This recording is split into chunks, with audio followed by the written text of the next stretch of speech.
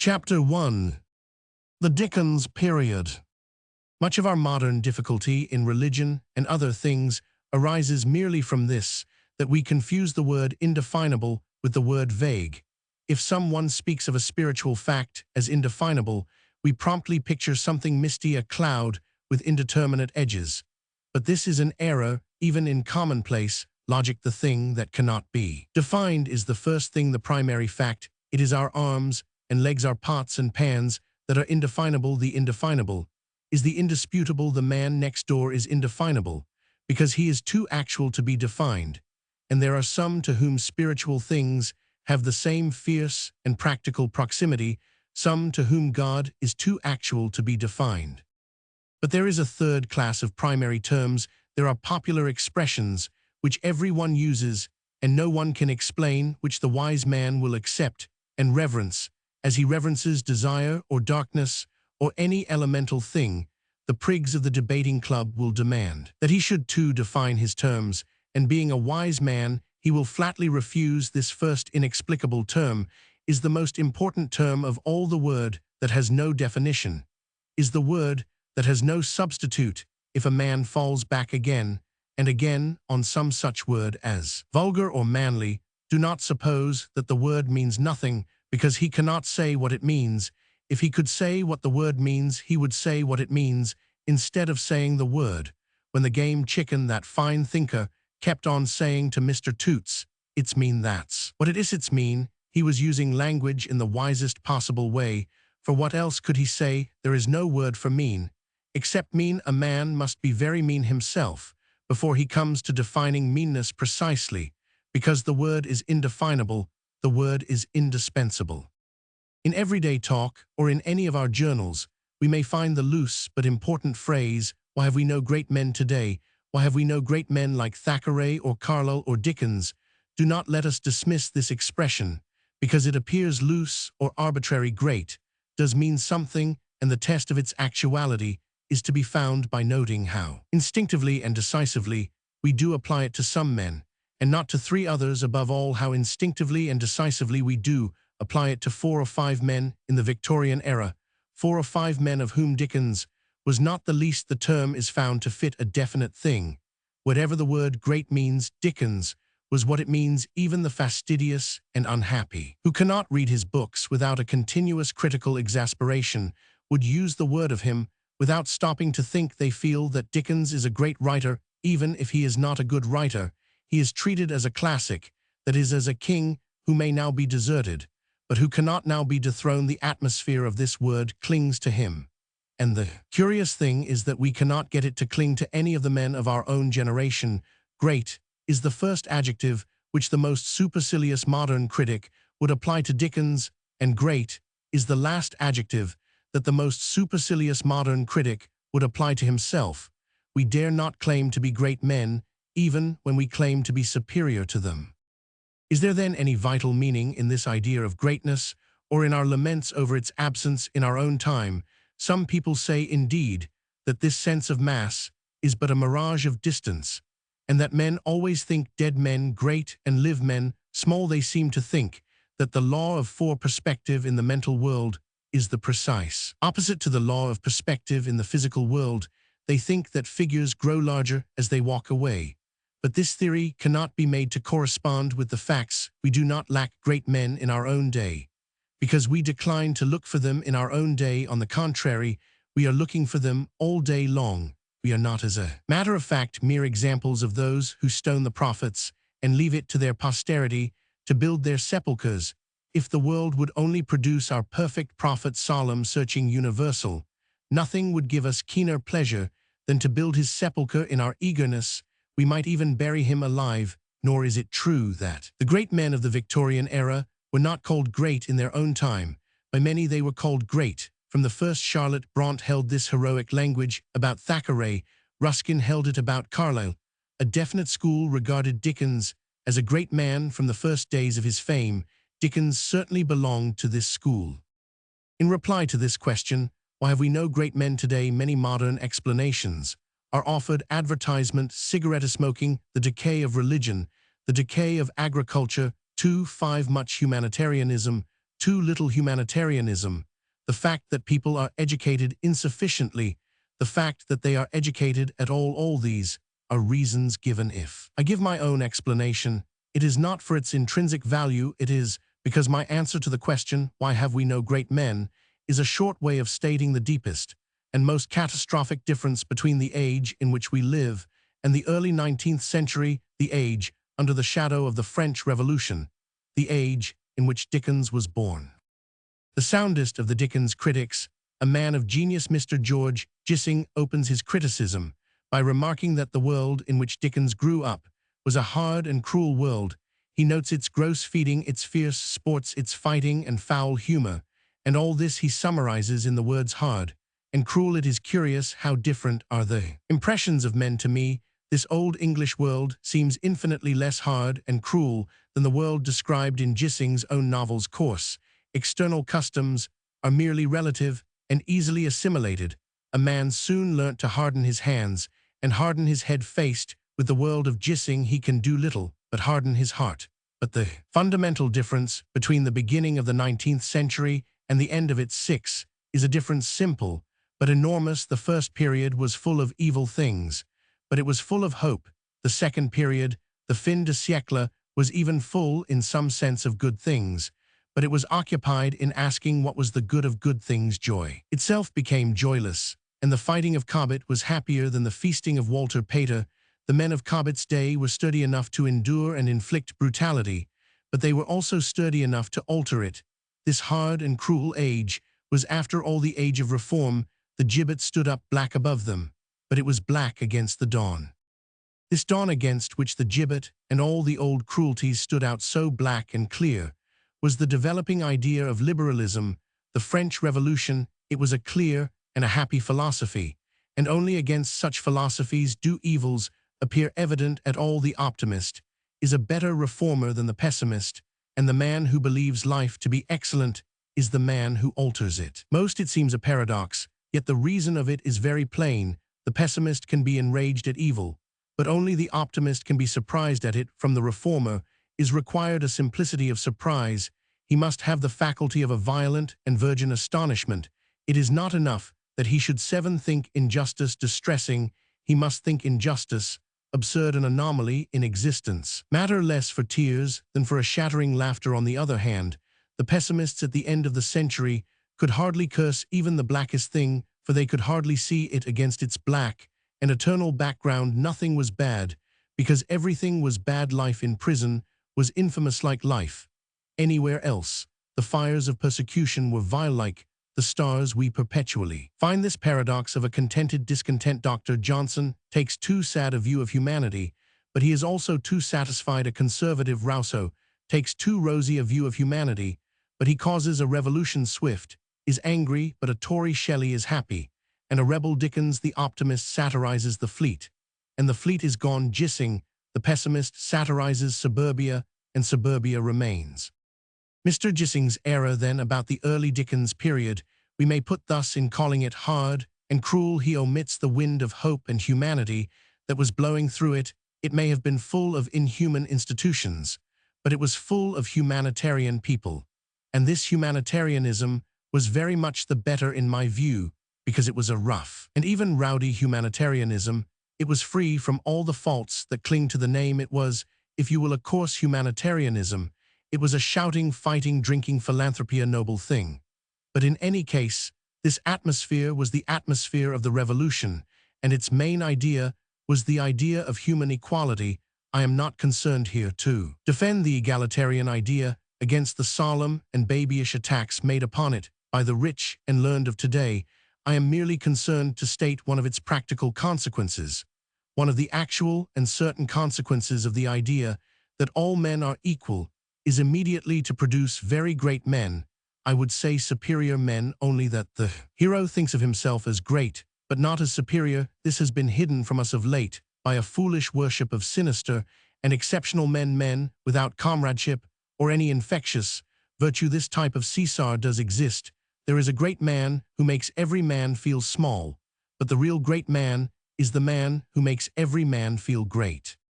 The spirit of the early century produced great men because it believed that men were great it made strong men by encouraging weak men. Its education, its public habits, its rhetoric, were all addressed towards encouraging the greatness in everybody, and by encouraging the greatness in everybody, it naturally encouraged superlative greatness in some superiority, came out of the high rapture of equality. It is precisely in this sort of passionate unconsciousness and bewildering community of thought that men do become more than themselves. No man, by taking thought, can add 1 cubit to his stature, but a man may add many cubits to his stature by not taking thought. The best men of the Revolution were simply common men at their best. This is why our age can never understand Napoleon, because he was something great and triumphant. We suppose that he must have been something extraordinary, something inhuman. Some say he was the devil, some say he was the superhuman. Was he a very, very bad man? Was he a good man with some greater moral code? We strive in vain to invent the mysteries behind that immortal mask of brass. The modern world, with all its subtleness, will never guess his strange secret, for his strange secret was that he was very like other people. And almost without exception, all the great men have come out of this atmosphere of equality. Great men may make despotisms, but democracies make great men. The other main factory of heroes, besides a revolution, is a religion, and a religion, again, is a thing which by its nature does not think of men as more or less valuable, but of men as all intensely and painfully valuable, a democracy of eternal danger. For religion, all men are equal, as all pennies are equal, because the only value in any of them is that they bear the image of the king. This fact has been quite insufficiently observed in the study of religious heroes. Piety produces intellectual greatness, precisely because piety in itself is quite indifferent to intellectual greatness. The strength of Cromwell was that he cared for religion, but the strength of religion was that it did not care for Cromwell, did not care for him, that is, any more than for anybody else. He and his footmen were equally welcome to warm places in the hospitality of hell. It has often been said very truly that religion is the thing that makes the ordinary man feel extraordinary. It is an equally important truth that religion is the thing that makes the extraordinary man feel ordinary. Carlyle killed the heroes. There have been none since his time. He killed the heroic, which he sincerely loved, by forcing upon each man this question, am I strong or weak? To which the answer from any honest man, whatever yes from Caesar or Bismarck, would certainly be weak. He asked for candidates for a definite 11 aristocracy, for men who should hold themselves consciously above their fellows. He advertised for them, so to speak. He promised them glory. He promised them omnipotence. They have not appeared, yet they never will, for the real heroes of whom he wrote had appeared out of an ecstasy of the ordinary. I have already instanced such a case as Cromwell, but there is no need to go through all the great men of Carlyle. Carlyle himself was as great as any of them, and if ever there was a typical child of the French Revolution, it was he. He began with the wildest hopes from the Reform Bill, and although he soured afterwards, he had been made and molded by those hopes. He was disappointed with equality, but equality was not disappointed with him. Equality is justified of all her children. But we in the post-Carlylean period have become fastidious about great men. Every man examines himself, every man examines his neighbors to see whether they or he quite come up to the exact line of greatness.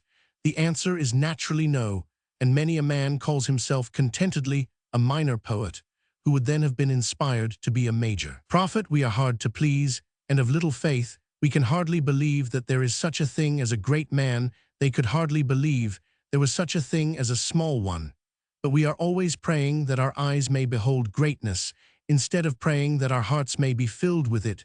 Thus, for instance, the Liberal Party, to which I belong, was in its period of exile always saying, oh, for a Gladstone, and such things. We were always asking that it might be strengthened from above instead of ourselves, strengthening it from below with our hope and our anger and our youth.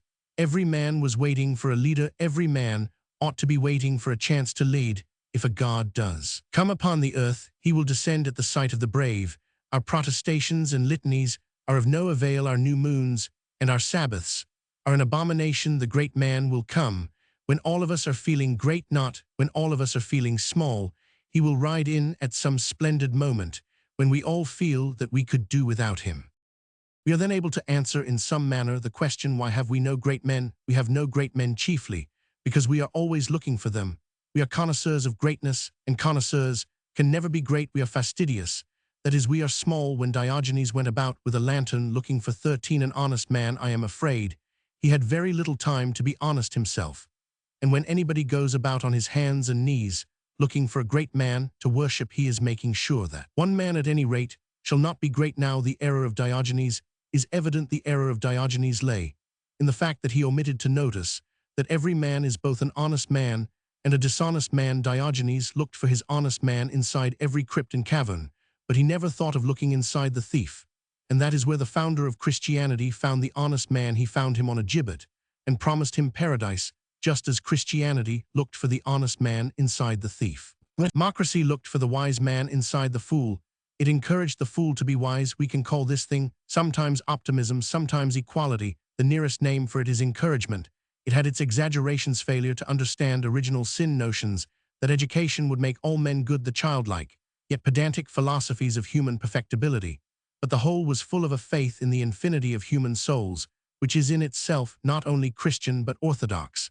And this we have lost amid the limitations of a pessimistic science. Christianity said that any man could be a saint if he chose. Democracy 14, that any man could be a citizen if he chose. The note of the last few decades in art and ethics has been that a man is stamped with an irrevocable psychology and is cramped for perpetuity in the prison of his skull. It was a world that expected everything of everybody. It was a world that encouraged anybody to be anything, and in England and literature, its living expression was Dickens. We shall consider Dickens in many other capacities, but let us put this one first. He was the voice in England of this humane intoxication and expansion, this encouraging of anybody to be anything. His best books are a carnival of liberty, and there is more of the real spirit of the French Revolution in Nicholas Nickleby than in the Tale of Two Cities. His work has the great glory of the revolution, the bidding of every man to be himself. It has also the revolutionary deficiency. It seems to think that this mere emancipation is enough. No man encouraged his characters so much as Dickens. I am an affectionate father, he says to every child of my fancy. He was not only an affectionate father, he was an ever-indulgent father. The children of his fancy are spoilt children. They shake the house like heavy and shouting schoolboys. They smash the 15-story to pieces like so much furniture. When we moderns write stories, our characters are better controlled. But alas, our characters are rather easier to control. We are in no danger from the gigantic gambles of creatures like Mantalini and Micawber. We are in no danger of giving our readers too much Weller or Weg. We have not got it to give when we experience the ungovernable sense of life, which goes along with the old Dickens sense of liberty. We experience the best of the revolution. We are filled with the first of all democratic doctrines, that all men are interesting. Dickens tried to make some of his people appear dull people, but he could not keep them dull. He could not make a monotonous man. The bores in his books are brighter than the wits in other books. I have put this position first for a defined reason. It is useless for us to attempt to imagine Dickens and his life unless we are able at least to imagine this old atmosphere of a democratic optimism, a confidence in common men. Dickens depends upon such a comprehension in a rather unusual manner, a manner worth explanation, or at least remark. The disadvantage under which Dickens has fallen both as an artist and a moralist is very plain. His misfortune is that neither of the 216 last movements in literary criticism has done him any good. He has suffered alike from his enemies, and from the enemies of his enemies. The facts to which I refer are familiar when the world first awoke from the mere hypnotism of Dickens, from the direct tyranny of his temperament. There was of course a reaction. At the head of it came the realists with their documents like Miss Flight. They declared that scenes and types in Dickens were wholly impossible, in which they were perfectly right, and on this rather paradoxical ground objected to them as literature. They were not like life, and there they thought was an end of the matter. The realist for a time prevailed, but realists did not enjoy their victory. If they enjoyed anything very long, a more symbolic school of criticism soon arose. Men saw that it was necessary to give a much deeper and more delicate meaning to the expression like life. Streets Are not life cities and civilizations? Are not life faces? Even and voices are not life itself. Life is within, and no man hath seen it at any time. As for our meals and our manners and our daily dress, these are things exactly like sonnets. They are random symbols of the soul. One man tries to express himself in books, another in boots. Both probably fail, are solid. 17 houses and square meals are in the strict sense fiction. They are things made up to typify our thoughts. The coat a man wears may be wholly fictitious. The movement of his hands may be quite unlike life. This much the intelligence of men soon perceived, and by this much Dickens' fame should have greatly profited, for Dickens is like life in the truer sense, in the sense that he is akin to the living principle in us. And in the universe, he is like life, at least in this detail, that he is alive. His art is like life, because like life it cares for nothing outside itself, and goes on its way rejoicing. Both produce monsters with a kind of carelessness, like enormous byproducts. Life, producing the rhinoceros, and art, Mr. Bunsby, art, indeed, copies life, in not copying life for life, copies nothing. Dickens' art is like life, because like life, it is irresponsible, because like life, it is incredible. Yet the return of this realization has not greatly profited Dickens. The return of romance has been almost useless to this great romantic. He has gained as little from the fall of the realists as from their triumph. There has been a revolution, there has been a counter-revolution, there has been no restoration, and the reason of this brings us back to that atmosphere of popular optimism of 18 which I spoke, and the shortest way of expressing the more recent neglect of Dickens is to say that for our time and taste, he exaggerates the wrong thing. Exaggeration is the definition of art, that both Dickens and the moderns understood. Art is in its inmost nature fantastic. Time brings queer revenges, and while the realists were yet living, the art of Dickens was justified by Aubrey Beardsley, but men like Aubrey Beardsley were allowed to be fantastic, because the mood which they overstrained and overstated was a mood which their period understood. Dickens overstrains and overstates a mood our period does not understand. The truth he exaggerates is exactly this old revolution sense of infinite opportunity and boisterous brotherhood, and we resent his undue sense of it, because we ourselves have not even a due sense of it. We feel troubled with too much. Where we have too little, we wish he would keep it within bounds, for we are all exact and scientific on the subjects we do not care about. We all immediately detect exaggeration in an exposition of Mormonism or a patriotic speech from Paraguay. We all require sobriety on the subject of the sea serpent. But the moment we begin to believe a thing ourselves, that moment we begin easily to overstate 19 it. And the moment our souls become serious, our words become a little wild, and certain moderns are thus placed towards exaggeration. They permit any writer to emphasize doubts, for instance, for doubts are their religion. But they permit no man to emphasize dogmas. If a man be the mildest Christian, they smell cant, but he can be a raving windmill of pessimism, and they call it temperament. If a moralist paints a wild picture of immorality, they doubt its truth. They say that devils are not so black as they are painted. But if a pessimist paints a wild picture of melancholy, they accept the whole horrible psychology, and they never ask if devils are as blue as they are painted. It is evident, in short, why even those who admire exaggeration do not admire Dickens. He is exaggerating the wrong thing. They know what it is to feel a sadness so strange and deep that only impossible characters can express it. They do not know what it is to feel a joy so vital and violent that only impossible characters can express that. They know that the soul can be so sad as to dream naturally of the blue faces of the corpses of Baudelaire. They do not know that the soul can be so cheerful as to dream naturally of the blue face of Major Bagstock.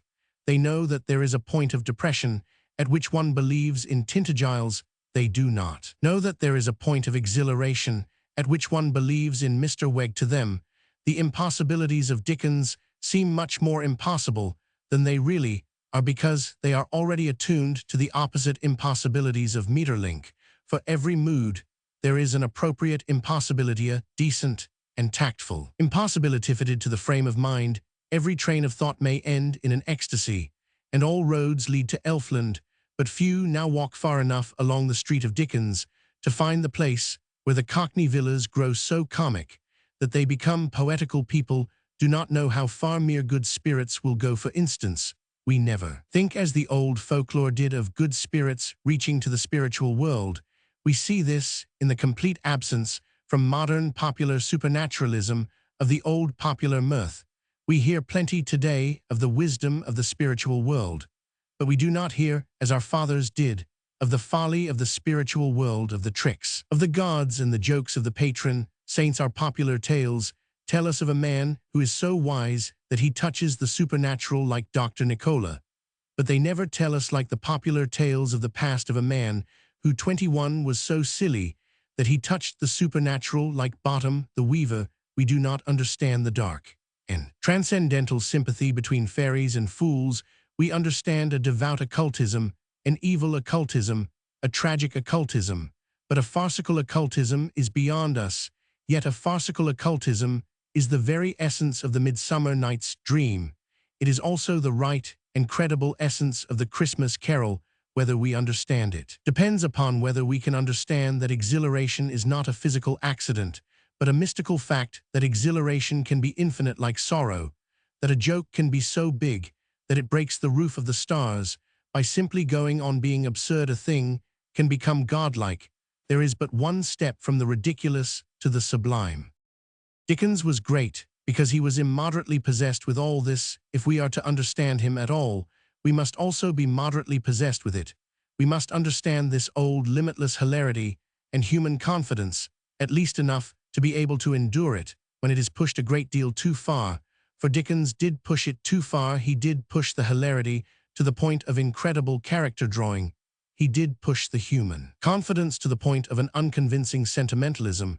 You can trace, if you will, the revolutionary Joy 22 till it reaches the incredible sapsy epitaph.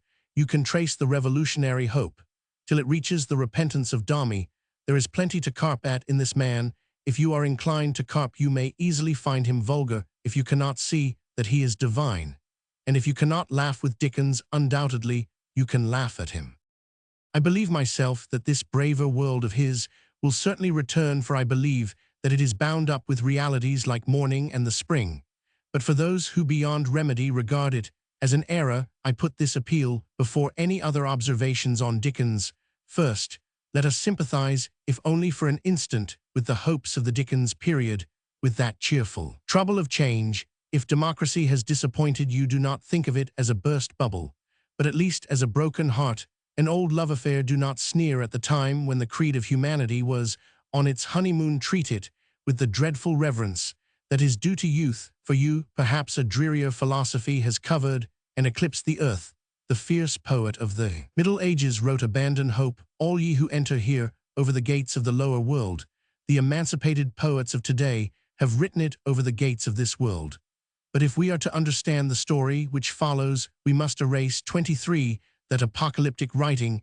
If only for an hour, we must recreate the faith of our fathers, if only as an artistic atmosphere. If then you are a pessimist in reading this story, forgo for a little the pleasures of pessimism. Dream for one mad moment that the grass is green. Unlearn that sinister learning that you think so clear. Deny that deadly knowledge that you think you know. Surrender the very flower of your culture. Give up the very jewel of your pride. Abandon hopelessness, all ye who enter here. Chapter 2. The Boyhood of Dickens. Charles Dickens was born at Landport in Portsea on February 7, 1812. His father was a clerk in the Navy Pay Office and was temporarily on duty in the neighborhood. Very soon after the birth of Charles Dickens, however, the family moved for a short period to Norfolk Street, Bloomsbury, and then for a long period to Chatham, which thus became the real home, and for all serious purposes, the native place of Dickens.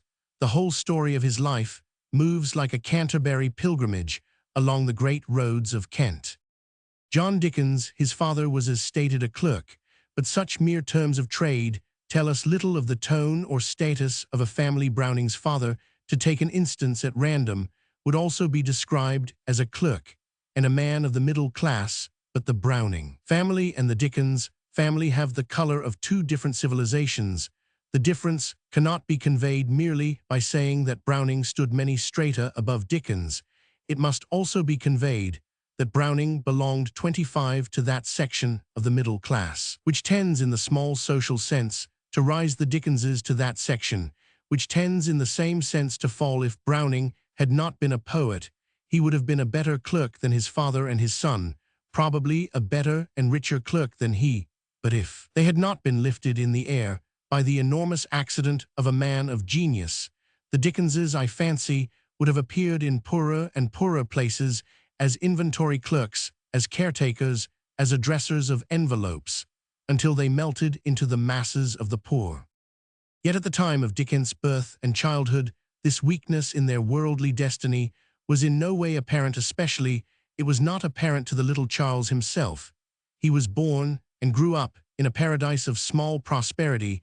He fell into the family, so to speak, during one of its comfortable periods, and he never in those early days thought of himself as anything but as a comfortable middle-class child, the son of a comfortable middle-class man. The father whom he found provided for him was one from whom comfort drew forth his most pleasant and reassuring qualities, though not perhaps his most interesting and peculiar. John Dickens seemed most probably hearty and kindly character, a little florid of 26 speech, a little careless of duty in some details, notably in the detail of education. His neglect of his son's mental training in later and more trying times was a piece of unconscious selfishness, which remained a little acrimoniously in his son's mind through life. But even in this earlier and easier period, what records there are of John Dickens give out the air of a somewhat idle and irresponsible fatherhood. He exhibited towards his son the contradiction in conduct which is always shown by the too thoughtless parent to the too thoughtful child. He contrived at once to neglect his mind, and also to overstimulate it. There are many recorded tales and traits of the author's infancy, but one small fact seems to me more than any other to strike the note and give the key to his whole strange character. His father found it more amusing to be an audience than to be an instructor, and, instead of giving the child intellectual pleasure, called upon him, almost before he was out of petticoats, to provide it.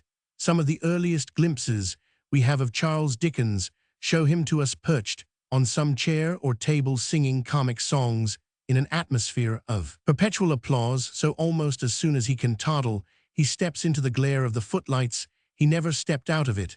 Until he died he was a good 27 man, as men go in this bewildering world of ours, brave, transparent, tender-hearted, scrupulously independent, and honorable. He was not a man whose weaknesses should be spoken of without some delicacy and doubt, but there did mingle with his merits all his life this theatrical quality, this atmosphere of being shown off, a sort of hilarious self-consciousness. His literary life was a triumphal procession. He died drunken with glory, and behind all this 9 years' wonder that filled the world, behind his gigantic tour and his 10,000 editions, the crowded lectures, and the crashing brass, behind all the thing we really see is the flushed face of a little boy singing music-hall songs to a circle of aunts and uncles. And this precocious pleasure explains much too in the moral way. Dickens had all his life the faults of the little boy who is kept up too late at night. The boy, in such a case, exhibits a psychological paradox. He is a little too irritable because he is a little too happy. Dickens was always a little too irritable because he was a little too happy. Like the overwrought child in society, he was splendidly sociable, and yet suddenly quarrelsome in all the practical relations of his life. He was what the child is in the last hours of an evening party, genuinely delighted, genuinely delightful, genuinely 28, affectionate and happy, and yet in some strange way fundamentally exasperated and dangerously close to tears. There was another touch about the boy which made his case more peculiar, and perhaps his intelligence more fervid, the touch of ill health. It could not be called more than a touch, for he suffered from no formidable malady, and could always through life endure a great degree of exertion, even if it was only the exertion of walking violently all night. Still, the streak of sickness was sufficient to take him out of the common, unconscious life of the community of boys, and for good or evil, that withdrawal is always a matter of deadly importance to the mind. He was thrown back perpetually upon the pleasures of the intelligence, and these began to burn in his head like a pent and painful furnace. In his own unvaryingly vivid way, he has described how he crawled up into an unconsidered garret, and there found in a dusty heap the undying literature of England, The books he mentions chiefly are Humphrey Clinker and Tom Jones. When he opened those two books in the garret, he caught hold of the only past with which he is at all connected, the great comic writers of England, of whom he was destined to be the last. It must be remembered, as I have suggested before, that there was something about the county in which he lived, and the great roads along which he travelled, that sympathized with and stimulated his pleasure in this old picaresque literature.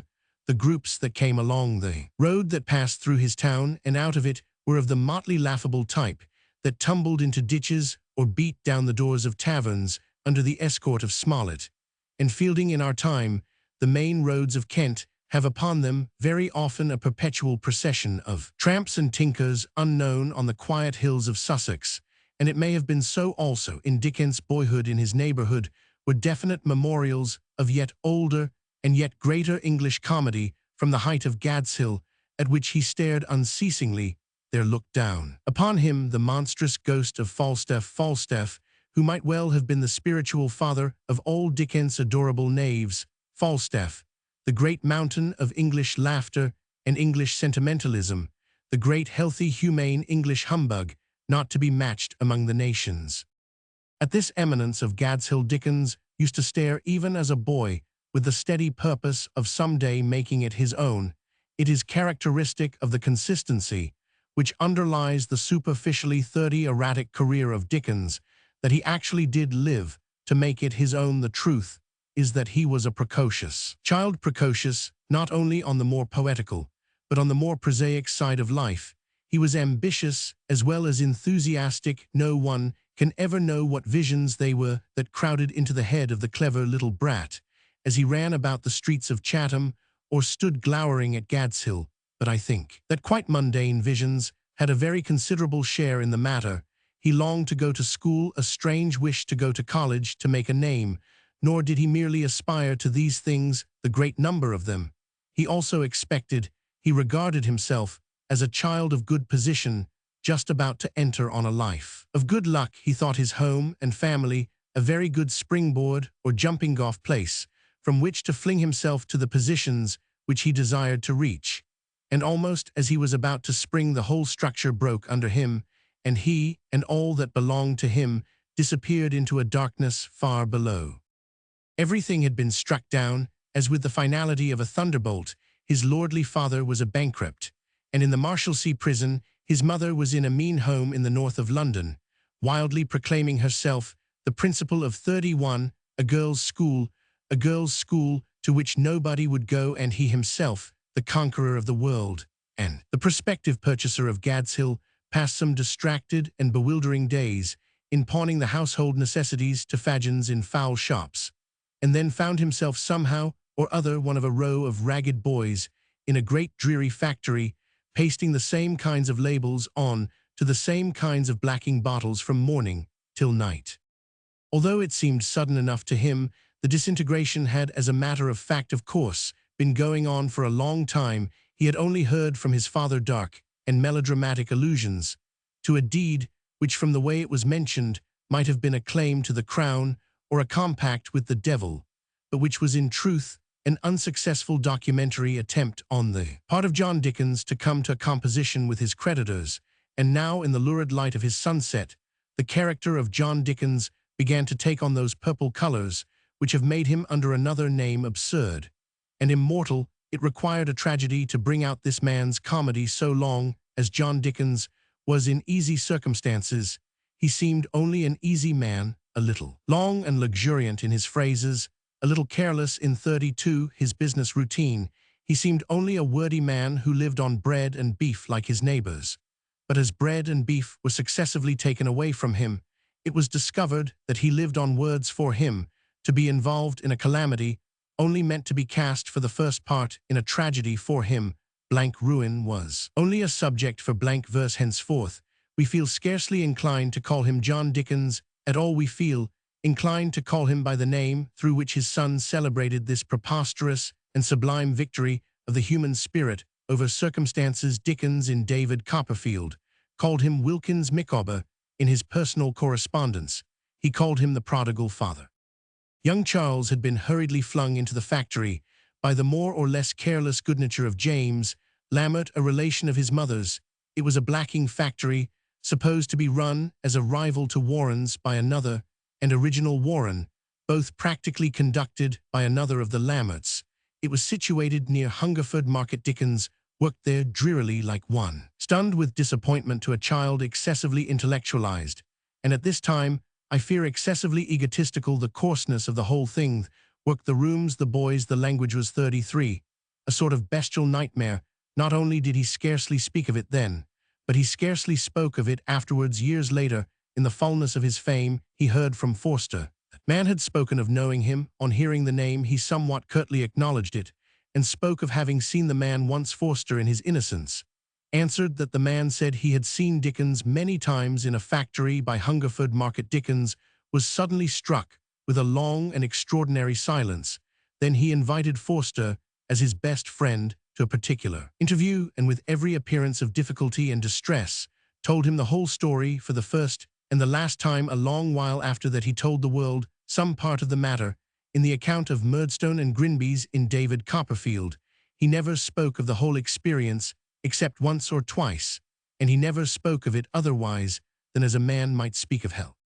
It need not be suggested, I think, that this agony in the child was exaggerated by the man. It is true that he was not incapable of the vice of exaggeration.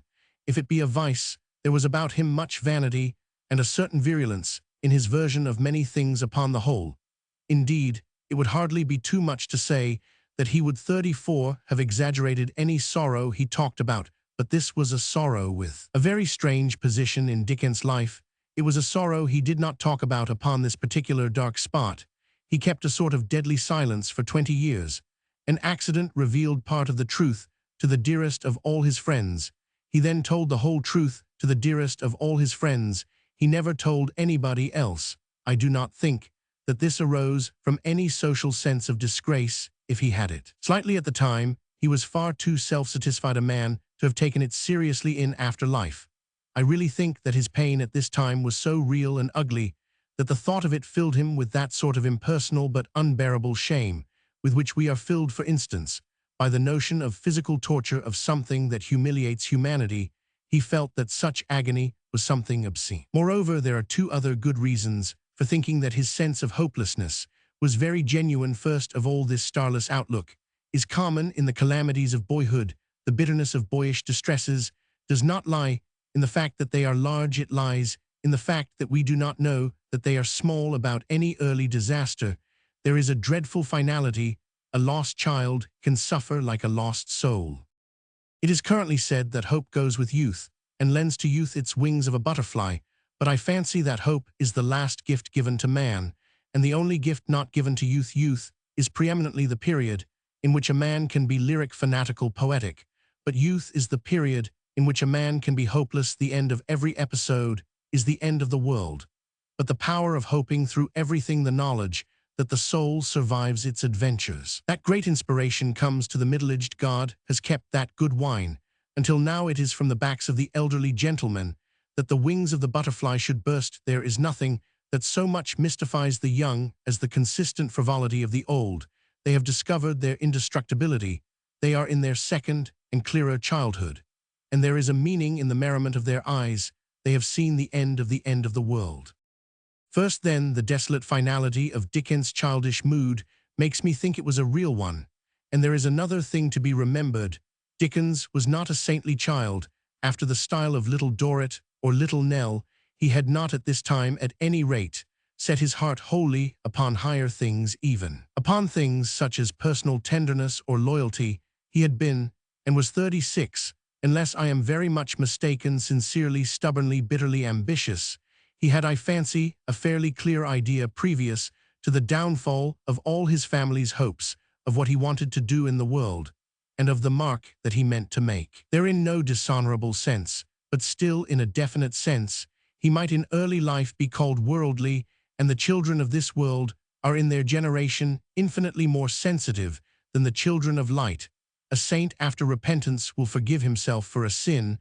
A man about town will never forgive himself for a faux pas. There are ways of getting absolved for murder.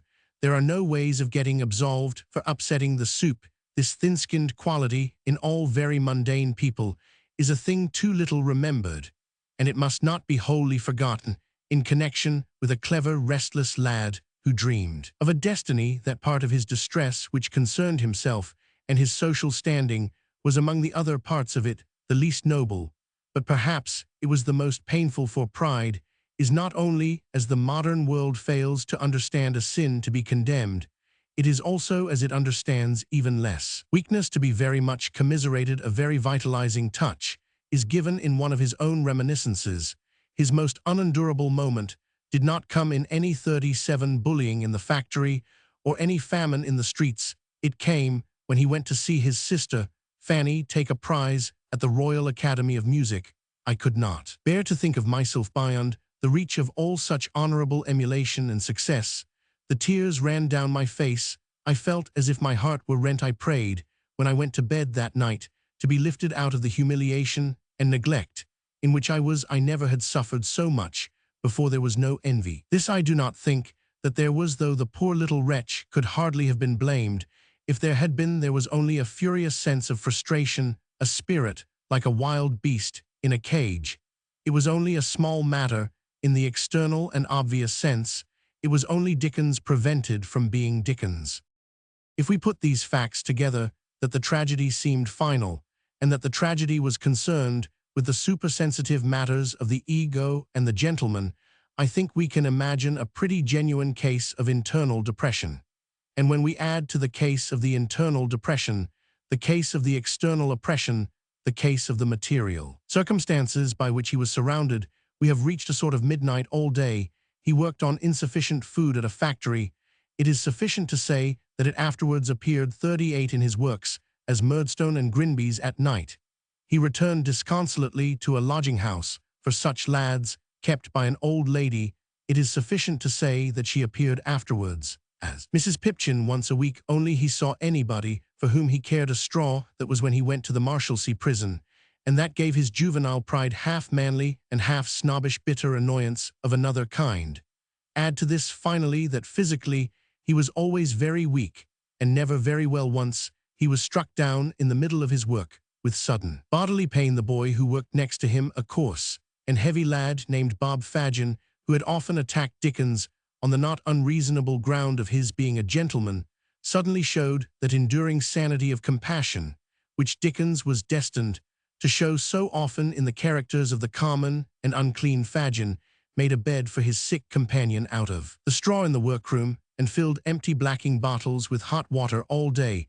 When the evening came, and Dickens was somewhat recovered, Bob Fagin insisted on escorting the boy home to his father. The situation was as poignant as a sort of tragic farce. Fagin, in his wooden-headed chivalry, would have died in order to take Dickens to his family. Dickens, 39, in his bitter gentility, would have died rather than let Fagin know that his family were in the Marshalsea. So these two young idiots tramped the tedious streets, both stubborn, both suffering for an idea. The advantage certainly was with Fagin, who was suffering for a Christian compassion, while Dickens was suffering for a pagan pride. At last Dickens flung off his friend with desperate farewell and thanks, and dashed up the steps of a strange house on the Surrey side. He knocked and rang as Bob Fagin, his benefactor, and his incubus disappeared round the corner, and when the servant came to open the door, he asked, apparently with gravity, whether Mr. Robert Fagin lived there. It is a strange touch, the immortal Dickens woke in him for an instant in that last wild joke of that weary evening. Next morning, however, he was again well enough to make himself ill again, and the wheels of the great factory went on. They manufactured a number of bottles of Warren's blacking, and in the course of the process, they manufactured also the greatest optimist of the 19th century.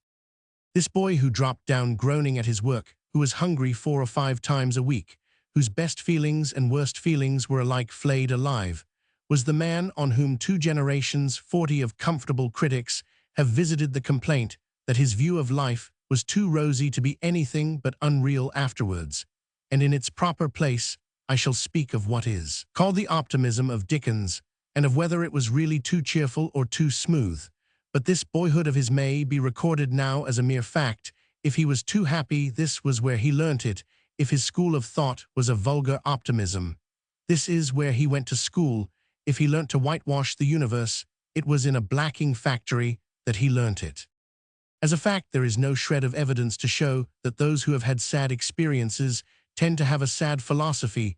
There are numberless points upon which Dickens is spiritually at one with the poor, that is, with the great mass of mankind, but there is no point in which he is more perfectly at one with them than in showing that there is no kind of connection between a man being unhappy and a man being pessimistic. Sorrow and pessimism are indeed in a sense opposite things, since sorrow is founded on the value of something and pessimism upon the value of nothing.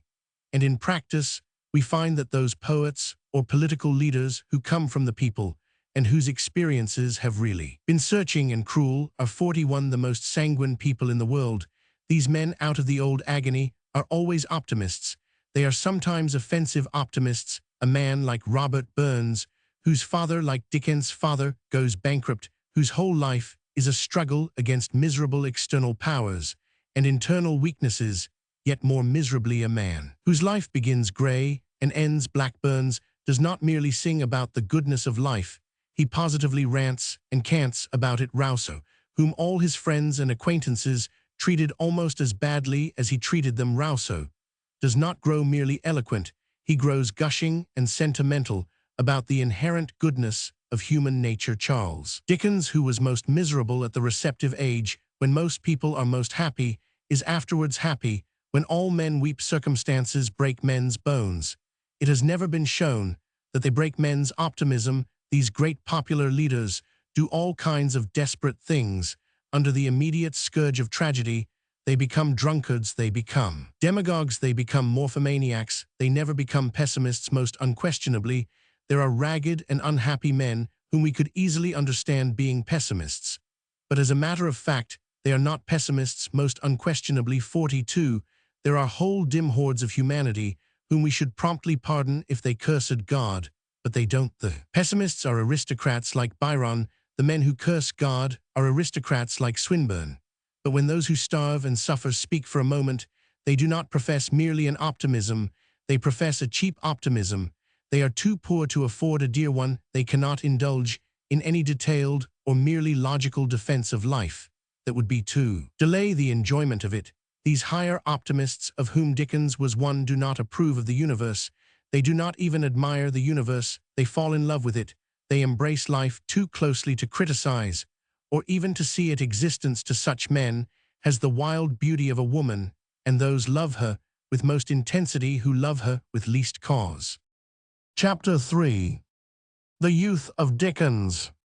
There are popular phrases so picturesque that even when they are intentionally funny, they are unintentionally poetical. I remember, to take one instance out of many, hearing a heated secularist in Hyde Park apply to some parson or other the exquisite expression, "A Skypilot's subsequent inquiry has taught me that." The term is intended to be comic and even contemptuous, but in that first freshness of it, I went home repeating it to myself like a new poem. Few of the pious legends have conceived so strange and yet celestial a picture as this of the pilot in the sky, leaning on his helm above the empty heavens and carrying cargo of souls higher than the loneliest cloud. The phrase is like a lyric of Shelley. Or to take another instance from another language, the French have an incomparable idiom for a boy playing truant. "Il fait l'école buissonnière," goes to the bushy school, or the school among the bushes. How admirably this accidental expression, the bushy school, not to be lightly confounded 44 with the art school at Bushy. How admirably this bushy school expresses half the modern notions of a more natural education.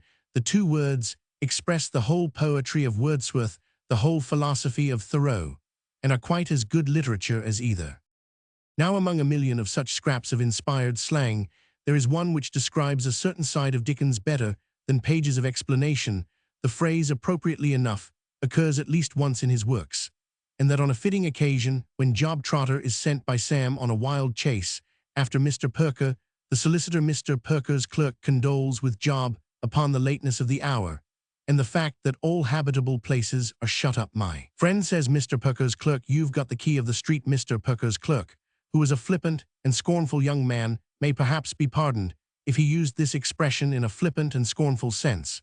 But let us hope that Dickens did not let us hope that Dickens saw the strange, yet satisfying imaginative justice of the words, for Dickens himself had in the most sacred and serious sense of the term the key of the street. When we shut out anything, we are shut out of that thing. When we shut out the street, we are shut out of the street. Few of us understand 45 the street. Even when we step into it, we step into it doubtfully, as into a house or room of strangers. Few of us see through the shining riddle of the street.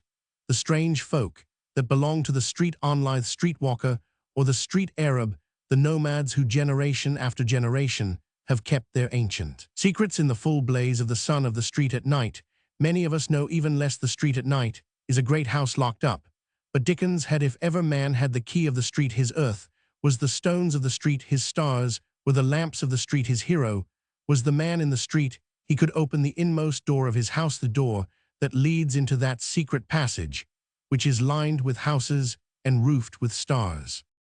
This silent transformation into a citizen of the street took place during those dark days of boyhood when Dickens was drudging at the factory. Whenever he had done drudging, he had no other resource but drifting, and he drifted over half London. He was a dreamy child, thinking mostly of his own dreary prospects, yet he saw and remembered much of the streets and squares he passed. Indeed, as a matter of fact, he went the right way to work. Unconsciously to do so, he did not go in for observation, a priggish habit. 46. He did not look at Charing Cross to improve his mind, or count the lampposts in Holborn to practice his arithmetic, but unconsciously he made all these places the scenes of the monstrous drama in his miserable little soul. He walked in darkness under the lamps of Holborn, and was crucified at Charing Cross. So for him, ever afterwards, these places had the beauty that only belongs to battlefields, for our memory never fixes the facts which we have merely observed. The only way to remember a place forever is to live in the place for an hour, and the only way to live in the place for an hour is to forget the place for an hour. The undying scenes we can all see if we shut our eyes are not the scenes that we have stared at under the direction of guidebooks. The scenes we see are the scenes at which we did not look at. All scenes in which we walked when we were thinking about something else, about a sin or a love affair or some childish sorrow. We can see the background now because we did not see it then. So Dickens did not stamp these places on his mind. He stamped his mind on these places for him ever afterwards. These streets were mortally romantic. They were dipped in the purple dyes of youth, and its tragedy, and rich with irrevocable sunsets. Herein is the whole secret of that eerie realism with which Dickens could always vitalize some dark or dull corner of London. There are details in the Dickens descriptions, a window or a railing or the keyhole of a door which he endows with demoniac life. The things seem more actual than things really are. Indeed, that degree of realism does not exist in reality. It is the unbearable realism of a dream, and this kind of realism can only be gained by walking dreamily in a place. It cannot be gained by walking observantly. Dickens himself has given a perfect instance of how these nightmare minutiae grew upon him in his trance of abstraction. He mentions among the coffee shops into which he crept in those wretched days one in St. Martin's Lane, of which I only recollect that it stood near the church, and that in the door there was an oval glass plate with coffee room painted on it, addressed towards the street. If I ever find myself in a very different kind of coffee room now, but where there is such an inscription on glass, and read it backwards on the wrong side, more epoch, as I often used to do then, in a dismal reverie, a shock goes through my blood. That wild word, more epoch, is the motto of all effective realism. It is the masterpiece of the good realistic 48 principle that the most fantastic thing of all is often the precise fact, and that elvish kind of realism Dickens adopted everywhere his world was alive with inanimate objects. The date on the door danced over Mr. Grewgious, the knocker grinned at Mr. Scrooge, the Roman on the ceiling pointed down at Mr. Tulkinghorn, the elderly armchair leered at Tom Smarthies, are all more efficacious things. A man sees them because he does not look at them. And so the little Dickensized London, he prepared the way for all his personages into whatever cranny of our city his characters might crawl. Dickens had been there before them. However wild were the events he narrated as outside him, they could not be wilder than the things that had gone on within. However queer a character of Dickens might be, he could hardly be queerer than Dickens was. The whole secret of his after-writings is sealed up in those silent years, of which no written word remains. Those years did him harm perhaps, as his biographer Forster has thoughtfully suggested by sharpening a certain fierce individualism in him which once or twice during his genial life flashed like a half-hidden knife. He was always generous, but things had gone too hardly with him for him to be always 49, easygoing. He was always kind-hearted. He was not always good-humored. Those years may also, in their strange mixture of morbidity and reality, have increased in him his tendency to exaggeration, but we can scarcely lament this. In a literary sense, exaggeration is almost the definition of art, and it is entirely the definition of Dickens' art.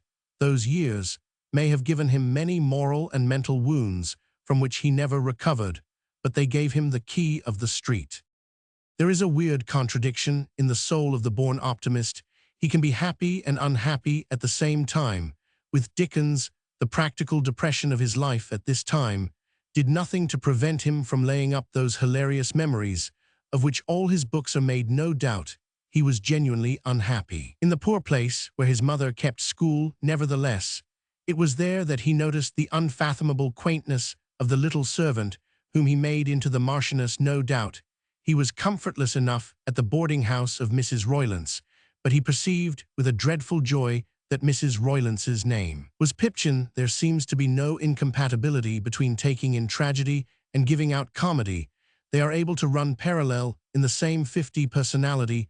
One incident, which he described in his unfinished autobiography, and which he afterwards transferred almost verbatim to David Copperfield, was peculiarly rich and impressive. It was the inauguration of a petition to the king for a bounty drawn up by a committee of the prisoners in the Marshalsea, a committee of which Dickens' father was the president, no doubt in virtue of his oratory, and also the scribe, no doubt in virtue of his genuine love of literary flights. As many of the principal officers of this body as could be got into a small room without filling it up supported him in front of the petition, and my old friend Captain Porter, who had washed himself to do honor to so solemn an occasion, stationed himself close to it to read it to all who were unacquainted with its contents. The door was then thrown open, and they began to come in a long file, several waiting on the landing outside, while one entered, affixed his signature, and went out to everybody in succession. Captain Porter said, "Would you like to hear it read?" If he weakly showed the least disposition to hear it, Captain Porter, in a loud, sonorous voice, gave him every word of it. I remember a certain luscious roll he gave to such words as Majesty, gracious Majesty, your gracious Majesties, unfortunate 51 subjects, your Majesties' well-known munificence, as if the words were something real in his mouth, and delicious to taste. My poor father meanwhile listening with a little of an author's vanity and contemplating, not severely, the spike on the opposite wall. Whatever was comical or pathetic in this scene, I sincerely believe I perceived in my corner. Whether I demonstrated it or not quite as well as I should perceive it now, I made out my own little character and story for every man who put his name to the sheet of paper. Here we see very plainly that Dickens did not merely look back in after days and see that these humors had been delightful. He was delighted at the same moment that he was desperate. The two opposite things existed in him simultaneously, and each in its full strength. His soul was not a mixed color like gray and purple, caused by no component color being quite itself. His soul was like a shot silk of black and crimson, a shot silk of misery and joy. Seen from the outside, his little pleasures and extravagances seem more pathetic than his grief. Once the solemn little figure went into a public-house in Parliament Street and addressed the man behind the bar in the following terms: "What is 52 your very best ale a glass?" The man replied, "Twopence." Then said the infant, "Just draw me a glass of that, if you please, with a good head to it." The landlord, says Dickens, in telling the story, looked at me in return over the bar from head to foot with a strange smile on his face. Instead of drawing the beer, looked round the screen and said something to his wife, who came out from behind it with her work in her hand, and joined him in surveying me. They asked me a good many questions as to what my name was, how old I was, where I lived, how I was employed, etc., etc., to all of which that I might commit nobody.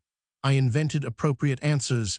They served me with the ale, though I suspect it was not the strongest on the premises, and the landlord's wife, opening the little half-door and bending down, gave me a kiss. Here he touches that other side of common life, which he was chiefly to champion.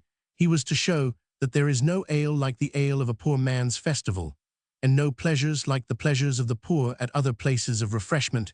He was yet more majestic. I remember, he says, tucking my own bread, which I had brought from home in the morning, under my arm wrapped up in a piece of paper like a book, and going into the best dining room 53 in Johnson's Alamode Beef House in Clare Court, Drury Lane, and magnificently ordering a small plate of Alamode beef to eat with it. What the waiter thought of such a strange little apparition coming in all alone, I don't know, but I can see him now staring at me as I ate my dinner, and bringing up the other waiter to look. I gave him a halfpenny, and I wish now that he hadn't taken it. For the boy individually, the prospect seemed to be growing drearier and drearier. This phrase, indeed, hardly expresses the fact, for, as he felt it, it was not so much a run of worsening luck, as the closing in of a certain and quiet calamity, like the coming on of twilight and dark. He felt that he would die and be buried in blacking. Through all this, he does not seem to have said much to his parents of his distress. They who were in prison had certainly a much jollier time than he who was free. But of all the strange ways in which the human being proves that he is not a rational being, whatever else he is no case, is so mysterious and unaccountable as the secrecy of childhood. We learn of the cruelty of some school or child factory from journalists. We learn it from inspectors. We learn it from doctors. We learn it even from shame-stricken schoolmasters and repentant sweaters. But 54, we never learn it from the children. We never learn it from the victims. It would seem as if a living creature had to be taught like an art of culture, the art of crying out when it is hurt. It would seem as if patience were the natural thing. It would seem as if impatience were an accomplishment like whist. However this may be, it is wholly certain that Dickens might have drudged and died drudging and buried the unborn Pickwick, but for an external accident. He was, as has been said, in the habit of visiting his father at the Marshalsea every week. The talks between the two must have been a comedy at once more cruel and more delicate than Dickens ever described. Meredith might picture the comparison between the child, whose troubles were so childish, but who felt them like a damned spirit, and the middle-aged man whose trouble was final ruin, and who felt it no more than a baby. Once it would appear the boy broke down altogether, perhaps, under the unbearable buoyancy of his oratorical papand, implored to be freed from the factory, implored it, I fear, with a precocious and almost horrible eloquence. The old optimist was much astounded to do anything. In particular, whether the incident had really anything to do with what followed cannot be decided. 55. But ostensibly, it had not. Ostensibly, the cause of Charles' ultimate liberation was a quarrel between his father and Lambert, the head of the factory. Dickens the elder, who had at last left the Marshalsea, could no doubt conduct a quarrel with the magnificence of Micawber. The result of this talent, at any rate, was to leave Mr. Lambert in a towering rage. He had a stormy interview with Charles, in which he tried to be good-tempered to the boy, but could hardly master his tongue about the boy's father. Finally, he told him he must go, and with every observance, the little creature was solemnly expelled from hell. His mother, with a touch of strange harshness, was for patching up the quarrel and sending him back, perhaps, with the fierce feminine responsibility. She felt that the first necessity was to keep the family out of debt, but old John Dickens put his foot down here, put his foot down with that ringing but very rare decision, with which once in 10 years, and often on some trivial matter, the weakest man will overwhelm the strongest woman. The boy was miserable, the boy was clever, the boy should go to school, the boy went to school. He went to the Wellington House Academy, Mornington Place. It was an odd experience for anyone to go from the world to a school instead of 56, going from school to the world. Dickens, we may say, had his boyhood after his youth. He had seen life at its coarsest before he began his training for it, and knew the worst words in the English language, probably before the best. This odd chronology, it will be remembered, he retained in his semi-autobiographical account of the adventures of David Copperfield, who went into the business of Murdstone and Grinby's before he went to the school kept by Dr. Strong. David Copperfield also went to be carefully prepared for a world that he had seen already outside David Copperfield. The records of Dickens at this time reduce themselves to a few glimpses provided by accidental companions of his schooldays, and little can be deduced from them about his personality beyond a general impression of sharpness and perhaps of bravado, of bright eyes and bright speeches. Probably the young creature was recuperating himself for his misfortunes, was making the most of his liberty, was flapping the wings of that wild spirit that had just not been broken. We hear of things that sound suddenly juvenile after his maturer troubles, of a secret language sounding like mere gibberish, and of a small theatre with paint and red fire, such as that which Stevenson loved. It was not an accident that 57 Dickens and Stevenson loved it. It is a stage unsuited for psychological realism. The cardboard characters cannot analyze each other with any effect. But it is a stage almost divinely suited for making surroundings, for making that situation and background which belong peculiarly to romance. A toy theatre, in fact, is the opposite of private theatricals. In the latter, you can do anything with the people if you do not ask much from the scenery. In the former, you can do anything in scenery if you do not ask much from the people. In a toy theatre, you could hardly manage a modern dialogue on marriage, but the day of judgment would be quite easy. After leaving school, Dickens found employment as a clerk to Mr. Blackmore, a solicitor, as one of those inconspicuous under-clerks, whom he afterwards turned to many grotesque uses. Here, no doubt, he met Lowton and Swiveller, Chuckster and Wobbler, in so far as such sacred creatures ever had embodiments on this lower earth. But it is typical of him that he had no fancy at all to remain a solicitor's clerk. The resolution to rise, which had glowed in him even as a dawdling boy when he gazed at Gad's Hill, which had been darkened, but not quite destroyed, by his fall into the factory routine, which had been released again 58 by his return to normal boyhood, and the boundaries of school, was not likely to content itself now with the copying out of agreements. He set to work without any advice or help to learn to be a reporter. He worked all day at law, and then all night at shorthand. It is an art which can only be affected by time, and he had to affect it by overtime, but learning the thing under every disadvantage, without a teacher, without the possibility of concentration or complete mental force, without ordinary human sleep. He made himself one of the most rapid reporters then alive. There is a curious contrast between the casualness of the mental training to which his parents and others subjected him, and the savage seriousness of the training to which he subjected himself. Somebody once asked old John Dickens where his son Charles was educated. Well, really, said the great creature in his spacious way, he may be said to have educated himself. He might indeed. This practical intensity of Dickens is worth our dwelling on because it illustrates an elementary antithesis in his character, or what appears as an antithesis in our modern popular psychology. We are always talking about strong men against weak men. But Dickens was not only both a weak man and a strong man, he was a very weak man, and 59 also a very strong man. He was everything that we currently call a weak man. He was a man hung on wires. He was a man who might at any moment cry like a child. He was so sensitive to criticism that one may say that he lacked a skin. He was so nervous that he allowed great tragedies in his life to arise only out of nerves. But in the matter where all ordinary strong men are miserably weak, in the matter of concentrated toil and clear purpose and unconquerable worldly courage, was like a straight sword. Mrs. Carlyle, who in her human epithets often hit the right nail so that it rang, said of him, "Once he has a face made of steel." This was probably felt in a flash when she saw in some social crowd the clear, eager face of Dickens cutting through those near him like a knife. Any people who had met him from year to year would each year have found a man weakly troubled about his worldly decline, and each year they would have found him higher up in the world. His was a character very hard for any man of slow and placable temperament to understand. He was the character whom anybody can hurt and nobody can kill. When he began to report in the House of Commons, he was still only 19. His father, who had been released from his prison a short time 60, before Charles had been released from his, had also become, among many other things, a reporter. But old John Dickens could enjoy doing anything without any particular aspiration after doing it well. But Charles was of a very different temper. He was, as I have said, consumed with an enduring and almost angry thirst to excel.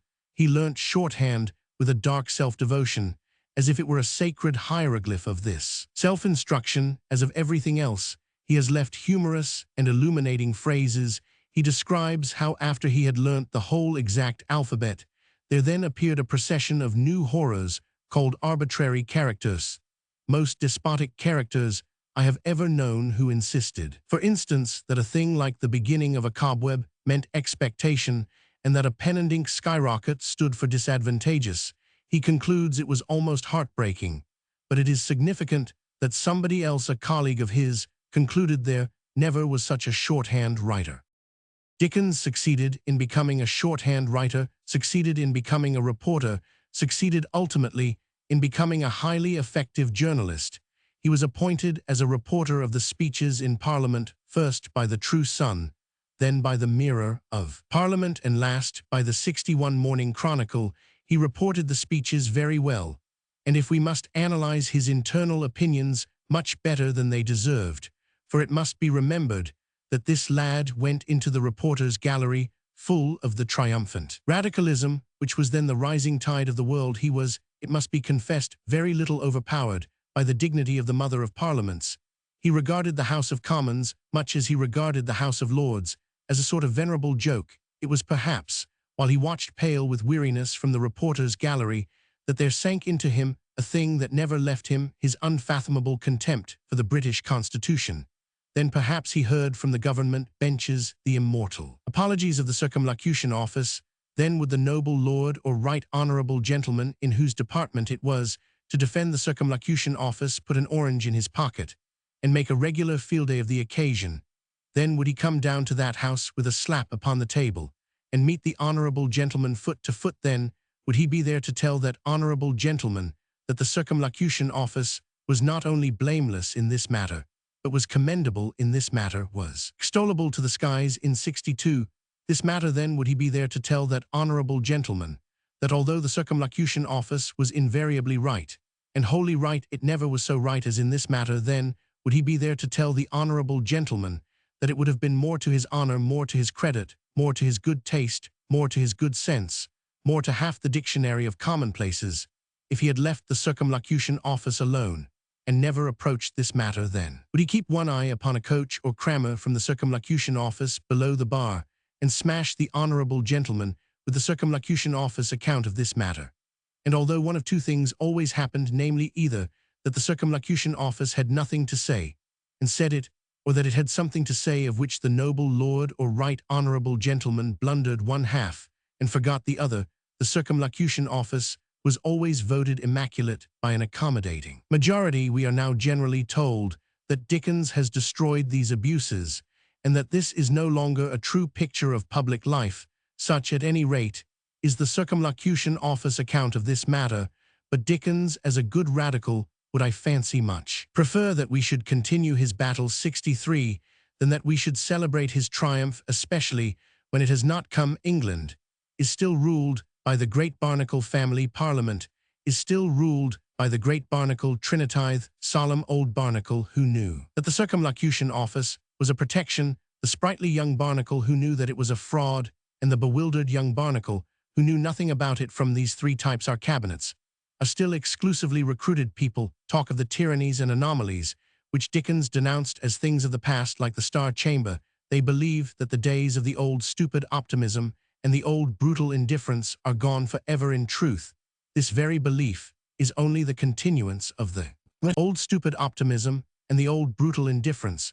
We believe in a free England and a pure England, because we still believe in the Circumlocution Office account of this matter. Undoubtedly, our serenity is widespread. We believe that England is really reformed. We believe that England is really democratic. We believe that English politics are free from corruption. But this general satisfaction of ours does not show that Dickens has beaten the Barnacles. It only shows that the Barnacles have beaten Dickens. It cannot be too often said, then, that we must 64 read into young Dickens and his works this old radical tone towards institutions. That tone was a sort of happy impatience.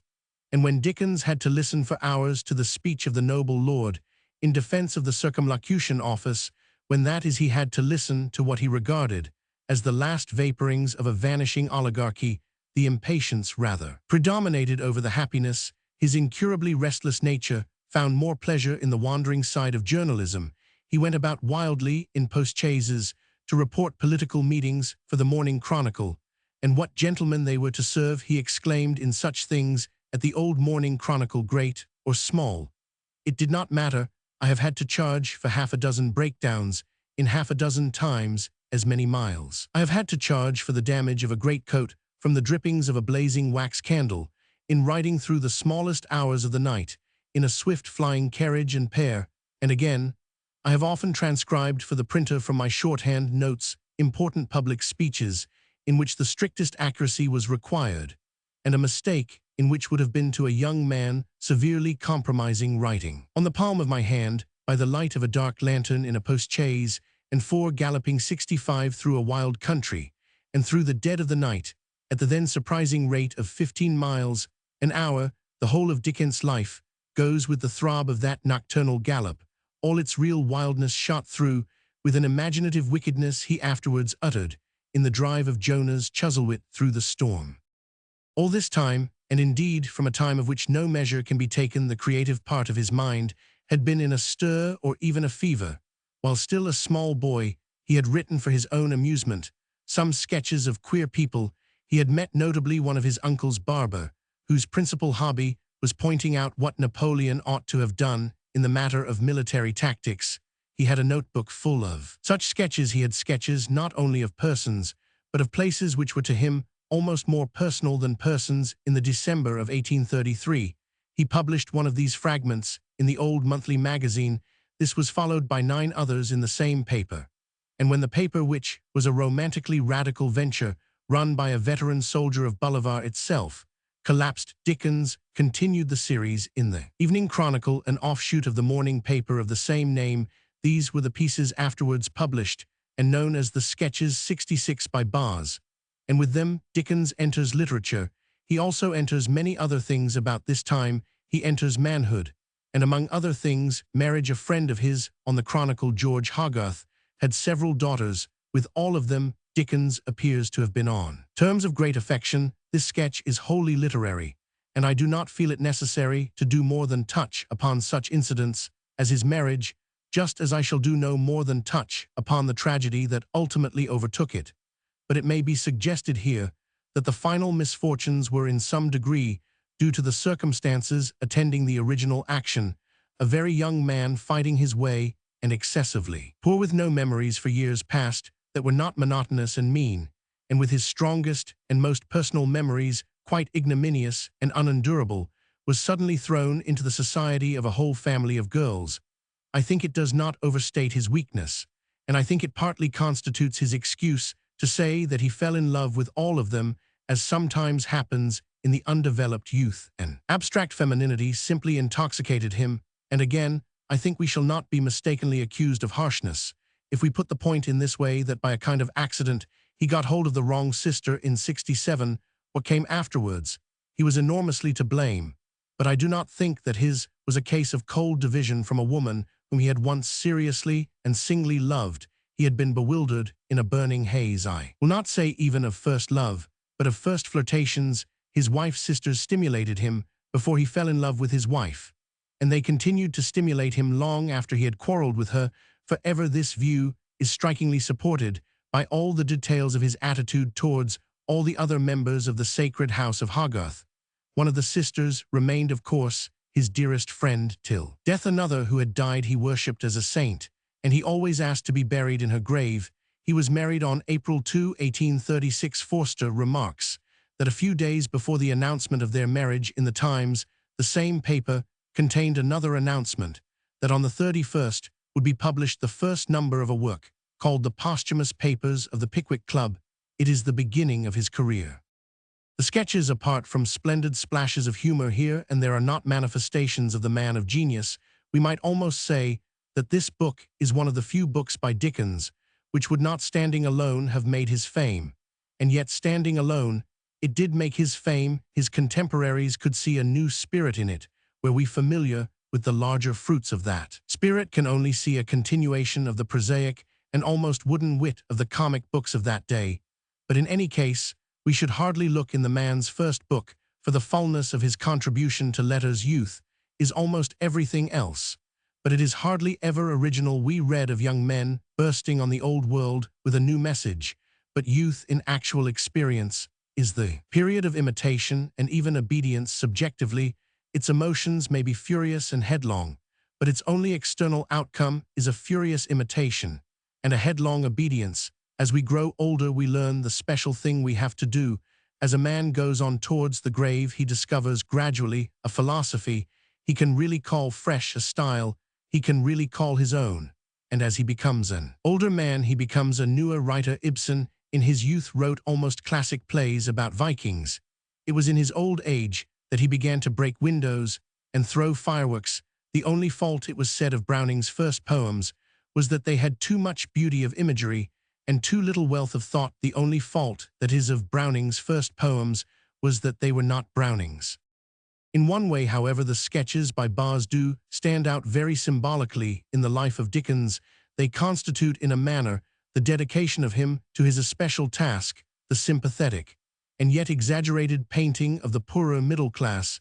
He was to make men feel that this dull middle class was actually a kind of elfland, but here again the work is rude and undeveloped, and this is shown in the fact that it is a great deal more exaggerative than it is sympathetic. We are not, of course, concerned with the kind of people who say that they wish that Dickens was more refined, if those people are ever refined. It will be by fire, but there is in this earliest work an element which almost vanished in the later ones, an element which is typical of the middle classes in England, and which is in a more real sense to be called vulgar. I mean that in these little farces there is a trace in the author as well as in the characters of that petty sense of social precedence, that hubbub of little unheard-of oligarchies, which is the only serious sin of the bourgeoisie of Britain. It may seem pragmatical, for example, to instance such a rowdy farce as the story of Horatio Sparkins, which tells how a tough-thunting family entertained rhetorical youth thinking he was a lord, and found he was a draper's assistant, no doubt 70. They were very snobbish in thinking that a lord must be eloquent, but we cannot help feeling that Dickens is almost equally snobbish in feeling it so very funny that a draper's assistant should be eloquent, a free man. One would think would despise the family quite as much if Horatio had been a peer here and here only.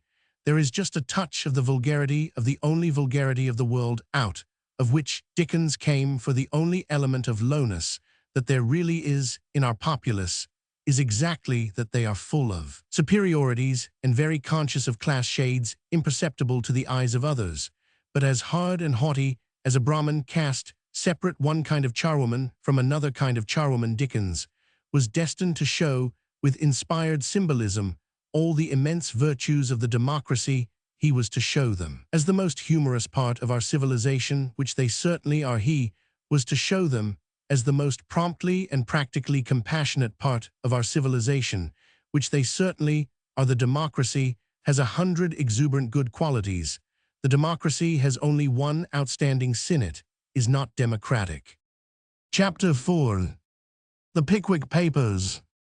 Round the birth of Pickwick broke one of those literary quarrels that were too common in the life of Dickens. Such quarrels, indeed, generally arose from some definite mistake or misdemeanor on the part of somebody else, but they were also made possible by an indefinite touchiness and susceptibility in Dickens himself.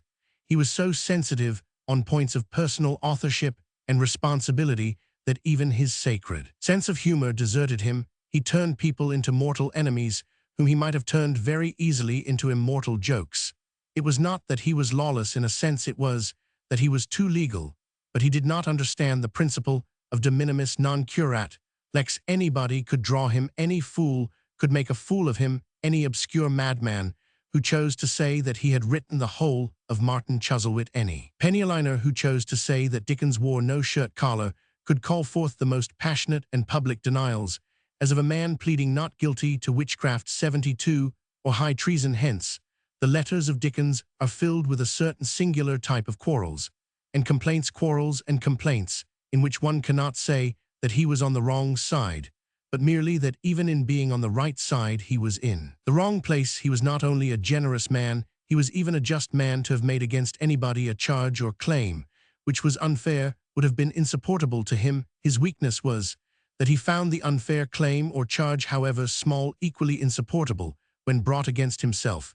No one can say of him that he was often wrong. We can only say of him, as of many pugnacious people, that he was too often right. The incidents attending the inauguration of the Pickwick Papers are not perhaps a perfect example of this trait, because Dickens was here a hand-to-mouth journalist, and the blow might possibly have been more disabling than those struck at him in his days of triumph. But all through those days of triumph and to the day of his death, Dickens took this old teacup tempest with the most terrible gravity, drew up declarations, called witnesses, preserved pulverizing documents, and handed on to his children the forgotten folly as if it had been a Highland feud. Yet the 73 unjust claim made on him was so much more ridiculous even than it was unjust that it seems strange that he should have remembered it for a month. Except for his amusement, the facts are simple and familiar to most people. The publishers Chapman Hall wished to produce some kind of serial with comic illustrations by a popular caricaturist named Seymour. This artist was chiefly famous for his rendering of the farcical side of sport, and to suit this specialty, it was very vaguely suggested to Dickens by the publishers that he should write about a Nimrod club or some such thing, a club of amateur sportsmen. Foredoomed to perpetual ignominies, Dickens objected in substance upon two very sensible grounds: first, that sporting sketches were stale, and second, that he knew nothing about sport. He changed the idea to that of a general club for travel and investigation, the Pickwick Club, and only retained one fated sportsman, Mr. Winkle, the melancholy remnant of the Nimrod Club, that never was. The first 7 pictures appeared with the signature of Seymour and the letterpress of Dickens, and in them Winkle and his woes were fairly but not extraordinarily prominent. Before the 8th picture appeared, Seymour had blown his brains out. After a brief interval of the employment of a man 74 named Bus Dickens, obtained the assistance of Hoblot K. Brown, whom we all call Phiz, and may almost in a certain sense be said to have gone into partnership with him. They were as suited to each other, and to the common creation of a unique thing as Gilbert and Sullivan. No other illustrator ever created the true Dickens characters with the precise and correct quantum of exaggeration. No other illustrator ever breathed the true Dickens atmosphere in which clerks are clerks, and yet at the same time elves. To the tame mind, the above affair does not seem to offer anything very promising in the way of a row, but Seymour's widow managed to evolve out of it the proposition that somehow or other her husband had written Pickwick, or at least had been responsible for the genius and success of it. It does not appear that she had anything at all resembling a reason for this opinion, except the unquestionable fact that the publishers had started with the idea of employing Seymour. This was quite true, and Dickens, who over and above his honesty was far too quarrelsome a man not to try to keep in the right, and who showed a sort of fierce carefulness in telling the truth in such cases, never denied it or attempted to conceal it. It was quite true that at the beginning, instead 75 of Seymour being employed to illustrate Dickens, Dickens may be said to have been employed to illustrate Seymour, but that Seymour invented anything in the letterpress, large or small, that he invented either the outline of Mr. Pickwick's character or the number of Mr. Pickwick's cabman, that he invented either the story or so much as a semicolon in the story, was not only never proved, but was never very lucidly alleged. Dickens fills his letters with all that there is to be said against Mrs. Seymour's idea. It is not very clear whether there was ever anything definitely said for it. Upon the mere superficial fact and law of the affair, Dickens ought to have been superior to this silly business, but in a much deeper and a much more real sense, he ought to have been superior to it. It did not really touch him or his greatness at all, even as an abstract allegation. If Seymour had started the story, had provided Dickens with his puppets, Tupman or Jingle, Dickens would have still have been Dickens, and Seymour only Seymour. As a matter of fact, it happened to be a contemptible lie, but it would have been an equally contemptible truth, for the fact is that the greatness of Dickens, and especially the greatness of Pickwick, is not of a kind that could be affected by somebody else. Suggesting the first idea, it could 76 not be affected by somebody else writing the first chapter. If it could be shown that another man had suggested to Hawthorne, let us say, the primary conception of the scarlet letter, Hawthorne, who worked it out, would still be an exquisite workman, but he would be by so much less a creator. But in a case like Pickwick, there is a simple test. If Seymour gave Dickens the main idea of Pickwick, what was it? There is no primary conception of Pickwick. For anyone to suggest Dickens not only did not get the general plan from Seymour, he did not get it at all in Pickwick, and indeed in Dickens generally. It is in the details that the author is creative. It is in the details that he is vast. The power of the book lies in the perpetual torrent of ingenious and inventive treatment. The theme, at least at the beginning, simply does not exist. The idea of Tupman the Fat Ladykiller is in itself quite dreary and vulgar. It is the detailed Tupman, as he is developed, who is unexpectedly amusing. The idea of Winkle the clumsy sportsman is in itself quite stale. It is as he goes on repeating himself that he becomes original. We hear of men whose imagination can touch with magic the dull facts of our life, but Dickens' yet more indomitable fancy could touch with magic even our dull fiction. Before 77, we are halfway through the book. The stock characters of dead and damned farces astonish us like splendid strangers. Seymour's claim, then viewed symbolically, was even a compliment. It was true in spirit that Dickens obtained, or might have obtained, the start of Pickwick from somebody else, from anybody else. For he had a more gigantic energy than the energy of the intense artist, the energy which is prepared to write something. He had the energy which is prepared to write anything. He could have finished any man's tale. He could have breathed a mad life into any man's characters.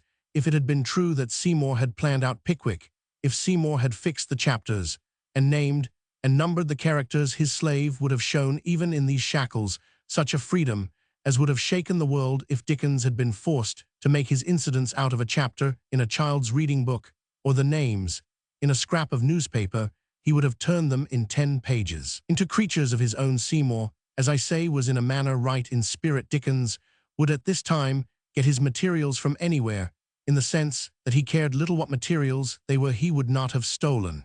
But if he had stolen, he would never have imitated. The power which he proceeded at once to exhibit was the one power in letters which literally cannot be imitated, the primary, inexhaustible creative energy, enormous prodigality of genius, which no one but another genius could parody. To claim to have originated an idea of Dickens is like claiming to have contributed a glass of water to Niagara. Wherever this stream or that stream started, the colossal cataract of absurdity went roaring night and day.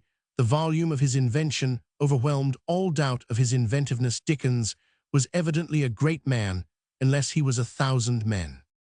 The actual circumstances of the writing and publishing of Pickwick show that while Seymour's specific claim was absurd, Dickens' indignant exactitude about every jot and tittle of authorship was also inappropriate and misleading. The Pickwick Papers, when all is said and done, did emerge out of a haze of suggestions and proposals in which more than one person was involved. The publishers failed to base the story on a Nimrod club, but they succeeded in basing it on a club. Seymour, by virtue of his idiosyncrasy, if he did not create, brought about the creation of Mr. Winkle. Seymour sketched Mr. Pickwick as a tall, thin man. Mr. Chapman, apparently without any word from Dickens, boldly turned him 79 into a short, fat man. Chapman took the type from a corpulent old dandy named Foster, who wore tights and gaiters and lived at Richmond. In this sense, were we affected by this idle aspect of the thing, we might call Chapman the real originator of Pickwick. But as I have suggested, originating Pickwick is not the point. It was quite easy to originate Pickwick. The difficulty was to write it.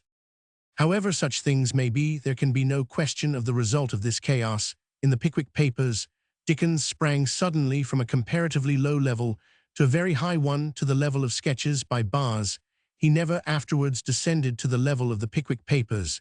It is doubtful if he ever afterwards rose. Pickwick, indeed, is not a good novel, but it is not a bad novel, for it is not a novel at all. In one sense, indeed, it is something nobler than a novel, for no novel with a plot and a proper termination could emit that sense of everlasting youth, a sense as of the gods gone wandering in England. This is not a novel, for all novels have an end, and Pickwick, properly speaking, has no end. He is equal unto the angels. The point at which, as a fact, we find the printed matter terminates is not an end in any artistic sense of the word. Even as a boy, I believed there were some more pages that were torn out of my copy, and I am looking for them still. The book might have been cut short anywhere else. It might have been cut short after Mr. Pickwick was released by Mr. Nupkins, or after Mr. Pickwick was fished out of the water, or at 100 other places, and we should still have known that this was not really the story's end. We should have known that Mr. Pickwick was still having the same high adventures on the same high roads. As it happens, the book ends after Mr. Pickwick has taken a house in the neighborhood of Dulwich.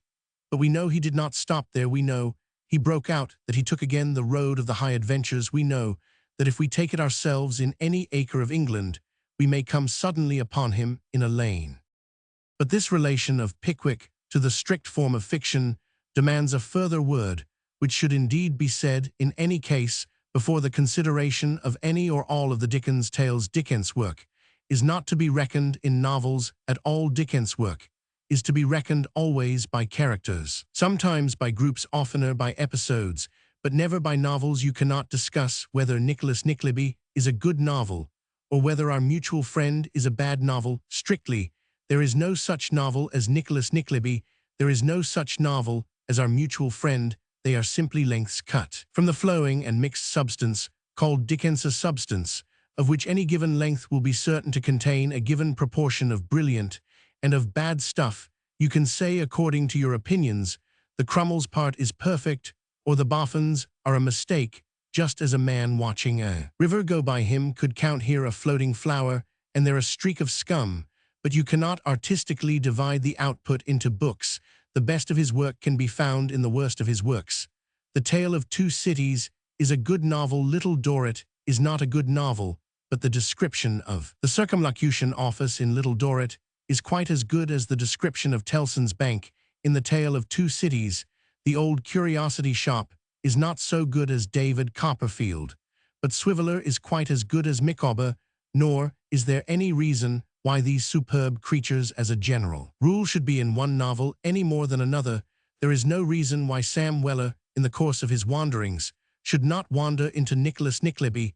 There is no reason why Major Bagstock, in his brisk way, should not walk 82 straight out of Darmy and Son, and straight into Martin Chuzzlewit. To this generalization, some modification should be added. Pickwick stands by itself, and has even a sort of unity in not pretending to unity. David Copperfield, in a less degree, stands by itself, as being the only book in which Dickens wrote of himself, and The Tale of Two Cities stands by itself as being the only book in which Dickens slightly altered himself.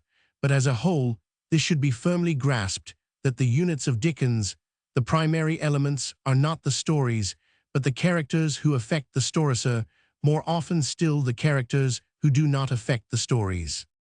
This is a plain matter, but unless it be stated and felt, Dickens may be greatly misunderstood and greatly underrated, for not only is his whole machinery directed to facilitating the self-display of certain characters, but something more deep and more unmodern still is also true of him. It is also true that all the moving machinery exists only to display entirely static character things in the Dickens story shift and change only in order to give us glimpses of great characters that do not change at all. If we had a sequel of Pickwick 10 years afterwards, Pickwick would be exactly the same age. We know he would not have fallen 83 into that strange and beautiful second childhood, which soothed and simplified the end of Colonel Newcome. Newcome throughout the book is in an atmosphere of time. Pickwick throughout the book is not. This will probably be taken by most modern people as praise of Thackeray and dispraise of Dickens, but this only shows how few modern people understand Dickens.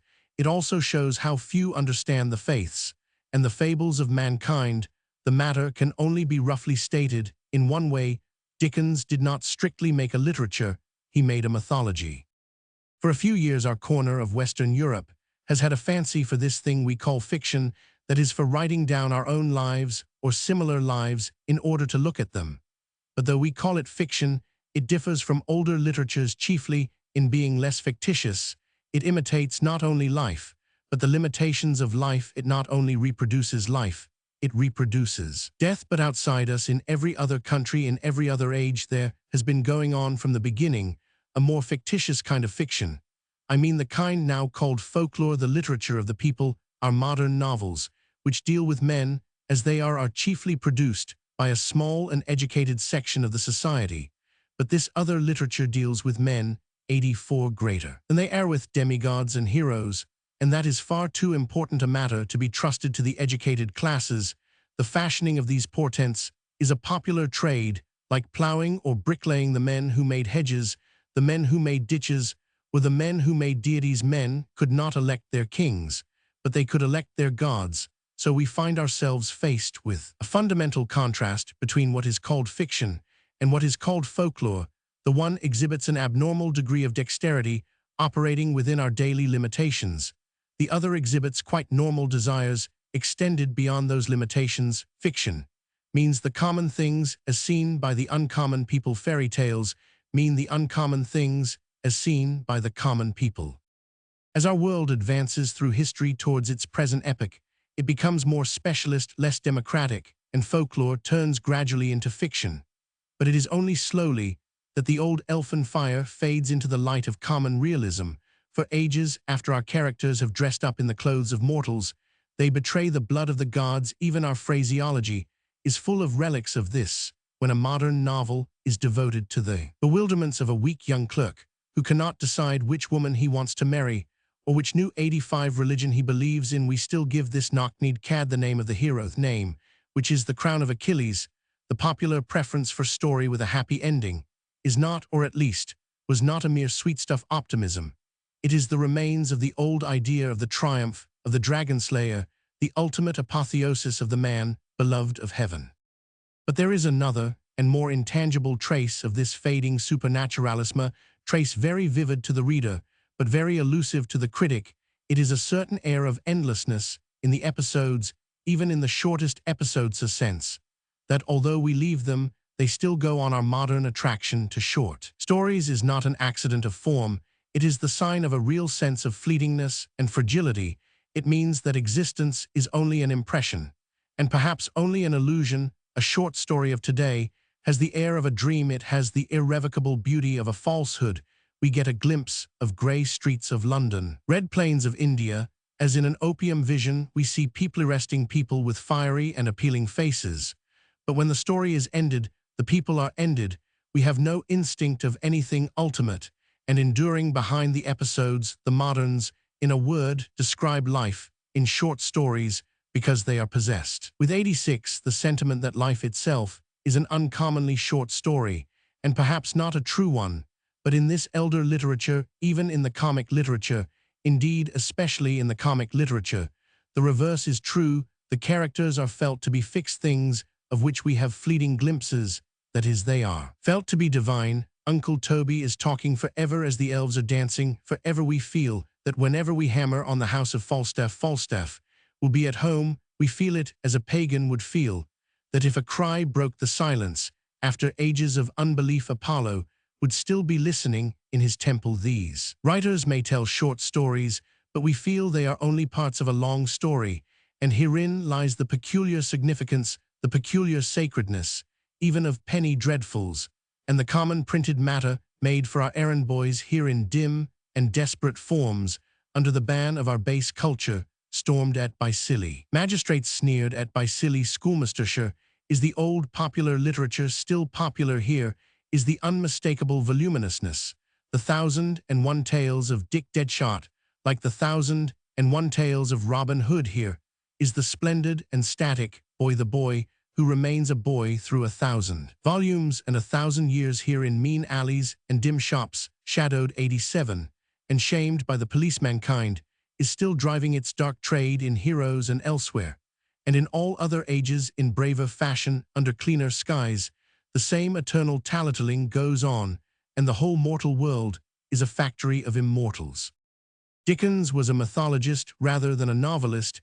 He was the last of the mythologists, and perhaps the greatest. He did not always manage to make his characters men, but he always managed at the least to make them gods. They are creatures like Punch or Father Christmas. They live statically in a perpetual summer of being themselves. It was not the aim of Dickens to show the effect of time and circumstance upon a character. It was not even his aim to show the effect of a character on time and circumstance. It is worth remark in passing that whenever he tried to describe change in a character, he made a mess of it, as in the repentance of Dami or the apparent deterioration of Boffin.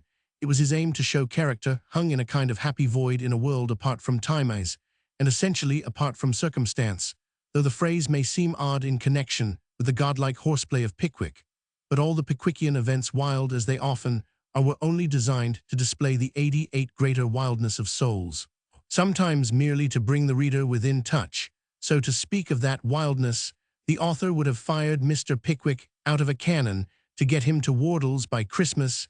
He would have taken the roof off to drop him into Bob Sawyer's party, but once put Pickwick at Wardle's with his punch and a group of gorgeous personalities, and nothing will move him from his chair. Once he is at Sawyer's party, he forgets how he got there, he forgets Mrs. Bardell, and all his story, for the story was but an incantation to call up a god, and the god, Mr. Jack Hopkins, is present in divine power. Once the great characters are face to face, the ladder by which they climbed is forgotten, and falls down, the structure of the story drops to pieces, the plot is abandoned, the other characters deserted at every kind of crisis. The whole crowded thoroughfare of the tale is blocked by 2 or 3 talkers who take their immortal ease, as if they were already in paradise, for they do not exist for the story exists for them, and they know it. To every man alive, one must hope it has in some manner happened that he has talked with his more fascinating friends round a table on some night, when all the numerous personalities unfolded themselves like great tropical flowers, all fell into 89 their parts, as in some delightful impromptu play. Every man was more himself than he had ever been in this vale of tears. Every man was a beautiful caricature of himself. The man who has known such nights will understand the exaggerations of Pickwick. The man who has not known such nights will not enjoy Pickwick, nor I imagine heaven, for, as I have said, Dickens is in this matter close to popular religion, which is the ultimate and reliable religion. He conceives an endless joy. He conceives creatures as permanent as Puck or pancreatures, whose will to live ons upon ons cannot satisfy. He is not come as a writer that his creatures may copy life, and copy its narrowness. He is come that they may have life, and that they may have it more abundantly. It is absurd indeed that Christians should be called the enemies of life, because they wish life to last forever. It is more absurd still to call the old comic writers dull, because they wish their unchanging characters to last forever. Both popular religion, with its endless joys, and the old comic story, with its endless jokes, have in our time faded together. We are too weak to desire that undying vigor. We believe that you can have too much of a good thing, a blasphemous belief, which at one blow 90 wrecks all the heavens, that men have hoped for. The grand old defiers of God were not afraid of an eternity of torment. We have come to be afraid of an eternity of joy. It is not my business here to take sides in this division between those who like life and long novels, and those who like death and short stories. My only business is to point out that those who see in Dickens unchanging characters and recurring catchwords a mere stiffness and lack of living movement miss the point and nature of his work.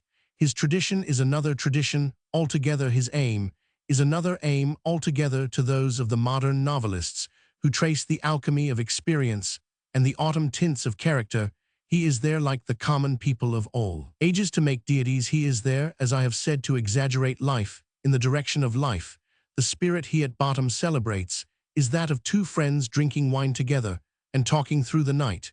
But for him, they are 2 deathless friends talking through an endless night and pouring wine from an inexhaustible bottle. This then is the first firm fact to grasp about Pickwick, more than about any of the other stories. It is first and foremost a supernatural story. Mr. Pickwick was a fairy, so was old Mr. Weller. This does not 91 imply that they were suited to swing in a trapeze of gossamer. It merely implies that if they had fallen out of it on their heads, they would not have died. But to speak more strictly, Mr. Samuel Pickwick is not the fairy, he is the fairy prince. That is to say, he is the abstract wanderer, and wanderer the Ulysses of Comedive, half human and half elfin creature, human enough to wander, human enough to wonder, but still sustained with that merry fatalism that is natural to immortal being, sustained by that hint of divinity which tells him in the darkest hour that he is doomed to live happily ever afterwards. He has set out walking to the end of the world, but he knows he will find an inn there. And this brings us to the best and boldest element of originality in Pickwick. It has not, I think, been observed And it may be that Dickens did not observe it certainly. He did not plan it. It grew gradually perhaps out of the unconscious part of his soul and warmed the whole story like a slow fear of course. It transformed the whole story, also transformed it out of all likeness to itself. About this latter point was waged one of the numberless little wars of Dickens. It was a part of his pugnacious vanity that he refused to admit the truth of the mildest criticism. Moreover, 92, he used his inexhaustible ingenuity to find an apologia that was generally an afterthought, instead of laughingly admitting in answer to criticism the glorious improbability of Pecksniff. He retorted with a sneer clever and very unjust that he was not surprised that the Pecksniffs should deny the portrait of Pecksniff, when it was objected that the pride of old Paul Domy breaks as abruptly as a stick. He tried to make out that there had been an absorbing psychological struggle going on in that gentleman all the time, which the reader was too stupid to perceive, which is, I am afraid, rubbish. And so, in a similar vein, he answered those who pointed out to him the obvious and not very shocking fact that our sentiments about Pickwick are very different in the second part of the book from our sentiments in the first, that we find ourselves at the beginning setting out in the company of a farcical old fool, if not a farcical old humbug, and that we find ourselves at the end saying, "Farewell to a fine old English merchant, a monument of genial sanity." Dickens answered with the same ingenious self-justification as in the other case that surely it often happened that a man met us first arrayed in his more grotesque qualities, and that fuller acquaintance unfolded his more serious merits. This, of course, is quite true. 93, but I think any honest admirer of Pickwick will feel that it is not an answer for the fault in Pickwick. If it be a fault, is a change not in the hero, but in the whole atmosphere. The point is not that Pickwick turns into a different kind of man. It is that the Pickwick Papers turns into a different kind of book. And however artistic both parts may be, this combination must in strict art be called inartistic. A man is quite artistically justified in writing a tale in which a man as cowardly as Bob Acres becomes a man as brave as Hector, but a man is not artistically justified in writing a tale which begins in the style of the Rivals and ends in the style of the Iliad. In other words, we do not mind the hero changing in the course of a book, but we are not prepared for the author changing in the course of the book, and the author did change in the course of this book. He made in the midst of this book a great discovery, which was the discovery of his destiny, or what is more important, of his duty. That discovery turned him from the author of Sketches by Boz to the author of David Copperfield, and that discovery constituted the thing of which I have spoken, outstanding and arresting original feature in the Pickwick Papers. Pickwick, I have said, is a romance of adventure, and Samuel Pickwick is the romantic adventurer. So much is indeed obvious, but the strange and stirring discovery which Dickens made was this, that, having chosen a fat old man of the middle classes as a good thing of which to make a butt, he found that a fat old man of the middle classes is the very best thing of which to make a romantic adventure. Pickwick is supremely original in that it is the adventures of an old man. It is a fairy tale in which the victor is not the youngest of the three brothers, but one of the oldest of their uncles. The result is both noble and new and true. There is nothing which so much needs simplicity as adventure, and there is no one who so much possesses simplicity as an honest and elderly man of business. For romance, he is better than a troop of young troubadours, for the swaggering young fellow anticipates his adventures just as he anticipates his income. Hence, both the adventures and the income, when he comes up to them, are not there.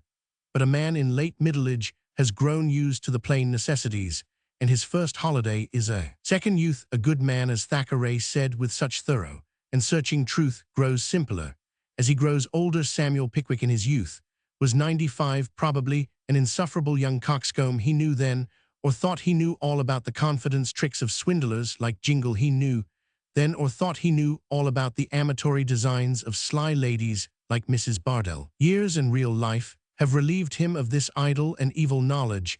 He has had the high good luck, in losing the follies of youth, to lose the wisdom of youth. Also, Dickens has caught in a manner at once wild and convincing this queer innocence of the afternoon of life. The round moon-like face, the round moon-like spectacles of Samuel Pickwick move through the tale as emblems of a certain spherical simplicity. They are fixed in that grave surprise that may be seen in babies, that grave surprise, which is the only real happiness that is possible to man. Pickwick's round face is like a round and honorable mirror in which are reflected all the fantasies of earthly existence. For surprise is, strictly speaking, the only kind of reflection. All this grew gradually on Dickens. It is odd to recall to our minds the original plan, the plan of the Nimrod Club, and the author, who was to be wholly occupied in playing practical jokes on his characters, he had chosen, or somebody else had chosen, that corpulent old simpleton as a person peculiarly fitted to 96, fall down trapdoors, to shoot over butter slides, to struggle with apple pie beds, to be tipped out of carts and dipped into horse-ponds.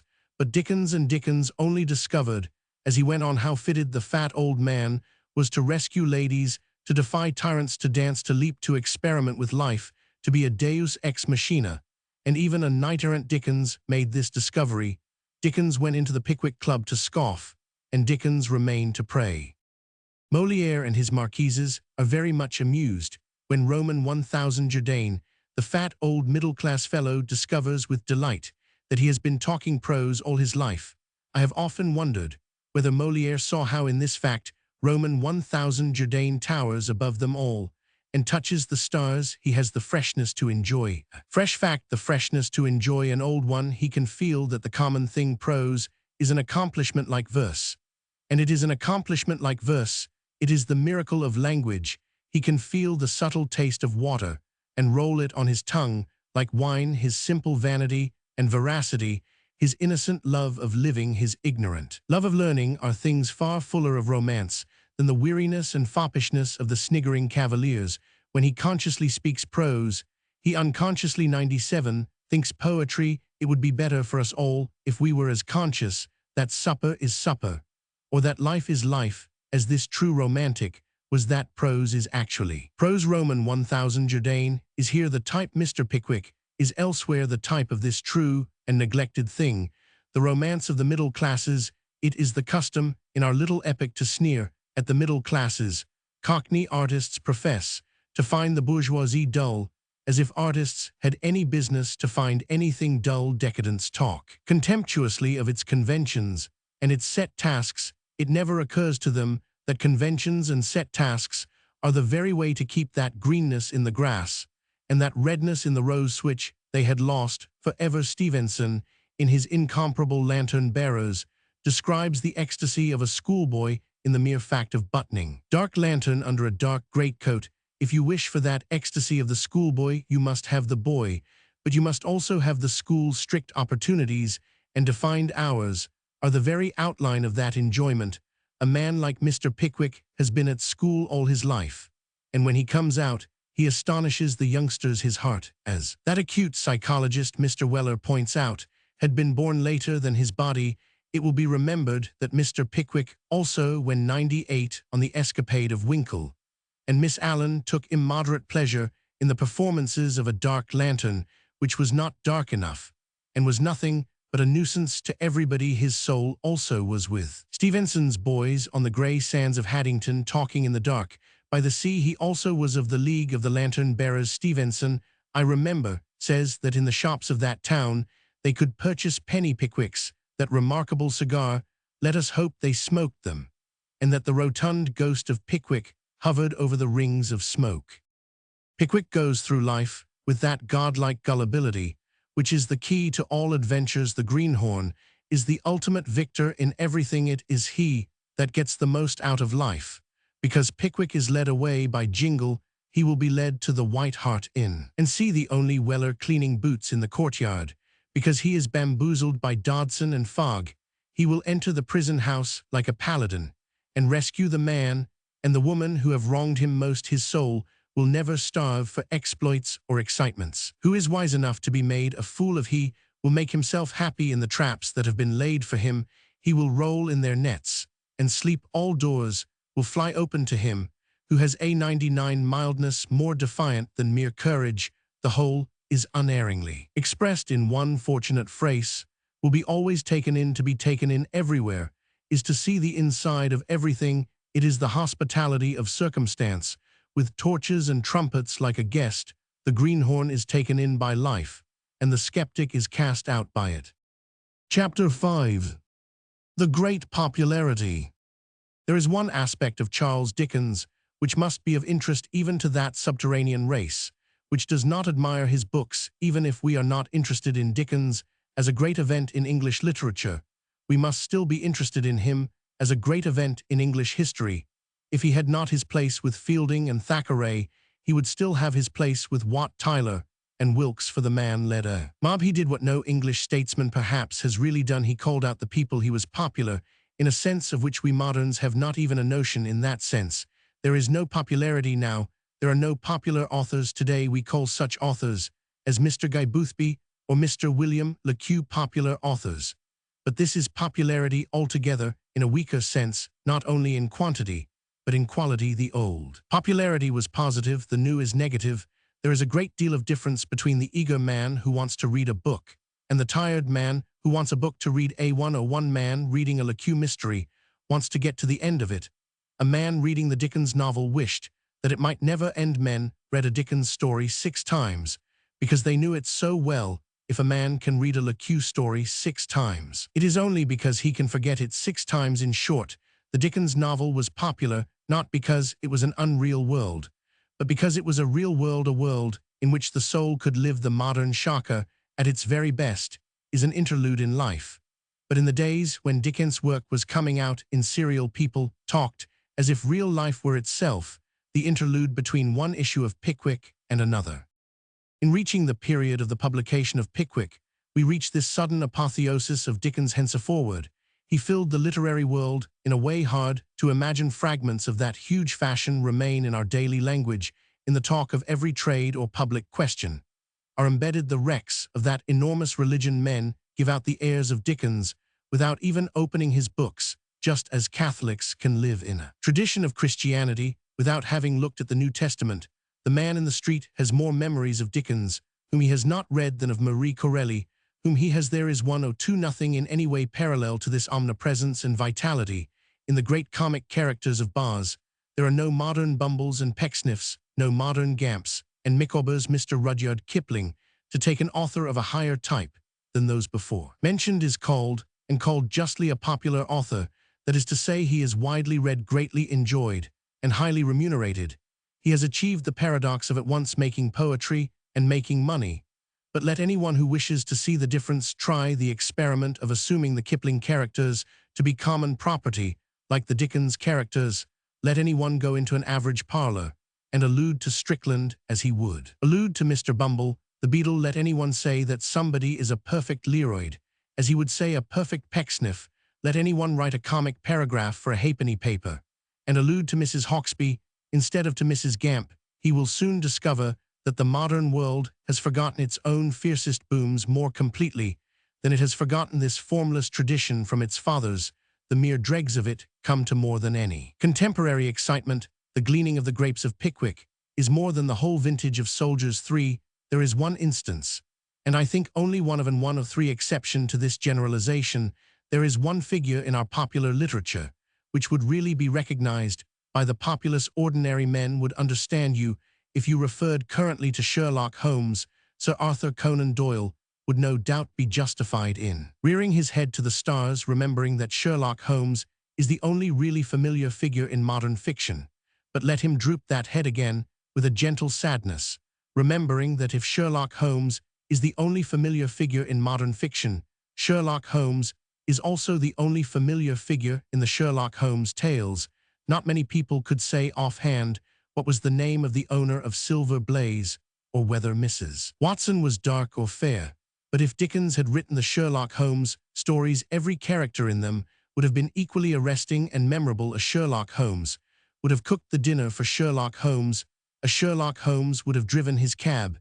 If Dickens brought in a man merely to carry a letter, he had time for a touch or two, and made him a giant. Dickens not only conquered the world, he conquered it with minor characters. Mr. John Smocker, the servant of Mr. Cyrus Bantam, though he merely passes across the stage, is almost as vivid to us as Mr. Samuel Weller, the servant of Mr. Samuel Pickwick. The young man with the lumpy forehead, who only says Esker to Mr. Podsnap's foreign gentleman, is as good as Mr. Podsnap himself. They appear only for a fragment of time, but they belong to eternity. We have them only for an instant, but they have us forever.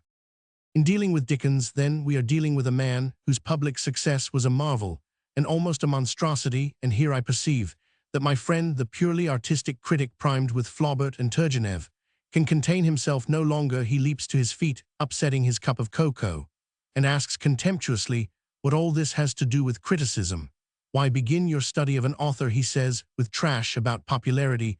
Boothby is popular, and Le Q is popular, and Mother Sigel is popular. If Dickens was even more popular, it may only mean that Dickens was even worse. The people like bad literature. If your object is to show that Dickens was good literature, you should rather apologize for his popularity and try to explain it away. You should seek to show that Dickens' work was good literature. Although it was popular, yes, that is your task, to prove that Dickens was admirable, although he was admired. I ask the artistic critic to be patient for a little, and to believe that I have a serious reason for registering this historic popularity, to that we shall come presently. But as a manner of approach, I may perhaps ask leave to examine this actual and fashionable statement, to which I have supposed him to have recourse. Statement that the people like bad literature, and even like literature, because it is bad. This way of stating the thing is an error, and in that error lies matter of much import to Dickens and his destiny. In letters, the public does not like bad literature. The public likes a certain kind of literature, and likes that kind of literature even when it is bad better than another kind of literature, even when it is good. Nor is this unreasonable, for the line between different types of literature is as real as the line between tears and laughter, and to tell people who can only get bad comedy that you have some first-class tragedy is as irrational as to offer a man who is shivering over weak-warm coffee a really superior sort of ice. Ordinary people dislike the delicate modern work, not because it is good or because it is bad, but because it is not the thing that they asked for. If, for instance, you find them pent in sterile streets, and hungering for adventure and a violent secrecy 106, and if you then give them their choice between A Study in Scarlet, a good detective story, and the autobiography of Mark Rutherford, a good psychological monologue, no doubt they will prefer A Study in Scarlet, but they will not do so because the autobiography of Mark Rutherford is a very good monologue, but because it is evidently a very poor detective story. They will be indifferent to Les Avugles, not because it is good drama, but because it is bad melodrama. They do not like good introspective sonnets, but neither do they like bad introspective sonnets, of which there are many. When they walk behind the brass of the Salvation Army band, instead of listening to harmonies at Queen's Hall, it is always assumed that they prefer bad music, but it may be merely that they prefer military music marching down the open street, and that if Dan Godfrey's band could be smitten with salvation and lead them, they would like that even better. And while they might easily get more satisfaction out of a screaming article in the War Cry than out of a page of Emerson about the oversoul, this would not be because the page of Emerson is another and superior kind of literature. It would be because the page of Emerson is another and inferior kind of religion.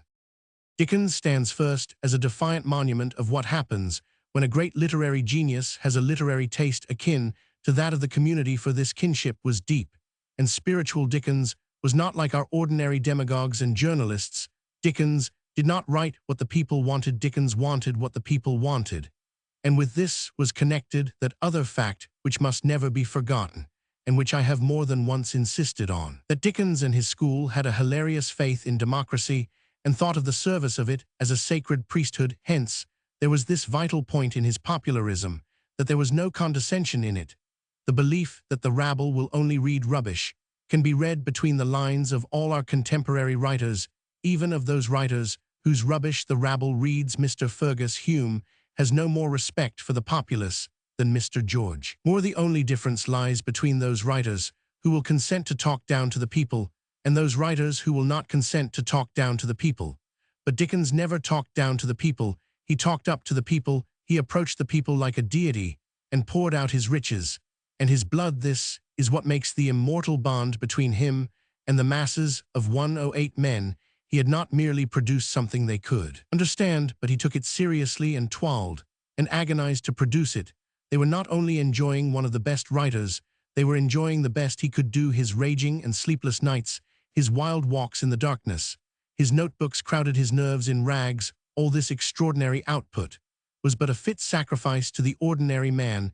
He climbed towards the lower classes, he panted upwards on weary wings to reach the heaven of the poor. His power then lay in the fact that he expressed with an energy and brilliancy quite uncommon the things close to the common mind.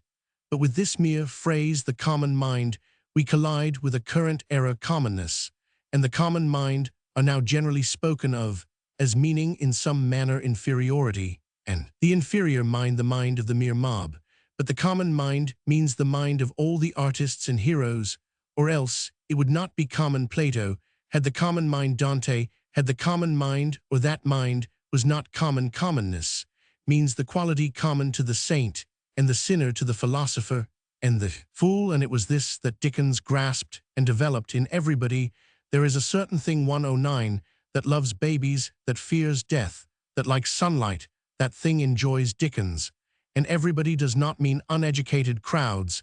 Everybody means everybody. Everybody means Mrs. Meynell, this lady, a cloistered and fastidious writer, has written one of the best eulogies of Dickens that exist, an essay in praise of his pungent perfection of epithet. And when I say that everybody understands Dickens, I do not mean that he is suited to the untaught intelligence.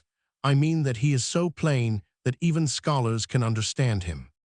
The best expression of the fact, however, is to be found in noting the two things in which he is most triumphant in order of artistic value. Next after his humor comes his horror, and both his humor and his horror are of a kind strictly to be called human, that is, they belong to the basic part of us, below the lowest roots of our variety. His horror, for instance, is a healthy churchyard horror, a fear of the grotesque defamation called death, and this every man has, even if he also has the more delicate and depraved fears that come of an evil spiritual outlook. We may be afraid of a fine shade with Henry James, that is, we may be afraid of the world. We may be afraid of a taut silence with Maeterlinck, that is, we may be afraid of our own souls. But every 110 will certainly be afraid of a Cock Lane ghost, including Henry James. And Maeterlinck, this latter, is literally a mortal fear, a fear of death.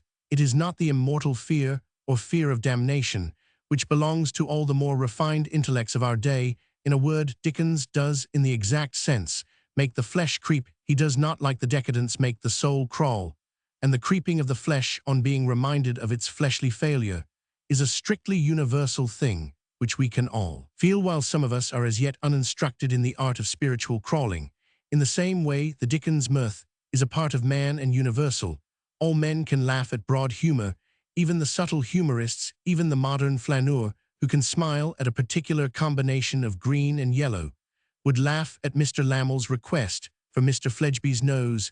In a word, the common things are common even to the uncommon people. These two primary dispositions of Dickens, to make the flesh creep and to make the sides ache, were a sort of twins of his spirit.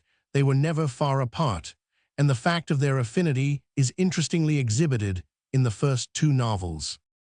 Generally, he mixed the two up in a book, and mixed a great many other things with them. As 111 a rule, he cared little if he kept 6 stories of quite different colors running in the same book. The effect was sometimes similar to that of playing 6 tunes at once. He does not mind the coarse tragic figure of Jonas Chuzzlewit crossing the mental stage, which is full of the allegorical pantomime of Eden Mr. Collop, and the Watertoast Gazette scene, which is as much of a satire as Gulliver and nearly as much of a fairy tale. He does not mind binding up a rather pompous sketch of prostitution in the same book, with an adorable impossibility like Bunsby, but Pickwick is so far a coherent thing that it is coherently comic and consistently rambling, and as a consequence, his next book was upon the whole coherently and consistently horrible, as his natural turn for terrors was kept down in Pickwick, so his natural turn for joy and laughter is kept down. Oliver Twist in Oliver Twist, the smoke of the thieves' kitchen hangs over the whole tale, and the shadow of Fagin falls everywhere. The little lamplit rooms of Mr. Brownlow and Rose Maylie are to all appearance purposely kept subordinate, a mere foil to the foul darkness. Without it was a strange and appropriate accident that Cruikshank and not Phiz should have illustrated this book. There was about Cruikshank's art a 112 kind of cramped energy, which is almost the definition of the criminal mind. His drawings have a dark strength, yet he does not only draw morbidly, he draws meanly in the doubled-up figure and frightful eyes of Fagin in the condemned cell. There is not only a baseness of subject, there is a kind of baseness in the very technique of it. It is not drawn with the free lines of a free man, it has the half-witted secrecies of a hunted thief. It does not look merely like a picture of Fagin, it looks like a picture by Fagin among these dark and detestable plates. There is one which has with a kind of black directness the dreadful poetry that does inhere in the story, stumbling as it often is. It represents Oliver asleep at an open window in the house of one of his humaner patrons, and outside the window, but as big and close as if they were in the room, stand Fagin and the foul-faced monk staring at him with dark monstrous visages and great white wicked eyes, in the style of the simple deviltry of the draftsman. The very naivete of the horror is horrifying. The very woodenness of the two wicked men seems to make them worse than mere men who are wicked. But this picture of big devils at the windowsill does express, as has been suggested above, the thread of poetry in the whole thing, the sense that is of 113 the thieves, as a kind of army of devils compassing earth and sky, crying for Oliver's soul, and besieging the house in which he is barred for safety. In this matter, there is, I think, difference between the author and the illustrator. In Cruikshank, there was surely something morbid but sensitive and sentimental, as Dickens was. There was nothing morbid in him. He had, as Stevenson had, more of the mere boy's love of suffocating stories of blood and darkness, of skulls, of gibbets, of all the things, in a word, that are somber without being sad. There is a ghastly joy in remembering our boyish reading about Sikes, and his flight, especially about the voice of that unbearable peddler, which went on in a monotonous and maddening sing-song, will wash out grease-stains, mud-stains, blood-stains, until Sikes fled almost screaming for this boyish mixture of appetite and repugnance. There is a good popular phrase, supping on horrors. Dickens supped on horrors. As he supped on Christmas pudding, he supped on horrors, because he was an optimist, and could sup on anything. There was no saner or simpler schoolboy than Traddles, who covered all his books with skeletons. Oliver Twist had begun in Bentley's Miscellany, which Dickens edited in 1837. It was 114, interrupted by a blow that for the moment broke the author's spirit, and seemed to have broken his heart. His wife, Sister Mary Hogarth, died suddenly. To Dickens, his wife's family seems to have been like his own. His affections were heavily committed to the sisters, and of this one he was peculiarly fond all his life. Through much conceit, and sometimes something bordering on selfishness, we can feel the redeeming note of an almost tragic tenderness. He was a man who could really have died of love or sorrow. He took up the work of Oliver Twist again later in the year, and finished it at the end of 1838. His work was incessant and almost bewildering. In 1838, he had already brought out the first number of Nicholas Nickleby, but the great popularity went booming on. The whole world was roaring for books by Dickens, and more books by Dickens, and Dickens was laboring night and day like a factory. Among other things, he edited the memoirs of Grimaldi. The incident is only worth mentioning for the sake of one more example of the silly ease with which Dickens was drawn by criticism, and the clever ease with which he managed in these small squabbles to defend himself. Somebody mildly suggested that after all Dickens had never known Grimaldi. Dickens was down on 115 him like a thunderbolt, sardonically asking how close an intimacy Lord Braybrooke had with Mr. Samuel Pepys. Nicholas Nickleby is the most typical perhaps of the tone of his earlier works.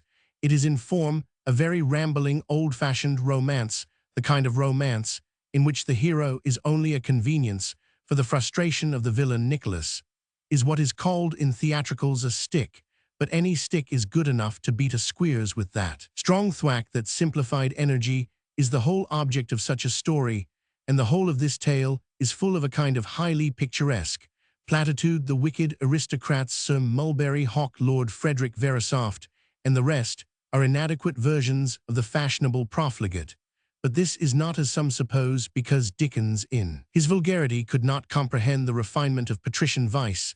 There is no idea more vulgar or more ignorant than the notion that a gentleman is generally what is called refined. The error of the Hawk conception is that if anything he is too refined. Real aristocratic blackguards do not swagger and rant so well. A real fast baronet would not have defied Nicholas in the tavern with so much oratorical dignity. A real fast baronet would probably have been choked with apoplectic 116 embarrassment, and said nothing at all. But Dickens read into this aristocracy a grandiloquence and a natural poetry which, like all melodrama, is really the precious jewel of the book. But the book contains something which is much more Dickensian. It is exquisitely characteristic of Dickens that the truly great achievement of the story is the person who delays the story. Mrs. Nickleby, with her beautiful mazes of memory, does her best to prevent the story of Nicholas Nickleby from being told. And she does well. There is no particular necessity that we should know what happens to Madeline Bray. There is a desperate and crying necessity that we should know that Mrs. Nickleby once had a footboy who had a wart on his nose, and a driver who had a green shade over his left eye. If Mrs. Nickleby is a fool, she is one of those fools who are wiser than the world. She stands for a great truth, which we must not forget, the truth that experience is not in real life a saddening thing at all. The people who have had misfortunes are generally the people who love to talk about them. Experience is really one of the gaieties of old age. One of its dissipations, mere memory, becomes a kind of debauch. Experience may be disheartening to those who are foolish enough to try to coordinate it and to draw 117 deductions from it, but to those happy souls, like Mrs. Nickleby, to whom relevancy is nothing, the whole of their past life is like an inexhaustible fairyland, just as we take a rambling walk. Because we know that a whole district is beautiful, so they indulge a rambling mind. Because they know that a whole existence is interesting, a boy does not plunge into his future more romantically and at random than they plunge into their past. Another gleam in the book is Mr. Mantalini. Of him, as of all the really great comic characters of Dickens, it is impossible to speak with any critical adequacy. Perfect absurdity is a direct thing, like physical pain or a strong smell. A joke is a fact, however indefensible it is. It cannot be attacked, however defensible it is. It cannot be defended. That Mr. Mantalini should say in praising the outline of his wife, the two countesses had no outlines, and the dowager's was a demmed outline. This can only be called an unanswerable absurdity. You may try to analyze it, as Charles Lamb did the indefensible joke about the hair. You may dwell for a moment on the dark distinctions between the negative disqualification of the countesses and the positive disqualification of the dowager, but you will not capture the violent beauty of it in any way. She 118 will be a lovely widow. I shall be a body. Some handsome women will cry. She will laugh demedly. This vision of demoniac heartlessness has the same defiant finality. I mention the matter here, but it has to be remembered in connection with all the comic masterpieces of Dickens. Dickens has greatly suffered with the critics precisely through this stunning simplicity in his best work. The critic is called upon to describe his sensations while enjoying Mantalini and Micawber, and he can no more describe them than he can describe a blow in the face. Thus Dickens, in this self-conscious, analytical and descriptive age, loses both ways. He is doubly unfitted for the best modern criticism. His bad work is below that criticism, his good work is above it. But gigantic as were Dickens' labors, gigantic as were the exactions from him, his own plans were more gigantic still. He had the type of mind that wishes to do every kind of work at once, to do everybody's work as well as its own. There floated before him vision of a monstrous magazine entirely written by himself. It is true that when this scheme came to be discussed, he suggested that other pens might be occasionally employed, but reading between the lines, it is sufficiently evident that he thought of the thing as a 119 kind of vast multiplication of himself, with Dickens as editor opening letters, Dickens as leader-writer writing leaders, Dickens as reporter reporting meetings, Dickens as reviewer reviewing books, Dickens, for all I know, as office boy opening and shutting doors. This serial, of which he spoke to Messrs. Chapman and Hall, began and broke off, and remains as a colossal fragment bound together under the title of Master Humphrey's Clock. One characteristic thing he wished to have in the periodical, he suggested an Arabian Nights of London, in which Gog and Magog, the giants of the city, should give forth chronicles as enormous as themselves. He had a taste for these schemes or frameworks for many tales he made, and abandoned many he half-fulfilled. I strongly suspect that he meant Major Jackman in Mrs. Lirriper's Lodgings and Mrs. Lirriper's Legacy to start a series of studies of that lady's lodgers, a kind of history of No. 81 Norfolk Street, Strand. The Seven Poor Travellers was planned for 7 stories, we will not say 7 poor stories Dickens had meant probably to write a tale for each article of somebody's luggage. He only got as far as the hat and the boots, this gigantesque scale of literary architecture huge, and yet curiously cozy, is characteristic 120 of his spirit fond of size, and yet fond of comfort. He liked to have story within story, like room within room of some labyrinthine but comfortable castle in this spirit. He wished Master Humphrey's clock to begin, and to be a big frame or bookcase for numberless novels. The clock started, but the clock stopped. In the prologue by Master Humphrey reappears Mr. Pickwick and Sam Weller, and of that resurrection many things have been said, chiefly expressions of a reasonable regret. Doubtless, they do not add much to their author's reputation, but they add a great deal to their author's pleasure. It was ingrained in him to wish to meet old friends. All his characters are, so to speak, designed to be old friends. In a sense, every Dickens character is an old friend. Even when he first appears, he comes to us mellow, out of many implied interviews, and carries the firelight on his face. Dickens was simply pleased to meet Pickwick again, and being pleased, he made the old man too comfortable to be amusing. But Master Humphrey's clock is now scarcely known, except as the shell of one of the well-known novels. The Old Curiosity Shop was published in accordance with the original clock scheme. Perhaps the most typical thing 121 about it is the title. There seems no reason in particular at the first and most literal glance why the story should be called after the Old Curiosity Shop. Only 2 of the characters have anything to do with such a shop, and they leave us forever in the first few pages. It is as if Thackeray had called the whole novel of Vanity Fair Miss Pinkerton's Academy. It is as if Scott had given the whole story of The Antiquary the title of The Hawes Inn. But when we feel the situation with more fidelity, we realize that this title is something in the nature of a key to the whole Dickens romance. His tales always started from some splendid hint in the streets and shops. Perhaps the most poetical of all things often set off his fancy. Galloping every shop, in fact, was to him the door of romance.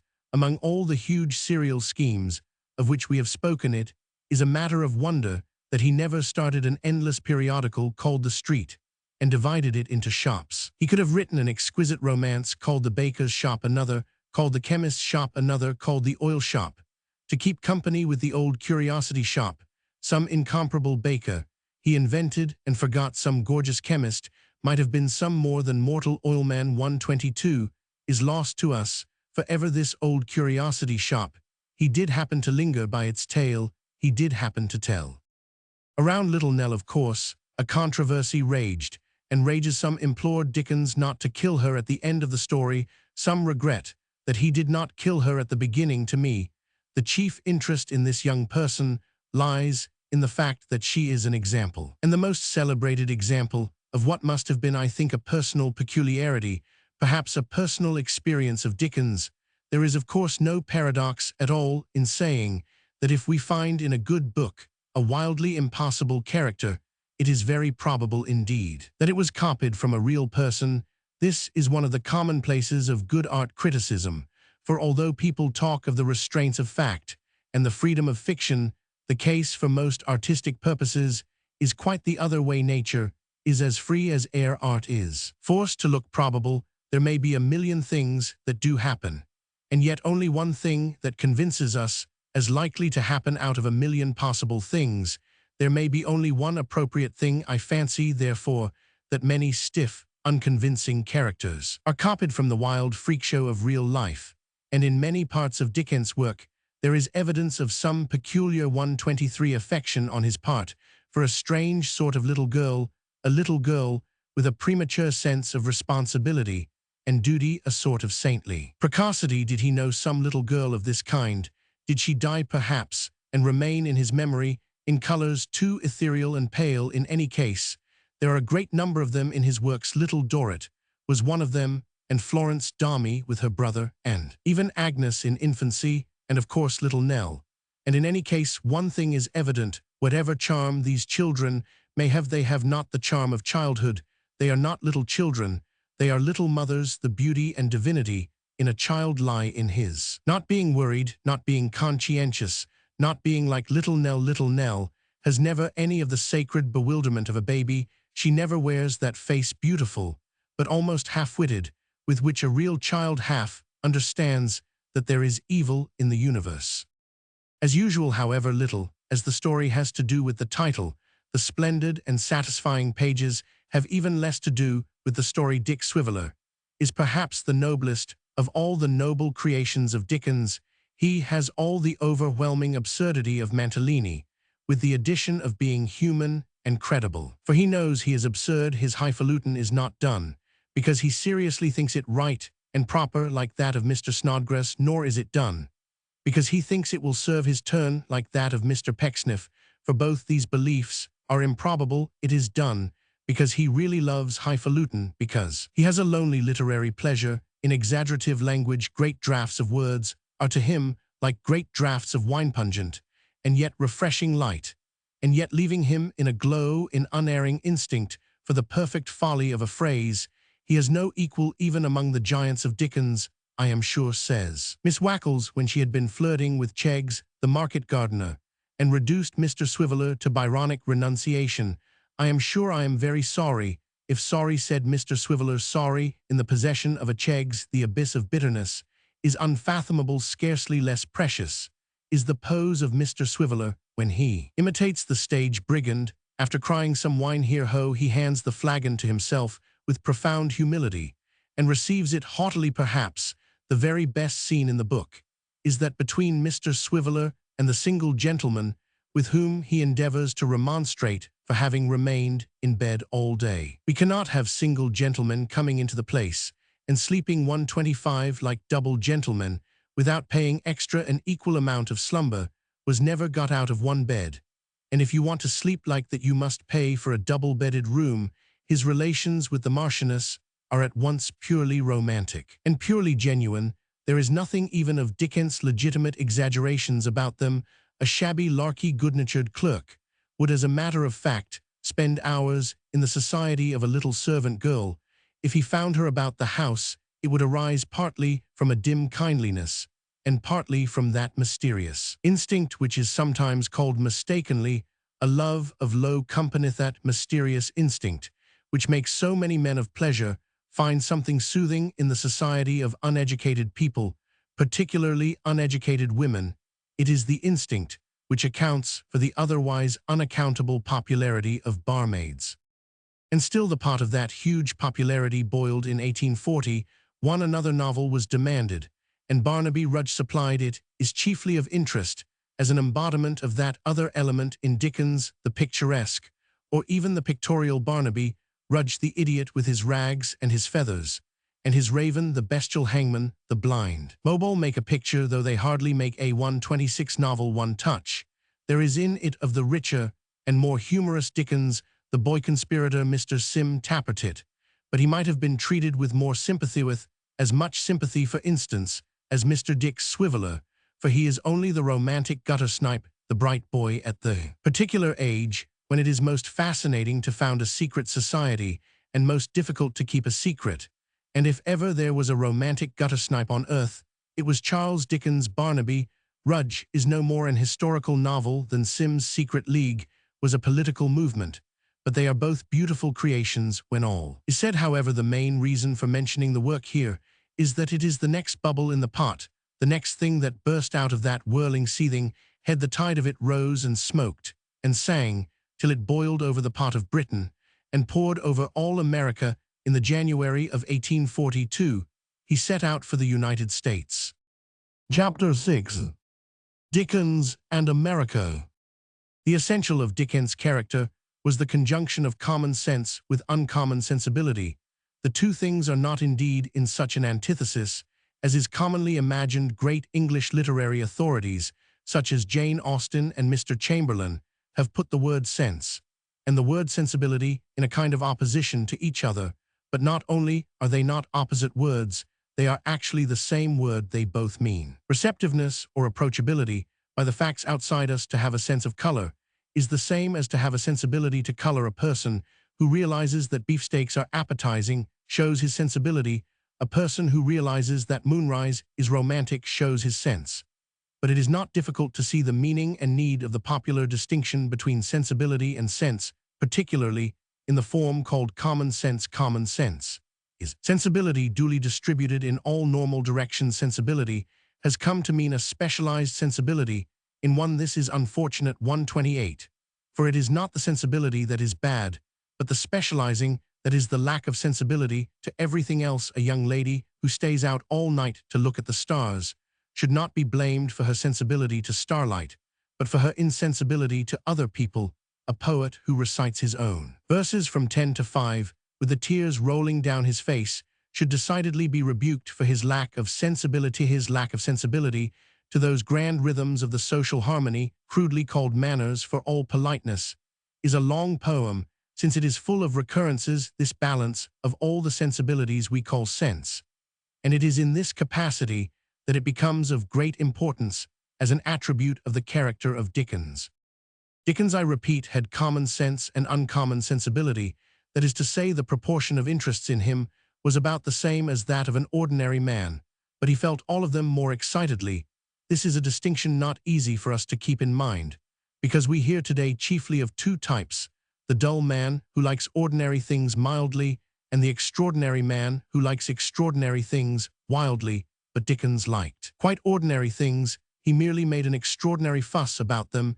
His excitement was sometimes like an epileptic fit, but it must not be confused 129 with the fury of the man of one idea or one line of ideas. He had the excess of the eccentric, but not the defects, the narrowness. Even when he raved like a maniac, he did not rave like a monomaniac. He had no particular spot of sensibility or spot of insensibility. He was merely a normal man minus a normal self-command. He had no special point of mental pain or repugnance, like Ruskin's horror of steam and iron, or Mr. Bernard Shaw's permanent irritation against romantic love. He was annoyed at the ordinary annoyances, only he was more annoyed than was necessary. He did not desire strange delights, blue wine or black women, with Baudelaire, or cruel sights east of Suez, with Mr. Kipling. He wanted. Healthy man wants only he was ill, with wanting it to understand him. In a word, we must keep well in mind the medical distinction between delicacy and disease. Perhaps we shall comprehend it, and him, more clearly if we think of a woman rather than a man. There was much that was feminine about Dickens, and nothing more so than this abnormal normality. A woman is often, in comparison with a man, at once more sensitive and more sane. This distinction must be especially remembered in all his quarrels, and it must be most especially 130 remembered in what may be called his great quarrel with America, which we have now to approach. The whole matter is so typical of Dickens' attitude to everything and anything, and especially of Dickens' attitude to anything political, that I may ask permission to approach the matter by another, a somewhat long and curving avenue. Common sense is a fairy thread, thin and faint, and as easily lost as gossamer. Dickens, in large matters, never lost it. Take, as an example, his political tone or drift throughout his life. His views, of course, may have been right or wrong. The reforms he supported may have been successful or otherwise. That is not a matter for this book. But if we compare him with the other men that wanted the same things, or the other men that wanted the other things, we feel a startling absence of cant, a startling sense of humanity, as it is, and of the eternal weakness. He was a fierce Democrat, but in his best vein he laughed at the cocksure radical of common life, the red-faced man who said, "Prove it," when anybody said anything. He fought for the right to elect, but he would not whitewash elections. He believed in parliamentary government, but he did not, like our contemporary newspapers, pretend that Parliament is something much more heroic and imposing 131 than it is. He fought for the rights of the grossly oppressed nonconformists, but he spat out of his mouth the unction of that too easy seriousness with which they oiled everything and held up to them like a horrible mirror the foul fat face of Chadband. He saw that Mr. Podsnap thought too little of places outside England, but he saw that Mrs. Jellyby thought too much of them. In the last book he wrote, he gives us in Mr. Honeythunder a hateful and wholesome picture of all the liberal catchwords pouring out of one illiberal man. But perhaps the best evidence of this steadiness and sanity is the fact that, dogmatic as he was, he never tied himself to any passing dogma. He never got into any cul-de-sac of civic or economic fanaticism. He went down the broad road of the revolution. He never admitted that economically we must make hells of workhouses any more than Rousseau would have admitted it. He never said the state had no right to teach children or save their bones any more than Danton would have said it. He was a fierce radical, but he was never a Manchester radical. He used the test of utility, but he was never a utilitarian. While economists were writing soft words, he wrote hard times, which Macaulay called sullen. Socialism, because it was not complacent 132 Whiggism, but Dickens was never a socialist any more than he was an individualist, and whatever else he was, he certainly was not sullen. He was not even a politician of any kind. He was simply a man of very clear, airy judgment on things that did not inflame his private temper, and he perceived that any theory that tried to run the living state entirely on one force and motive was probably nonsense, whenever the liberal philosophy had embedded in it something hard and heavy and lifeless. By an instinct, he dropped it out. He was too romantic, perhaps, but he would have to do only with real things. He may have cared too much about liberty, but he cared nothing about laissez-faire. Now, among many interests of his contact with America, this interest emerges as infinitely the largest and most striking, that it gave a final example of this queer, unexpected coolness and candor of his, this abrupt and sensational rationality, apart altogether from any question of the accuracy of his picture of America. The American indignation was particularly natural and inevitable, for the large circumstances of the age must be taken into account. At the end of the previous epoch, the whole of our Christian civilization had been startled from its sleep by trumpets to take 133 sides in a bewildering Armageddon. Often with eyes still misty, Germany and Austria found themselves on the side of the old order, France and America on the side of the New England, as at the Reformation, took up eventually a dark middle position, maddeningly difficult to define. She created a democracy, but she kept an aristocracy. She reformed the House of Commons, but left the magistracy, as it is still a mere league of gentlemen against the world. But underneath all this doubt and compromise, there was in England a great and perhaps growing mass of dogmatic democracy. Certainly thousands, probably millions, expected a republic in 50 years. And for these, the first instinct was obvious. The first instinct was to look across the Atlantic, to where lay a part of ourselves, already republican, the van of the advancing English on the road to liberty. Nearly all the great liberals of the 19th century enormously idealized America. On the other hand, to the Americans, fresh from their first epic of arms, the defeated mother country with its coronets and county magistrates was only a broken feudal keep. So much is self-evident, but nearly halfway through the 19th century, there came out of England the voice of a violent satirist. In its 134 political quality, it seemed like the half-choked cry of the frustrated republic. It had no patience with the pretense that England was already free, that we had gained all that was valuable from the Revolution. It poured a cataract of contempt on the so-called working compromises of England, on the oligarchic cabinets, on the two artificial parties, on the government offices, on the JPs, on the vestries, on the voluntary charities. This satirist was Dickens, and it must be remembered that he was not only fierce, but uproariously readable. He really damaged the things he struck at a very rare thing. He stepped up to the grave official of the vestry, really trusted by the rulers, really feared like a god by the poor. And he tied round his neck a name that choked him. Never again now can he be anything but Bumble. He confronted the fine old English gentleman who gives his patriotic services for nothing as a local magistrate, and he nailed him up as Nupkins an owl in open day.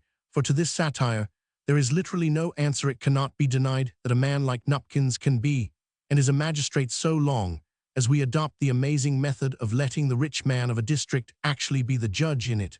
We can only avoid the vision of the fact by shutting our eyes and imagining the nicest rich man we can 135 think of, and that, of course, is what we do. But Dickens in this matter was merely realistic.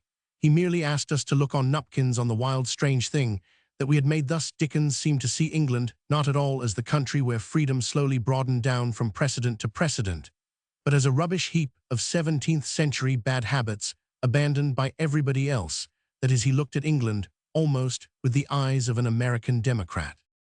And so when the voice, swelling in volume, reached America, and the Americans said, "Here is a man who will hurry the old country along and tip her kings and beadles into the sea. Let him come here, and we will show him a race of free men, such as he dreams of alive upon the ancient earth.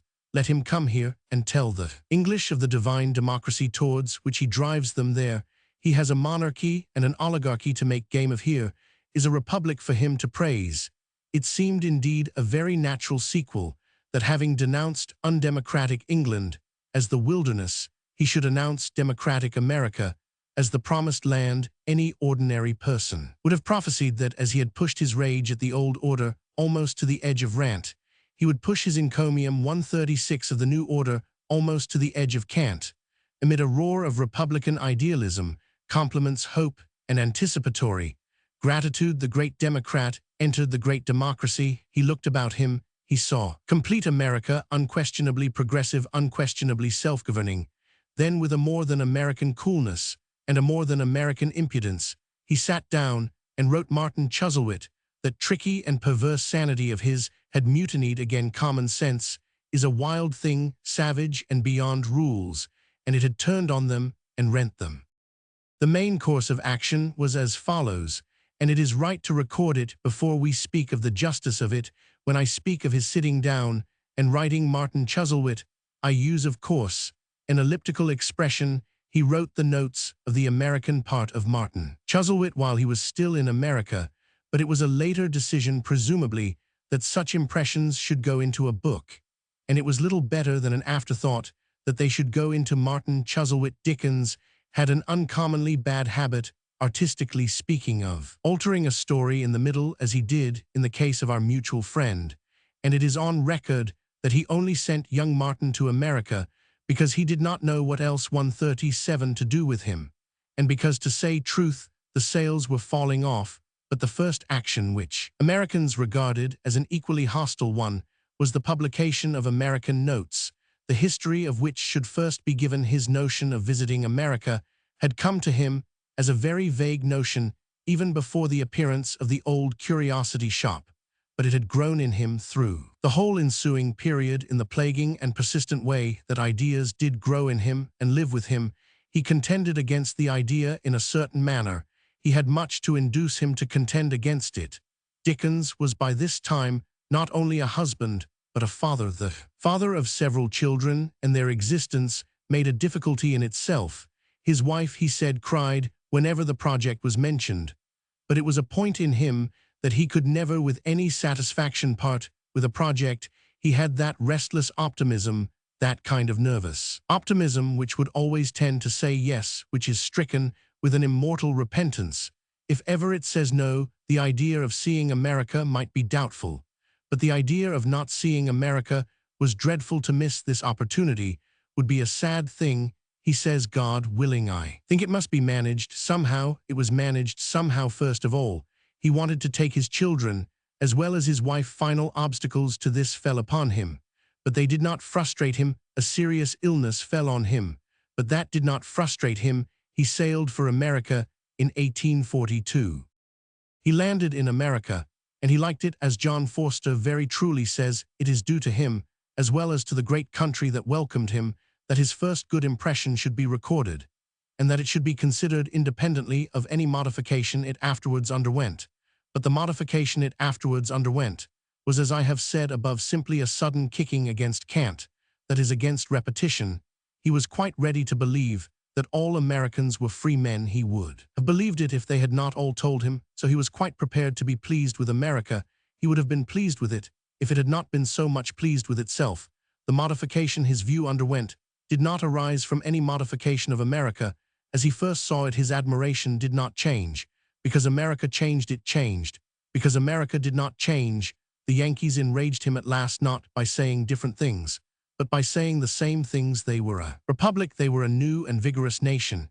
It seemed 139 natural that they should say so to a famous foreigner first stepping on to their shore, but it seemed maddening that they should say so to each other in every car and drinking saloon from morning till night. It was not that the Americans in any way ceased from praising him.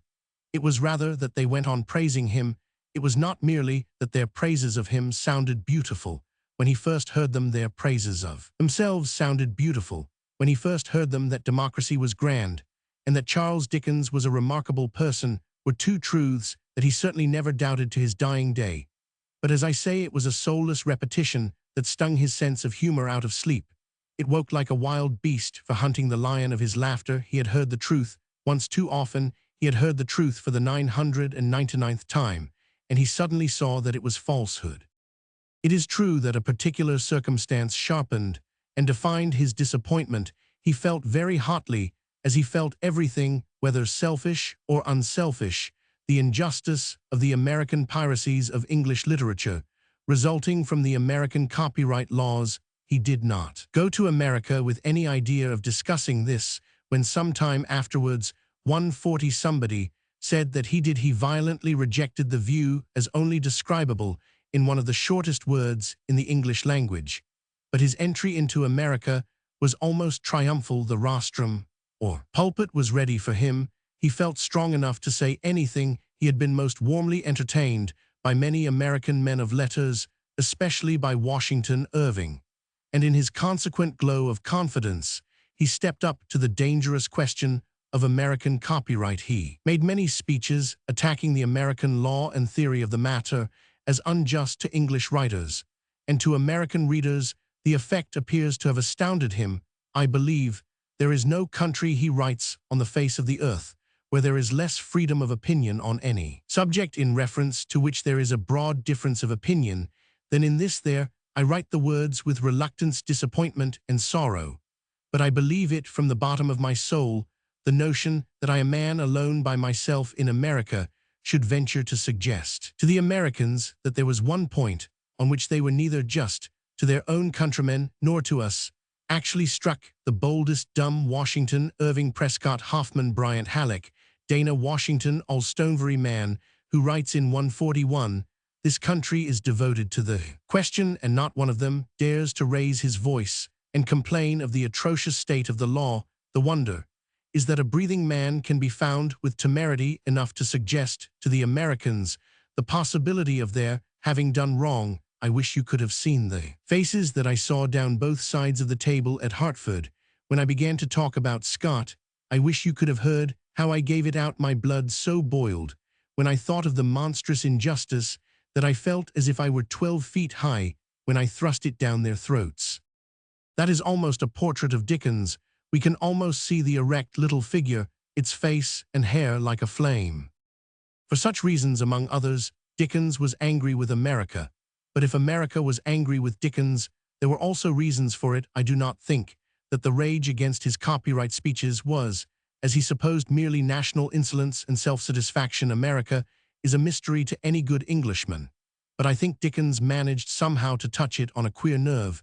There is one thing at any rate that must strike all Englishmen who have the good fortune to have American friends, that is that while there is no 142 materialism so crude or so material as American materialism, there is also no idealism so crude or so ideal as American idealism. America will always affect an Englishman as being soft in the wrong place and hard in the wrong place, coarse, exactly where all civilized men are delicate, exactly where all grown-up men are coarse. Some beautiful ideal runs through this people, but it runs aslant. The only existing picture in which the thing I mean has been embodied is in Stevenson's Wrecker.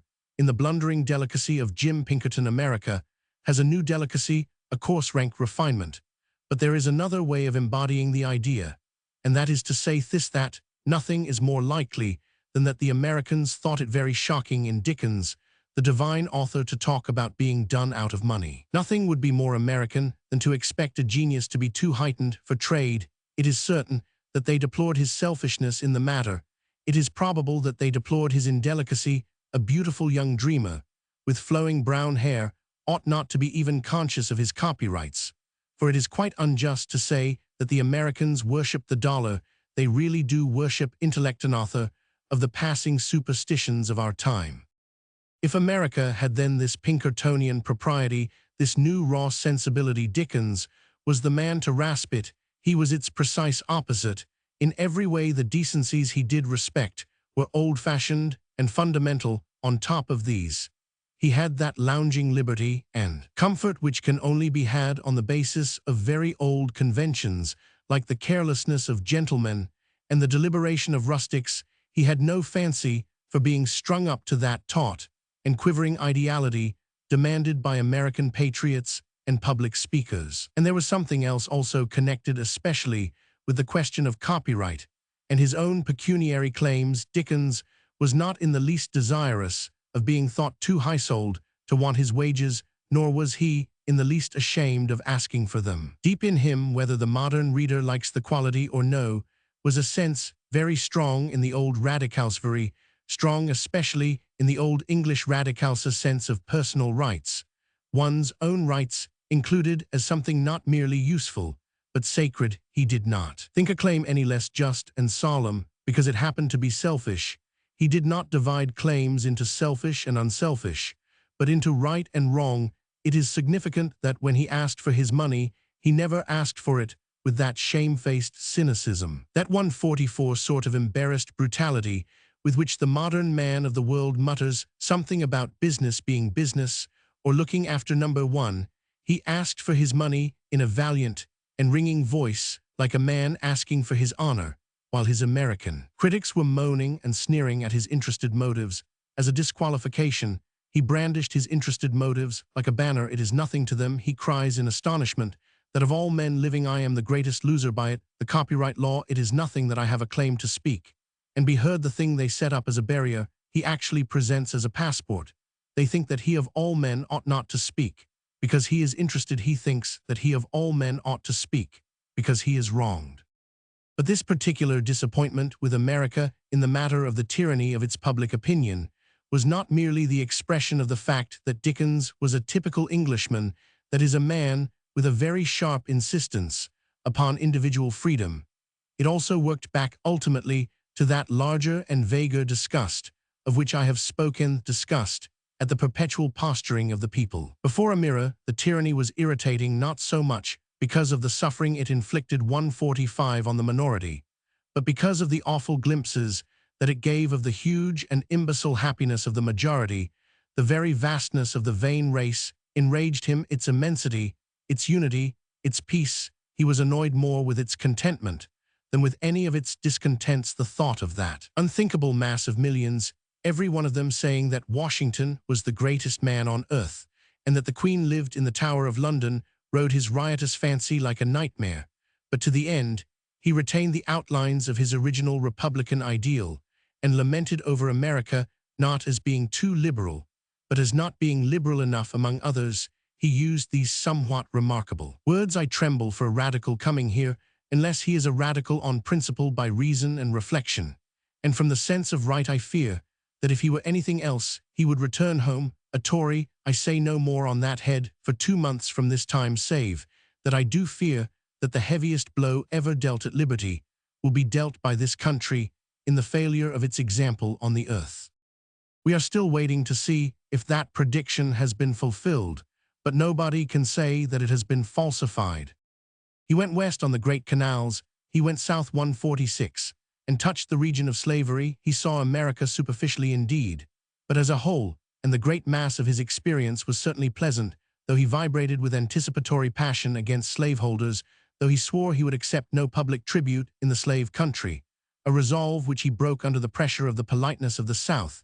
Yet his actual collisions with slavery and its upholders were few and brief. In these, he bore himself with his accustomed vivacity and fire, but it would be a great mistake to convey the impression that his mental reaction against America was chiefly or even largely due to his horror at the Negro problem. Over and above the cant of which we have spoken, the weary rush of words, the chief complaint he made was a complaint against bad manners, and on a large view his anti-Americanism would seem to be more founded on spitting than on slavery. However, it did happen that the primary morality of manowning came up for discussion. Dickens displayed an honorable impatience.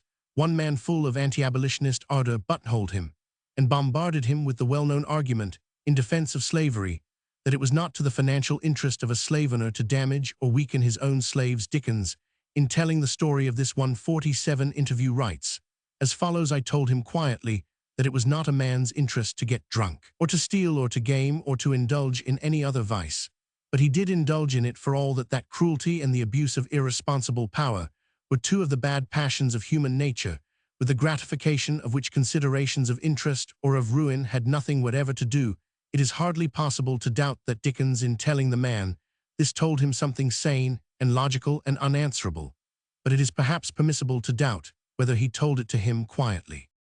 He returned home in the spring of 1842, and in the later part of the year his American notes appeared, and the cry against him that had begun over copyright swelled into a roar in his rear, yet, when we read the notes, we can find little offense in them, and to say truth less interest than usual, they are no true picture of America, or even of his vision of America, and this for two reasons. First, that he deliberately excluded from them all mention of that copyright question, which had really given him his glimpse of how tyrannical a democracy can be. Second, that here he chiefly criticizes America for faults, which are not after all especially American. For example, he is indignant with the inadequate character of the prisons 148, and compares them unfavorably with those England controlled by Lieutenant Tracy and by Chesterton at Coldbath Fields, two reformers of prison discipline for whom he had a high regard. But it was a mere accident that American jails were inferior to English. There was, and is nothing in the American spirit to prevent their effecting all the reforms of Tracy and Chesterton, nothing to prevent their doing anything that money and energy and organization can do. America might have, for all I know, does have a prison system cleaner and more humane and more efficient than any other in the world.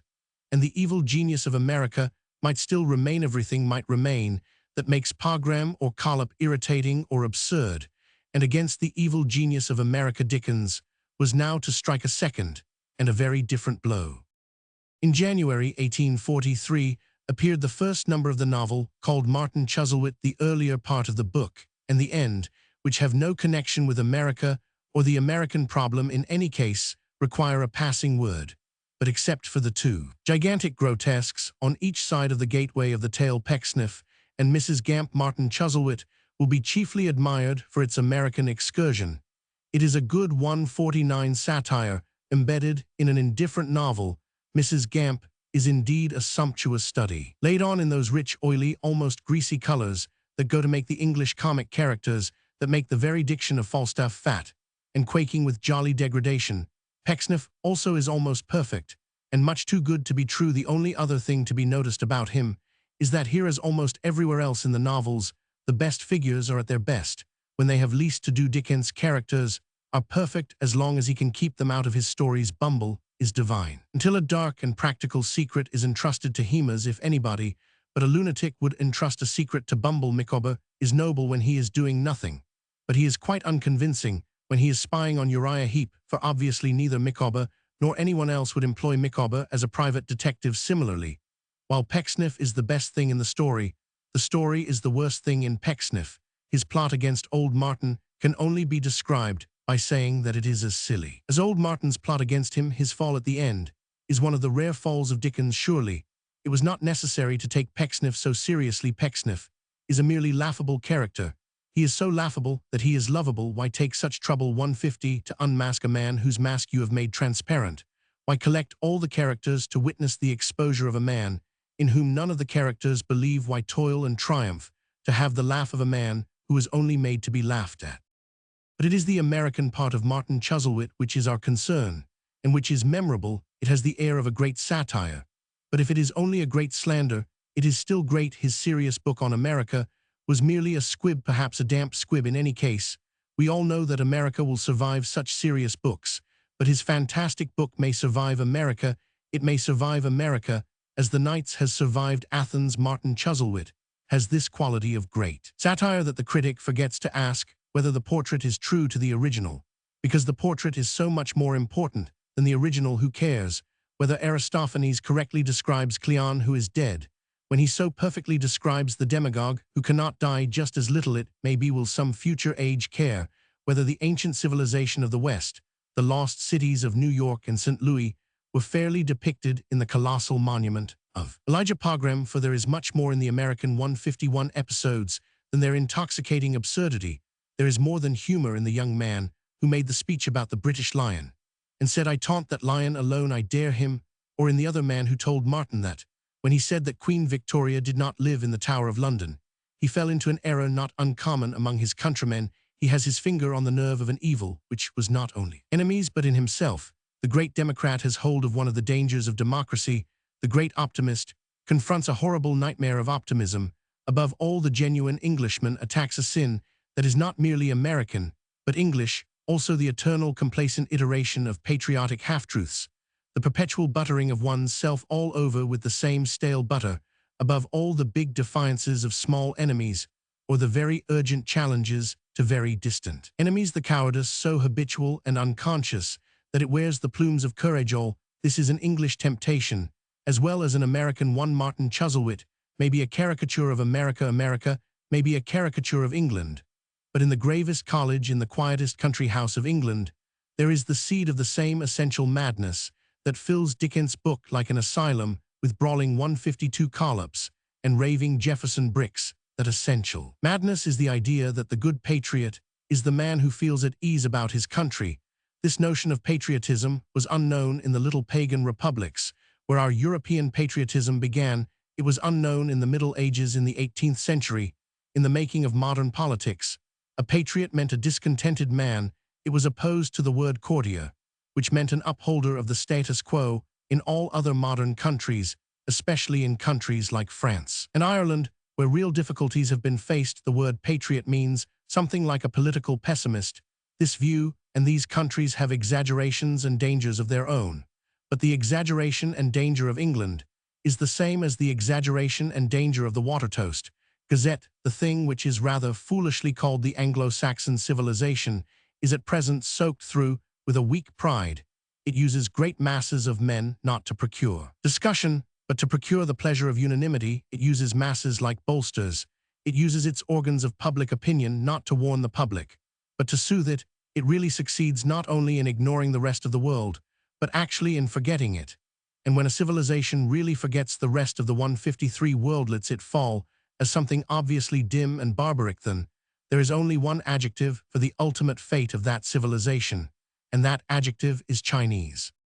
Martin Chuzzlewit's America is a madhouse, but it is a madhouse we are all on the road to, for completeness and even comfort are almost the definitions of insanity. The lunatic is the man who lives in a small world, but thinks it is a large one. He is the man who lives in a tenth of the truth and thinks it is the whole. The madman cannot conceive any cosmos outside a certain tale or conspiracy or vision. Hence, the more clearly we see the world divided into Saxons and non-Saxons, into our splendid selves, and the rest, the more certain we may be that we are slowly and quietly going mad. The more plain and satisfying our state appears, the more we may know that we are living in an unreal world, for the real world is not satisfying. The more clear become the colors and facts of Anglo-Saxon superiority, the more surely we may know we are in a dream, for the real world is not clear or plain. The real world is full of bracing bewilderments and brutal surprises. Comfort is the blessing and the curse of the English and of Americans of the program type. Also with them, it is a loud comfort, a wild comfort. 154, a screaming and capering comfort, but comfort at bottom still, for there is but an inch of difference between the cushioned chamber and the padded cell. Chapter 7. Dickens and Christmas. In the July of 1844, Dickens went on an Italian tour, which he afterwards summarized in the book called Pictures from Italy. They are, of course, very vivacious, but there is no great need to insist on them. Considered as Italian sketches, there is no need whatever to worry about them as a phase of the mind of Dickens. When he traveled out of England, he never traveled out of England. There is no trace in all these amusing pages that he really felt the great foreign things which lie in wait for us in the south of Europe: the Latin civilization, the Catholic Church, the art of the centre, the endless end of Rome. His travels are not travels in Italy, but travels in Dickensland. He sees amusing things, he describes them amusingly, but he would have seen things just as good in a street in Pimlico, and described them just as well. Few things were racier, even in his raciest novel, than his description of the marionette play of the death of Napoleon. Nothing could be more perfect than the figure of the doctor, which had 156 something wrong with its wires, and hence hovered about the couch and delivered medical opinions in the air. Nothing could be better as a catching of the spirit of all popular drama than the colossal depravity of the wooden image of Sir Hudson Lowe. But there is nothing Italian about it. Dickens would have made just as good fun, indeed, just the same fun of a Punch and Judy show performing in Long Acre or Lincoln's Inn Fields. Dickens uttered just and sincere satire on Plornish and Podsnap, but Dickens was as English as any Podsnap or any Plornish. He had a hearty humanitarianism and a hearty sense of justice, to all nations so far as he understood it, but that very kind of humanitarianism, that very kind of justice were English. He was the Englishman of the type that made free trade the most English of all things, since it was at once calculating and optimistic. He respected catacombs and gondolas, but that very respect was English. He wondered at brigands and volcanoes, but that very wonder was English. The very conception that Italy consists of these things was an English conception. The root things he never understood. The Roman legend, the ancient life of the Mediterranean, the world-old civilization of the vine and olive, the 157 mystery of the immutable church. He never understood these things, and I am glad he never understood them. He could only have understood them by ceasing to be the inspired Cockney, that he was the rousing English radical of the great radical age in England. That spirit of his was one of the things that we have had which were truly national. All other forces we have borrowed, especially those which flatter us most. Imperialism is foreign, socialism is foreign, militarism is foreign, education is foreign, strictly even liberalism is foreign, but radicalism was our own, as English as the hedgerows. Dickens abroad, then, was for all serious purposes simply the Englishman abroad. The Englishman abroad is for all serious purposes simply the Englishman at home. Of this generalization, one modification must be made. Dickens did feel a direct pleasure in the bright and busy exterior of the French life, the clean caps, the colored uniforms, the skies like blue enamel, the little green trees, the little white houses, the scene picked out in primary colors like a child's picture book. This he felt, and this he put by a stroke of genius into the mouth of Mrs. Lirriper, a London landlady on a holiday. For Dickens always knew that it is the simple and not the subtle who feel 158 differences, and he saw all his colors through the clear eyes of the poor, and in thus taking to his heart the streets, as it were, rather than the spires of the continent, he showed, beyond question, that combination of which we have spoken of, common sense with uncommon sensibility.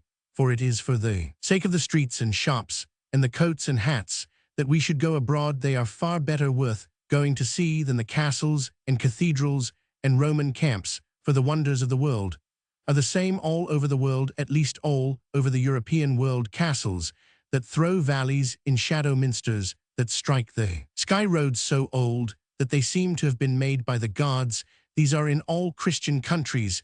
The marvels of man are at all our doors. A laborer hoeing turnips in Sussex has no need to be ignorant that the bones of Europe are the Roman roads. A clerk living in Lambeth has no need not to know that there was a Christian art exuberant in the 13th century, for only across the river he can see the live stones of the Middle Ages surging together towards the stars. But exactly the things that do strike the traveler as extraordinary are the ordinary things: the food, the clothes, the vehicles. The strange things are cosmopolitan, the common things are national and peculiar. Cologne, 159 spire, is lifted on the same arches as Canterbury, but the thing you cannot see out of Germany is a German Biergarten. There is no need for a Frenchman to go to look at Westminster Abbey as a piece of English architecture. It is not in the special sense a piece of English architecture, but a hansom cab is a piece of English architecture, a thing produced by the peculiar poetry of our cities, a symbol of a certain reckless comfort, which is really English, a thing to draw a pilgrimage of the nations. The imaginative Englishman will be found all day in a café, the imaginative Frenchman in a hansom cab. This sort of pleasure Dickens took in the Latin life, but no deeper kind, and the strongest of all possible indications of his fundamental detachment from it can be found in one fact. A great part of the time that he was in Italy, he was engaged in writing the chimes and such Christmas tales, tales of Christmas in the English towns, tales full of fog and snow and hail and happiness. Dickens could find in any street divergences between man and man deeper than the divisions of nations. His fault was to exaggerate differences. He could find types almost as distinct as separate tribes of animals in his own brain and his own city, those two homes of a magnificent chaos. The 160 only two Southerners introduced prominently into his novels. The two in Little Dorrit are popular English foreigners. I had almost said stage foreigners. Villainy is in English eyes a Southern trait. Therefore one of the foreigners is villainous. Vivacity is in English eyes another Southern trait. Therefore the other foreigner is vivacious. But we can see from the outlines of both that Dickens did not have to go to Italy to get them, while poor panting millionaires, poor tired earls, and poor godforsaken American men of culture are plotting about Italy for literary inspiration. Charles Dickens made up the whole of that Italian romance, as I strongly suspect from the faces of 2 London organ grinders. In the sunlight of the southern world, he was still dreaming of the firelight of the north among the palaces and the white campanile. He shut his eyes to see Marylebone, and dreamed a lovely dream of chimney-pots. He was not happy, he said, without streets. The very foulness and smoke of London were lovable in his eyes, and fill his Christmas tales with a vivid vapor in the clear skies of the south. He saw afar off the fog of London like a sunset cloud, and longed to be in the core of it. This Christmas tone of Dickens in connection 161 with his travels is a matter that can only be expressed by a parallel with one of his other works. Much the same that has here been said of his pictures from Italy may be said about his child's history of England, with the difference that while the pictures from Italy do, in a sense, add to his fame, the history of England in almost every sense detracts from it, but the nature of the limitation is the same. What Dickens was traveling in distant lands, that he was traveling in distant ages, a sturdy, sentimental English radical with a large heart and a narrow mind. He could not help falling into that besetting sin or weakness of the modern progressive, the habit of regarding the contemporary questions as the eternal questions, and the latest word as the last. He could not get out of his head the instinctive conception that the real problem before St. Dunstan was whether he should support Lord John Russell or Sir Robert Peel. He could not help seeing the remotest peaks lit up by the raging bonfire of his own passionate political crisis. He lived for the instant and its urgency. That is, he did what St. Dunstan Roman 999. He lived in an eternal present like all simple men. It is indeed a child's history of England, but the child is the writer and not the reader. But Dickens, in his cheapest Cockney utilitarianism, was not only English, but unconsciously historic. Upon him descended the real tradition of Merry England, and not upon the pallid medievalists who thought they were reviving it. The pre-Raphaelites, the Gothicists, the admirers of the Middle Ages, had in their subtlety and sadness the spirit of the present-day. Dickens had in his buffoonery and bravery the spirit of the Middle Ages. He was much more medieval in his attacks on medievalism than they were in their defenses of it. It was he who had the things of Chaucer, the love of large jokes and long stories, and brown ale, and all the white roads of England like Chaucer. He loved story within story, every man telling a tale like Chaucer. He saw something openly comic in men's motley trades. Sam Weller would have been a great gain to the Canterbury pilgrimage, and told an admirable story. Rossetti's Damozel would have been a great bore, regarded as too fast by the prioress and too priggish by the wife of Bath. It is said that in the somewhat sickly Victorian revival of feudalism, which was called Young England, a nobleman hired a hermit to live in his grounds. It is also said that the hermit struck for more beer. Whether this anecdote be true or not, it is always 163 told as showing a collapse from the ideal of the Middle Ages to the level of the present day. But in the mere act of striking for beer, the holy man was very much more medieval than the fool who employed him. It would be hard to find a better example of this than Dickens' great defense of Christmas. In fighting for Christmas, he was fighting for the old European festival, pagan and Christian, for that trinity of eating, drinking, and praying which to moderns appears irreverent, for the holy day, which is really a holiday. He had himself the most babyish ideas about the past. He supposed the Middle Ages to have consisted of tournaments and torture chambers. He supposed himself to be a brisk man of the manufacturing age, almost a utilitarian. But for all that, he defended the medieval feast, which was going out against the utilitarianism, which was coming in. He could only see all that was bad in medievalism, but he fought for all that was good in it, and he was all the more really in sympathy with the old strength and simplicity because he only knew that it was good, and did not know that it was old. He cared as little for medievalism as the medievals Roman 999. He cared as much as they did for lustiness and virile laughter, and sad tales of good lovers, and pleasant tales of 164 good livers. He would have been very much bored by Ruskin and Walter Pater if they had explained to him the strange sunset tints of Lippi and Botticelli. He had no pleasure looking on the dying Middle Ages, but he looked on the living Middle Ages, on a piece of the old uproarious superstitions still unbroken, and he hailed it like a new religion, the Dickens character, 8, putting to an extent at which the modern medievalists turned pale.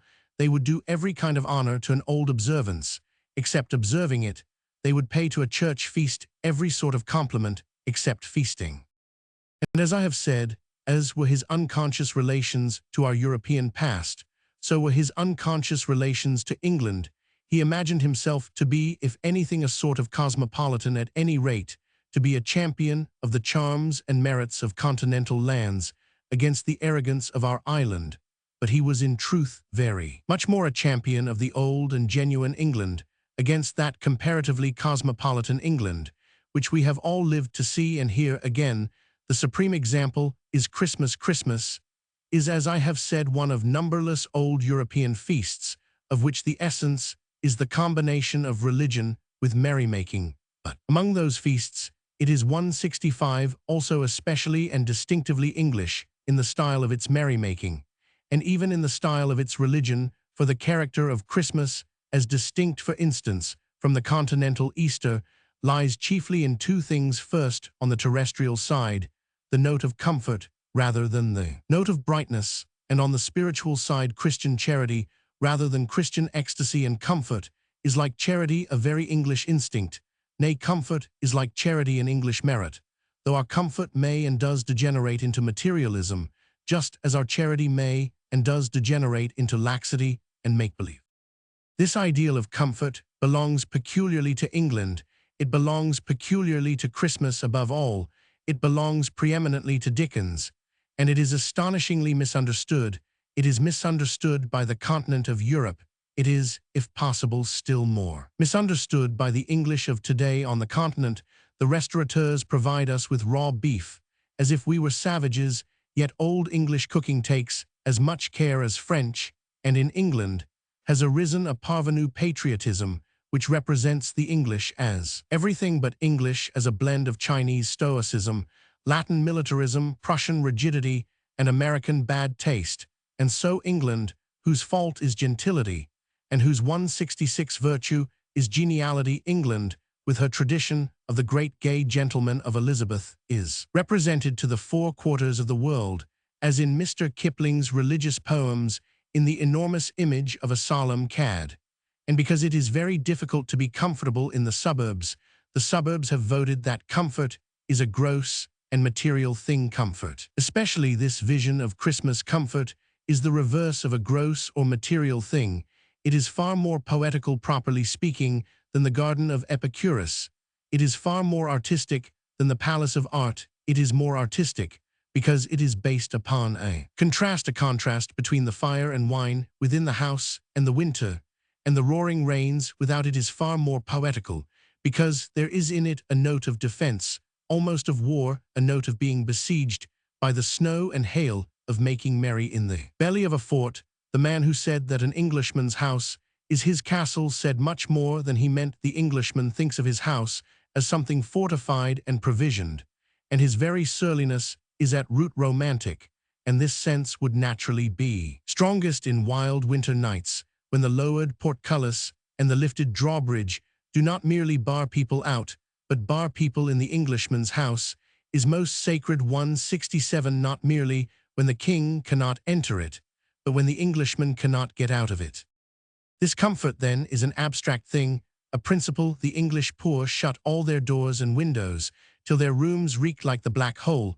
They are suffering for an idea. Mere animal hedonism would not dream, as we English do, of winter feasts and little rooms, but of eating fruit in large and idle gardens. Mere sensuality would desire to please all its senses, but to our good dreams this dark and dangerous background is essential. The highest pleasure we can imagine is a defiant pleasure, a happiness that stands at bay. The word comfort is not indeed the right word. It conveys too much of the slander of mere sense.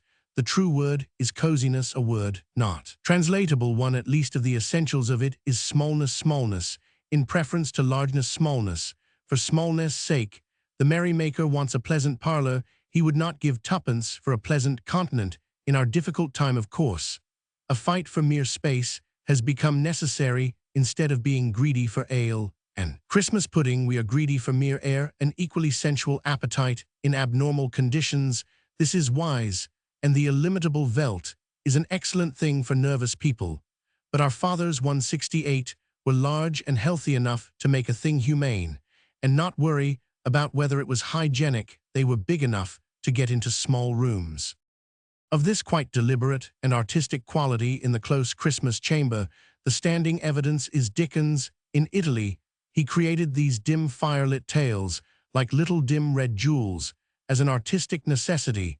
In the center of an endless summer, amid the white cities of Tuscany, he hungered for something romantic and wrote about a rainy Christmas. Amid the pictures of the Uffizi, he starved for something beautiful, and fed his memory on London fog. His feeling for the fog was especially poignant and typical in the first of his Christmas tales, the popular Christmas carol. He suggested the very soul of it. In one simile, when he spoke of the dense air, suggesting that nature was brewing on a large scale, this sense of the thick atmosphere as something to eat or drink, something not only solid, but satisfactory, may seem almost insane. But it is no exaggeration of Dickens' emotion.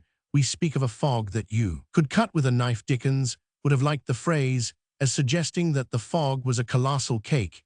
He liked even more his own phrase of the Titanic brewery, and no dream would have 169 given him a wilder pleasure than to grope his way to some such tremendous vats and drink the ale of the giants. There is a current prejudice against fogs, and Dickens, perhaps, is their only poet considered hygienically. No doubt, this may be more or less excusable, but considered poetically, fog is not undeserving. It has a real significance. We have in our great cities abolished the clean and sane darkness of the country. We have outlawed night and sent her wandering in wild meadows. We have lit eternal watchfires against her return. We have made a new cosmos, and as a consequence our own sun and stars. And as a consequence also, and most justly, we have made our own darkness. Just as every lamp is a warm human moon, so every fog is a rich human nightfall. If it were not for this mystic accident, we should never see darkness, and he who has never seen darkness has never seen the sun. Fog for us is the chief form of that outward pressure which compresses mere luxury into real comfort. It makes the world small in the same spirit as in that common and happy cry that the world is small, meaning that it is full of friends. The first man that emerges out of the mist with a light is for us Prometheus, Savior bringing fire to men. He is that greatest and best 170 of all men, greater than the heroes, better than the saints. Man Friday, every rumble of a cart, every cry in the distance, marks the heart of humanity beating undaunted in the darkness. It is wholly human man toiling in his own cloud. If real darkness is like the embrace of God, this is the dark embrace of man. In such a sacred cloud, the tale called the Christmas Carol begins, the first and most typical of all his Christmas tales. It is not irrelevant to dilate upon the geniality of this darkness, because it is characteristic of Dickens that his atmospheres are more important than his stories. The Christmas atmosphere is more important than Scrooge or the ghosts, either in a sense. The background is more important than the figures. The same thing may be noticed in his dealings with that other atmosphere besides that of good humor, which he excelled in creating an atmosphere of mystery and wrong, such as that which gathers round Mrs. Clennam, rigid in her chair, or old Miss Havisham, ironically robed as a bride. Here again the atmosphere altogether eclipses the story, which often seems disappointing in comparison. The secrecy is sensational, the secret is tame. The surface of the thing seems more awful than the core of it. It seems almost as if 171, these grisly figures, Mrs. Chadband and Mrs. Clennam, Miss Havisham and Miss Flight Nemo and Sally Brass, were keeping something back from the author, as well as from the reader. When the book closes, we do not know their real secret. They soothe the optimistic Dickens with something less terrible than the truth. The dark house of Arthur Clennam's childhood really depresses us. It is a true glimpse into that quiet street in hell, where live the children of that unique dispensation, which theologians call Calvinism and Christians devil worship. But some stranger crime had really been done there, some more monstrous blasphemy or human sacrifice than the suppression of some silly document advantageous to the silly Dorrits. Something worse than a common tale of jilting lay behind the masquerade and madness of the awful Miss Havisham. Something worse was whispered by the misshapen Quilp to the sinister Sally in that wild, wet summer house, by the river something worse than the clumsy plot against the clumsy kit. These dark pictures seem almost as if they were literally visions, things, that is, that Dickens saw but did not understand. And as with his backgrounds of gloom, so with his backgrounds of goodwill in such tales as The Christmas Carol, the tone of the tale is 172, kept throughout in a happy monotony, though the tale is everywhere irregular, and in some places weak. It has the same kind of artistic unity that belongs to a dream. A dream may begin with the end of the world and end with a tea party, but either the end of the world will seem as trivial as a tea party, or that tea party will be as terrible as the day of doom. The incidents change wildly, the story scarcely changes at all. The Christmas Carol is a kind of philanthropic dream, an enjoyable nightmare in which the scenes shift bewilderingly and seem as miscellaneous as the pictures in a scrapbook, but in which there is one constant state of the soul, a state of rowdy benediction, and a hunger for human faces. The beginning is about a winter day and a miser yet. The beginning is in no way bleak. The author starts with a kind of happy howl. He bangs on our door like a drunken carol singer. His style is festive and popular. He compares the snow and hail to philanthropists who come down handsomely. He compares the fog to unlimited beer. Scrooge is not really inhuman at the beginning any more than he is at the end. There is a heartiness in his inhospitable sentiments that is akin to humor, and therefore to humanity. He is only a crusty old bachelor, and had, I strongly suspect, given away turkeys secretly all 173. His life, the beauty, and the real blessing of the story do not lie in the mechanical plot of it. The repentance of Scrooge, probable or improbable, they lie in the great furnace of real happiness that glows through Scrooge and everything round him. That great furnace, the heart of Dickens. Whether the Christmas visions would or would not convert Scrooge, they convert us. Whether or no the visions were evoked by real spirits of the past, present, and future, they were evoked by that truly exalted order of angels who are correctly called high spirits. They are impelled and sustained by a quality which our contemporary artists ignore or almost deny, but which in a life decently lived is as normal and attainable as sleep, positive, passionate, conscious joy. The story sings from end to end like a happy man going home, and like a happy and good man, when it cannot sing, it yells. It is lyric and exclamatory from the first exclamatory words of it. It is strictly a Christmas carol. Dickens, as has been said, went to Italy with this kindly cloud still about him, still meditating on Yule mysteries among the olives and the orange trees. He wrote his second great Christmas tale, The Chimes, at Genoa in 1844. A Christmas tale, only differing from the Christmas Carol in being fuller of the grey rains of 174 winter, and the north. The Chimes is, like the carol, an appeal for charity and mirth, but it is a stern and fighting appeal. If the other is a Christmas carol, this is a Christmas war song. In it, Dickens hurled himself with even more than his usual militant joy and scorn into an attack upon a cant, which he said made his blood boil. This cant was nothing more nor less than the whole tone taken by 3/4 of the political and economic world towards the poor. It was a vague and vulgar Benthamism, with a rollicking Tory touch in it. It explained to the poor their duties with a cold and coarse philanthropy, unendurable by any free man. It had also at its command a kind of brutal banter, a loud good humor, which Dickens sketches savagely in Alderman Cute. He fell furiously on all their ideas, the cheap advice to live cheaply, the base advice to live basely, above all the preposterous primary assumption that the rich are to advise the poor, and not the poor the rich. There were, and are, hundreds of these benevolent bullies. Some say that the poor should give up having children, which means that they should give up their great virtue of sexual sanity. Some say that they should give up treating each other, which means that they should give up all that remains to them of the 175 virtue of hospitality. Against all of this, Dickens thundered very thoroughly in The Chimes. It may be remarked in passing that this affords another instance of a confusion already referred to, the confusion whereby Dickens supposed himself to be exalting the present over the past, whereas he was really dealing deadly blows at things strictly peculiar to the present. Embedded in this very book is a somewhat useless interview between Trotty Veck and the church bells, in which the latter lectures the former for having supposed, why I don't know, that they were expressing regret for the disappearance of the Middle Ages.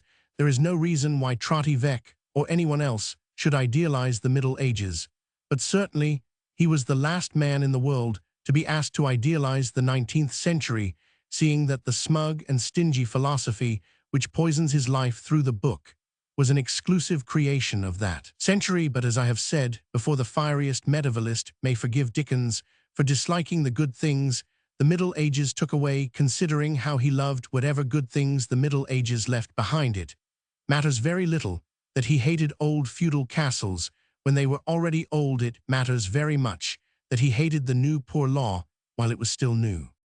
The moral of this matter in the Chimes is essential. Dickens had sympathy with the poor in the Greek and literal sense.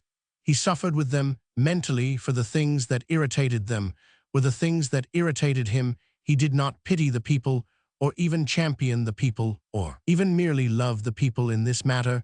He was the people. He alone in our literature is the voice not merely of the social substratum, but even of the subconsciousness of the substratum. He utters the secret anger of the humble. He says what the uneducated only think or even only feel about the educated, and in nothing is he so genuinely such a voice as in this fact of his fiercest mood being reserved for methods that are counted scientific and progressive. Pure and exalted atheists talk themselves into believing that the working classes are turning with indignant scorn from the churches. The working classes are not indignant against the churches in the least. The things the working classes really are indignant against are the hospitals. The people has no definite disbelief in the temples of theology. The people has a very fiery and practical disbelief in the temples of physical science.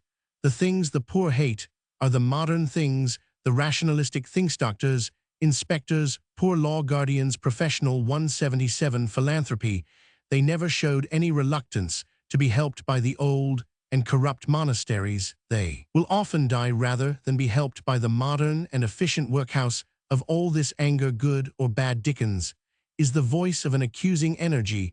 When in the Christmas Carol Scrooge refers to the surplus population, the spirit tells him very justly not to speak till he knows what the surplus is and where it is. The implication is severe but sound when a group of superciliously benevolent economists look down into the abyss for the surplus population. Assuredly, there is only one answer that should be given to them, and that is to say, if there is a surplus, you are a surplus, and if anyone were ever cut off, they would be if the barricades went up in our streets and the poor became masters. I think the priests would escape. I fear the gentlemen would, but I believe the gutters would be simply running with the blood of philanthropists. Lastly, he was at one with the poor in this chief matter of Christmas. In the matter that is of special festivity, there is nothing on which the poor are more criticized than on the point of spending large sums on small feasts, and though there are material difficulties, there is nothing in which they are more right. It is said that a Boston 178 paradoxmonger said, "Give us the luxuries of life, and we will dispense with the necessities," but it is the whole human race that says it, from the first savage wearing feathers instead of clothes to the last costermonger having a treat instead of 3 meals. The third of his Christmas stories, The Cricket on the Hearth, calls for no extensive comment, though it is very characteristic. It has all the qualities which we have called dominant qualities in his Christmas sentiment. It has coziness, that is, the comfort that depends upon a discomfort surrounding it. It has a sympathy with the poor, and especially with the extravagance of the poor, with what may be called the temporary wealth of the poor. It has the sentiment of the hearth, that is, the sentiment of the open fire, being the red heart of the room. That open fire is the veritable flame of England, still kept burning in the midst of a mean civilization of stoves.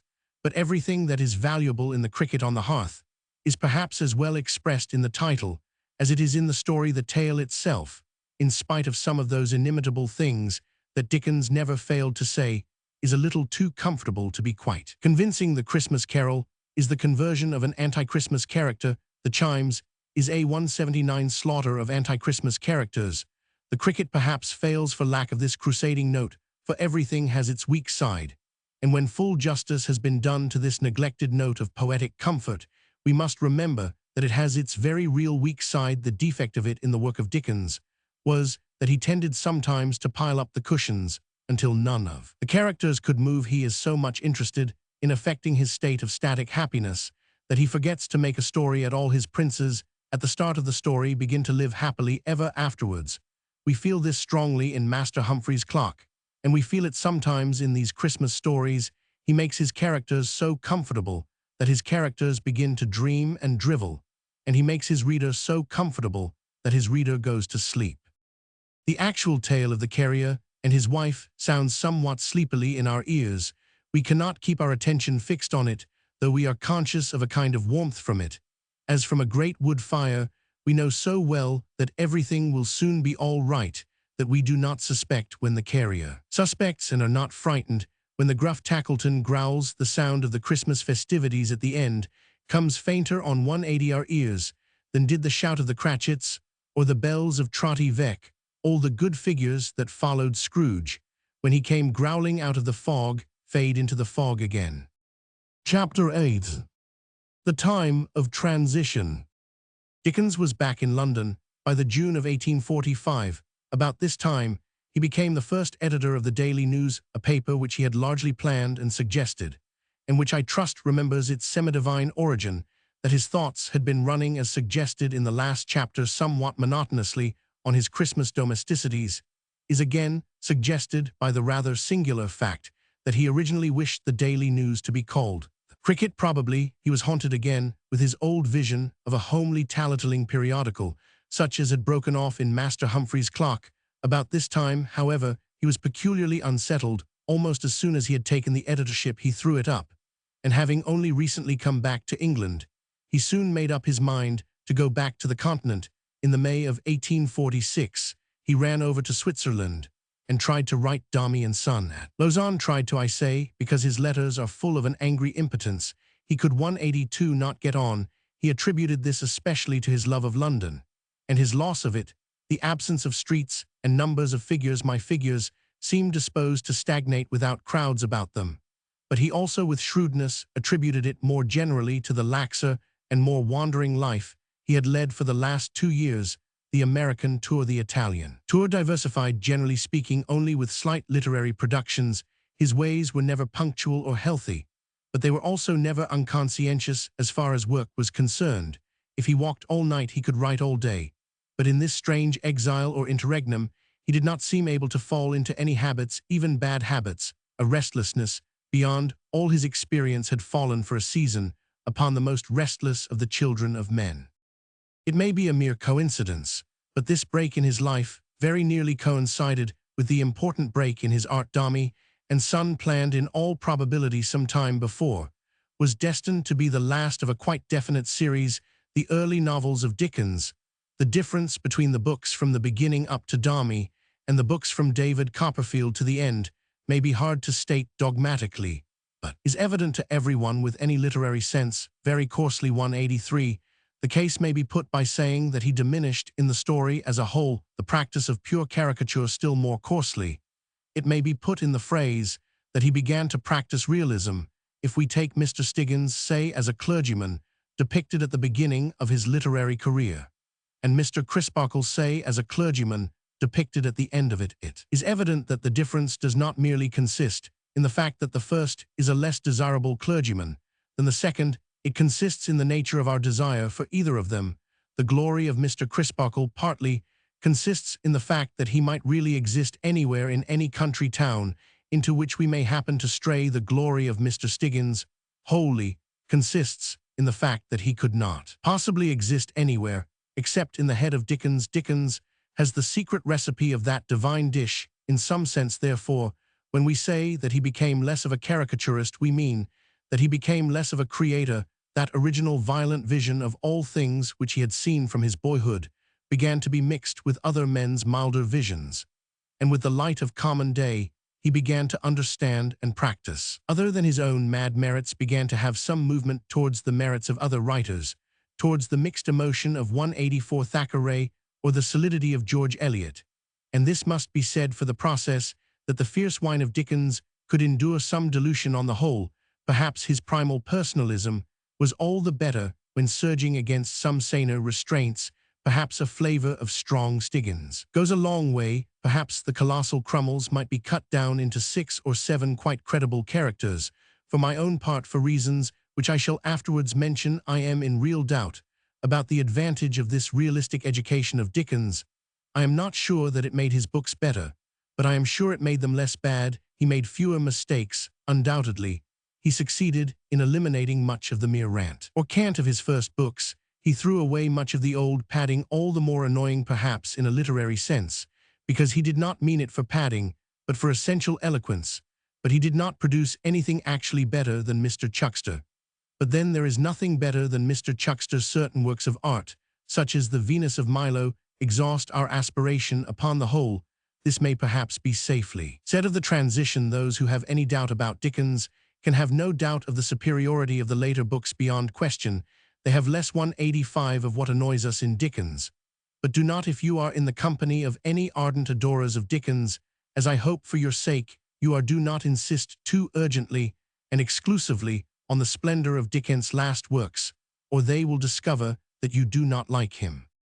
Dombey and Son is the last novel in the first manner. David Copperfield is the first novel in the last. The increase in care and realism in the second of the two is almost startling, yet even in Dombey and Son we can see the coming of a change, however faint, if we compare it with his first. Fantasies such as Nicholas Nickleby or The Old Curiosity Shop, the central story is still melodrama, but it is much more tactful and effective melodrama. Melodrama is a form of art legitimate, like any other, as noble as farce, almost as noble as pantomime. The essence of melodrama is that it appeals to the moral sense in a highly simplified state, just as farce appeals to the sense of humor in a highly simplified state. Farce creates people who are so intellectually simple as to hide in packing cases or pretend to be their own ants. Melodrama creates people so morally simple as to kill their enemies in Oxford Street and repent on seeing their mother's photograph.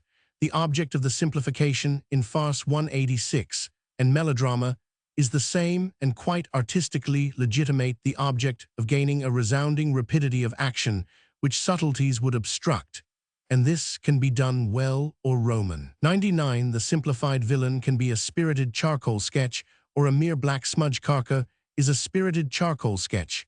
Ralph Nickleby is a mere black smudge. The tragedy of Edith Dombey teems with unlikelihood, but it teems with life. That Dombey should give his own wife censure through his own business manager is impossible, I will not say in a gentleman, but in a person of ordinary sane self-conceit. But once having got the inconceivable trio before the footlights, Dickens gives us good ringing dialogue, very different from the mere rants, in which Ralph Nickleby figures in the unimaginable character of a rhetorical moneylender. And there is another point of technical improvement in this book over such books as Nicholas Nickleby. It has not only a basic idea, but a good basic idea. There is a real artistic opportunity in the conception of a solemn and selfish man of affairs, feeling for his male heir, his first and last emotion mingled of a thin flame of tenderness and a strong flame of pride. But with all these possibilities, the serious episode of the Dombeys serves ultimately only to show how unfitted 187 Dickens was for such things, how fitted he was for something opposite.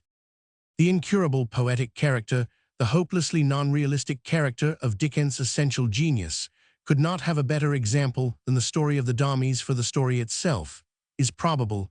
It is the treatment that makes it unreal in attempting to paint the dark pagan devotion of the father as distinct from the ecstatic and Christian devotion of the mother. Dickens was painting something that was really there.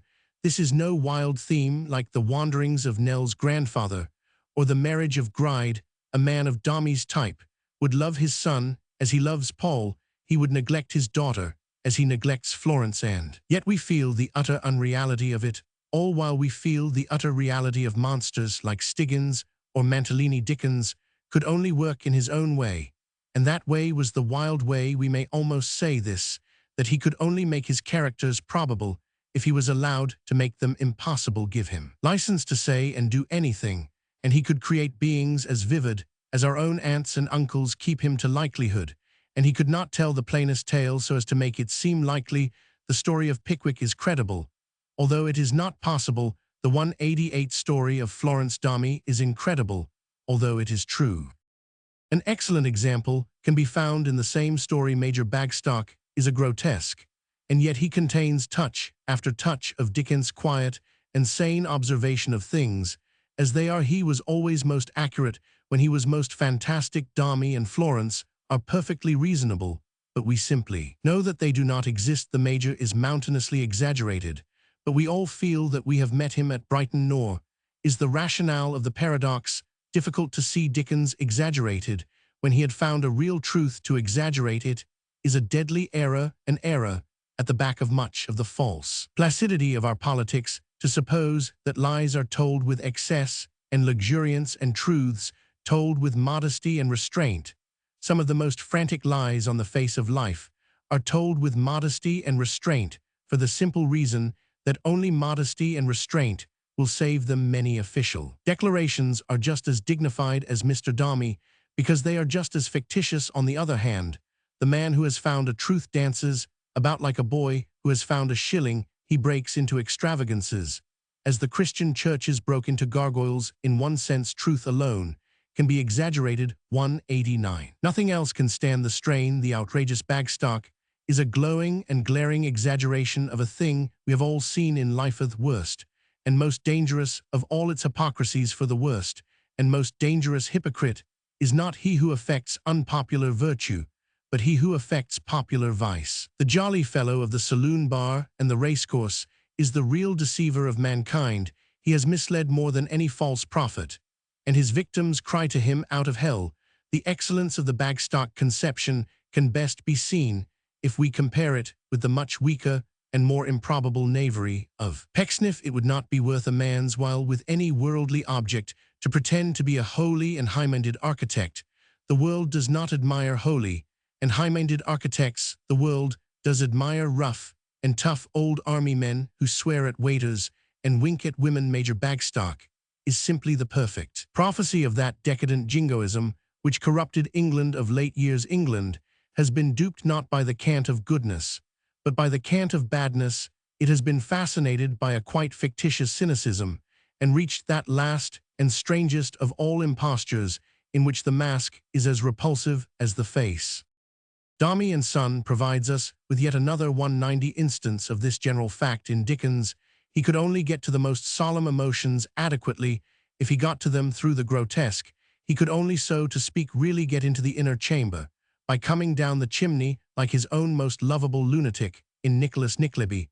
A good example is such a character as Toots. Toots is what none of Dickens' dignified characters are in the most serious sense. A true lover, he is the twin of Romeo. He has passion, humility, self-knowledge, a mind lifted into all magnanimous thoughts, everything that goes with the best kind of romantic love. His excellence in the art of love can only be expressed by the somewhat violent expression that he is as good a lover as Walter Gay is a bad one. Florence surely deserved her father's scorn if she could prefer Gay to Toots.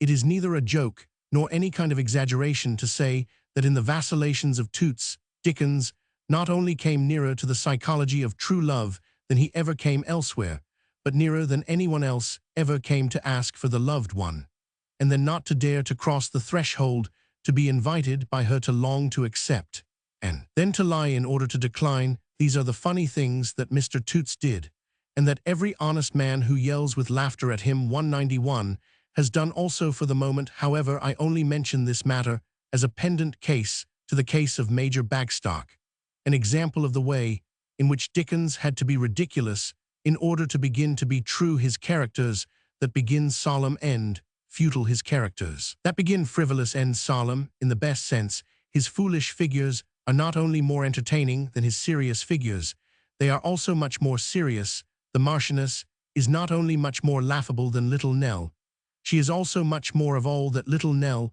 was meant to be. Much more really devoted, pathetic, and brave. Dick Swiveller is not only a much funnier fellow than Kit, he is also a much more genuine fellow, being free from that slight stain of meekness or the snobbishness of the respectable poor, which the wise and perfect Chuckster wisely and perfectly perceived in Kit. Susan Nipper is not only more of a comic character than Florence, she is more of a heroine than Florence any day of the week. In Our Mutual Friend, we do not, for some reason or other, feel really very much excited about the fall or rescue of Lizzie Hexam. She seems too romantic to be really pathetic, but we do feel excited about the rescue of Miss Lamel, because she is like Toots a holy fool, because her pink nose and pink elbows 192, and candid outcry and open indecent affections do convey to us a sense of innocence helpless among human dragons of Andromeda tide, naked to a rock. Dickens had to make a character humorous before he could make it human. It was the only way he knew, and he ought to have always adhered to it, whether he knew it or not. The only two really touching figures in Martin Chuzzlewit are the Mrs. Pecksniff of the things he tried to treat unsmilingly and grandly. We can all make game to our heart's content, but when once he has laughed at a thing, it is sacred forever. Domy, however, means first and foremost the finale of the early Dickens. It is difficult to say exactly in what it is that we perceive that the old crudity ends there, and does not reappear in David Copperfield or in any of the novels after it. But so certainly it is in detached scenes and characters.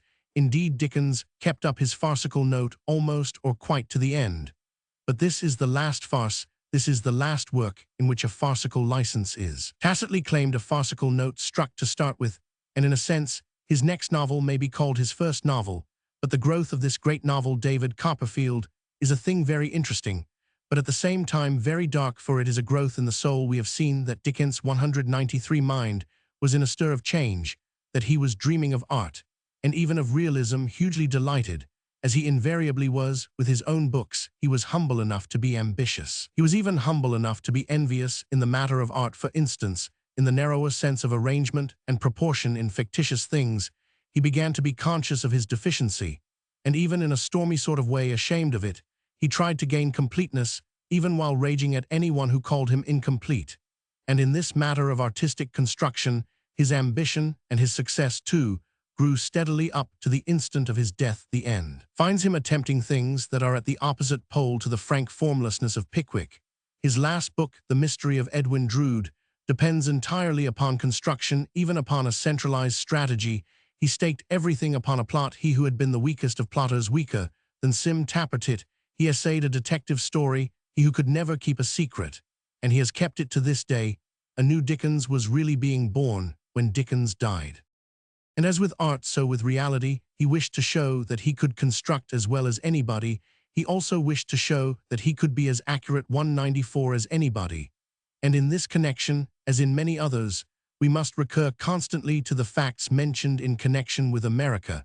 And with his monomatters, we must recur, to the central fact that his desires were extravagant in quantity, but not in quality, that his wishes were excessive but not eccentric. It must never be forgotten that sanity was his ideal even when he seemed almost insane.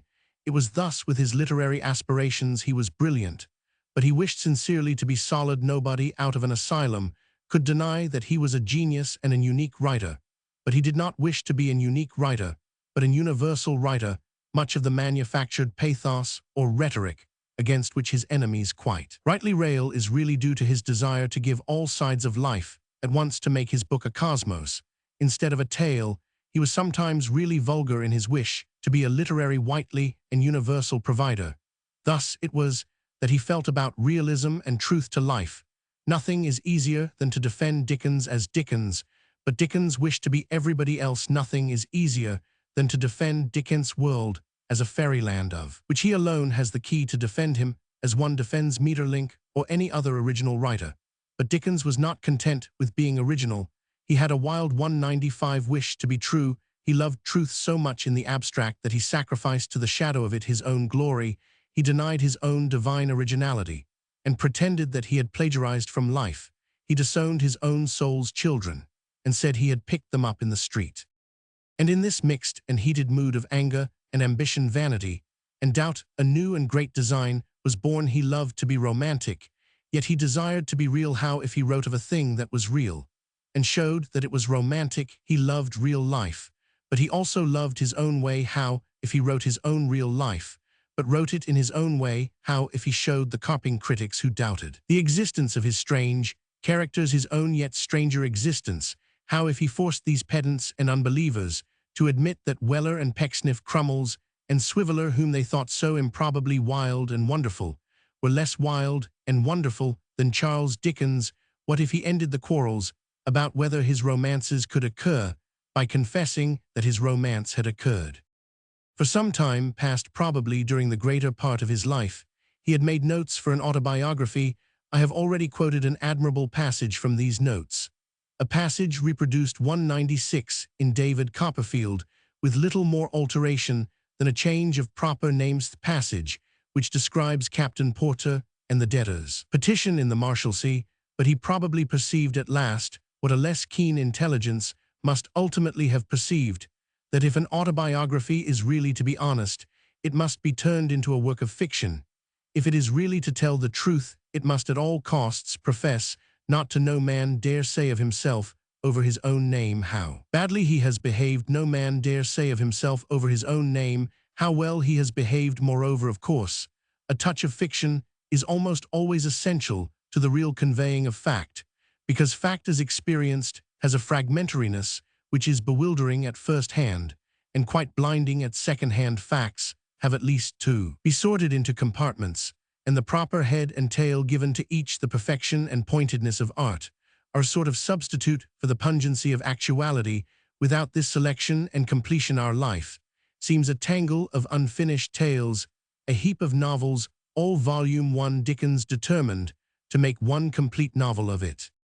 For though there are many other aspects of David Copperfield, this autobiographical aspect is after all the greatest. The point of the 197 book is that unlike all the other books of Dickens, it is concerned with quite common actualities, but it is concerned with them warmly, and with the warlike sympathies. It is not only both realistic and romantic, it is realistic.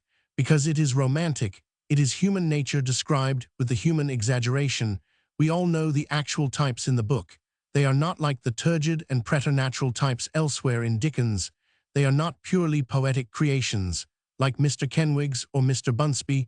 We all know that they exist. We all know the stiff-necked and humorous old-fashioned nurse, so conventional, and yet so original, so dependent, and yet so independent. We all know the intrusive stepfather, the abstract, strange male course, handsome, sulky, successful, a breaker-up of homes. We all know the erect and sardonic spinster, the spinster who is so mad in small things and so sane in great ones.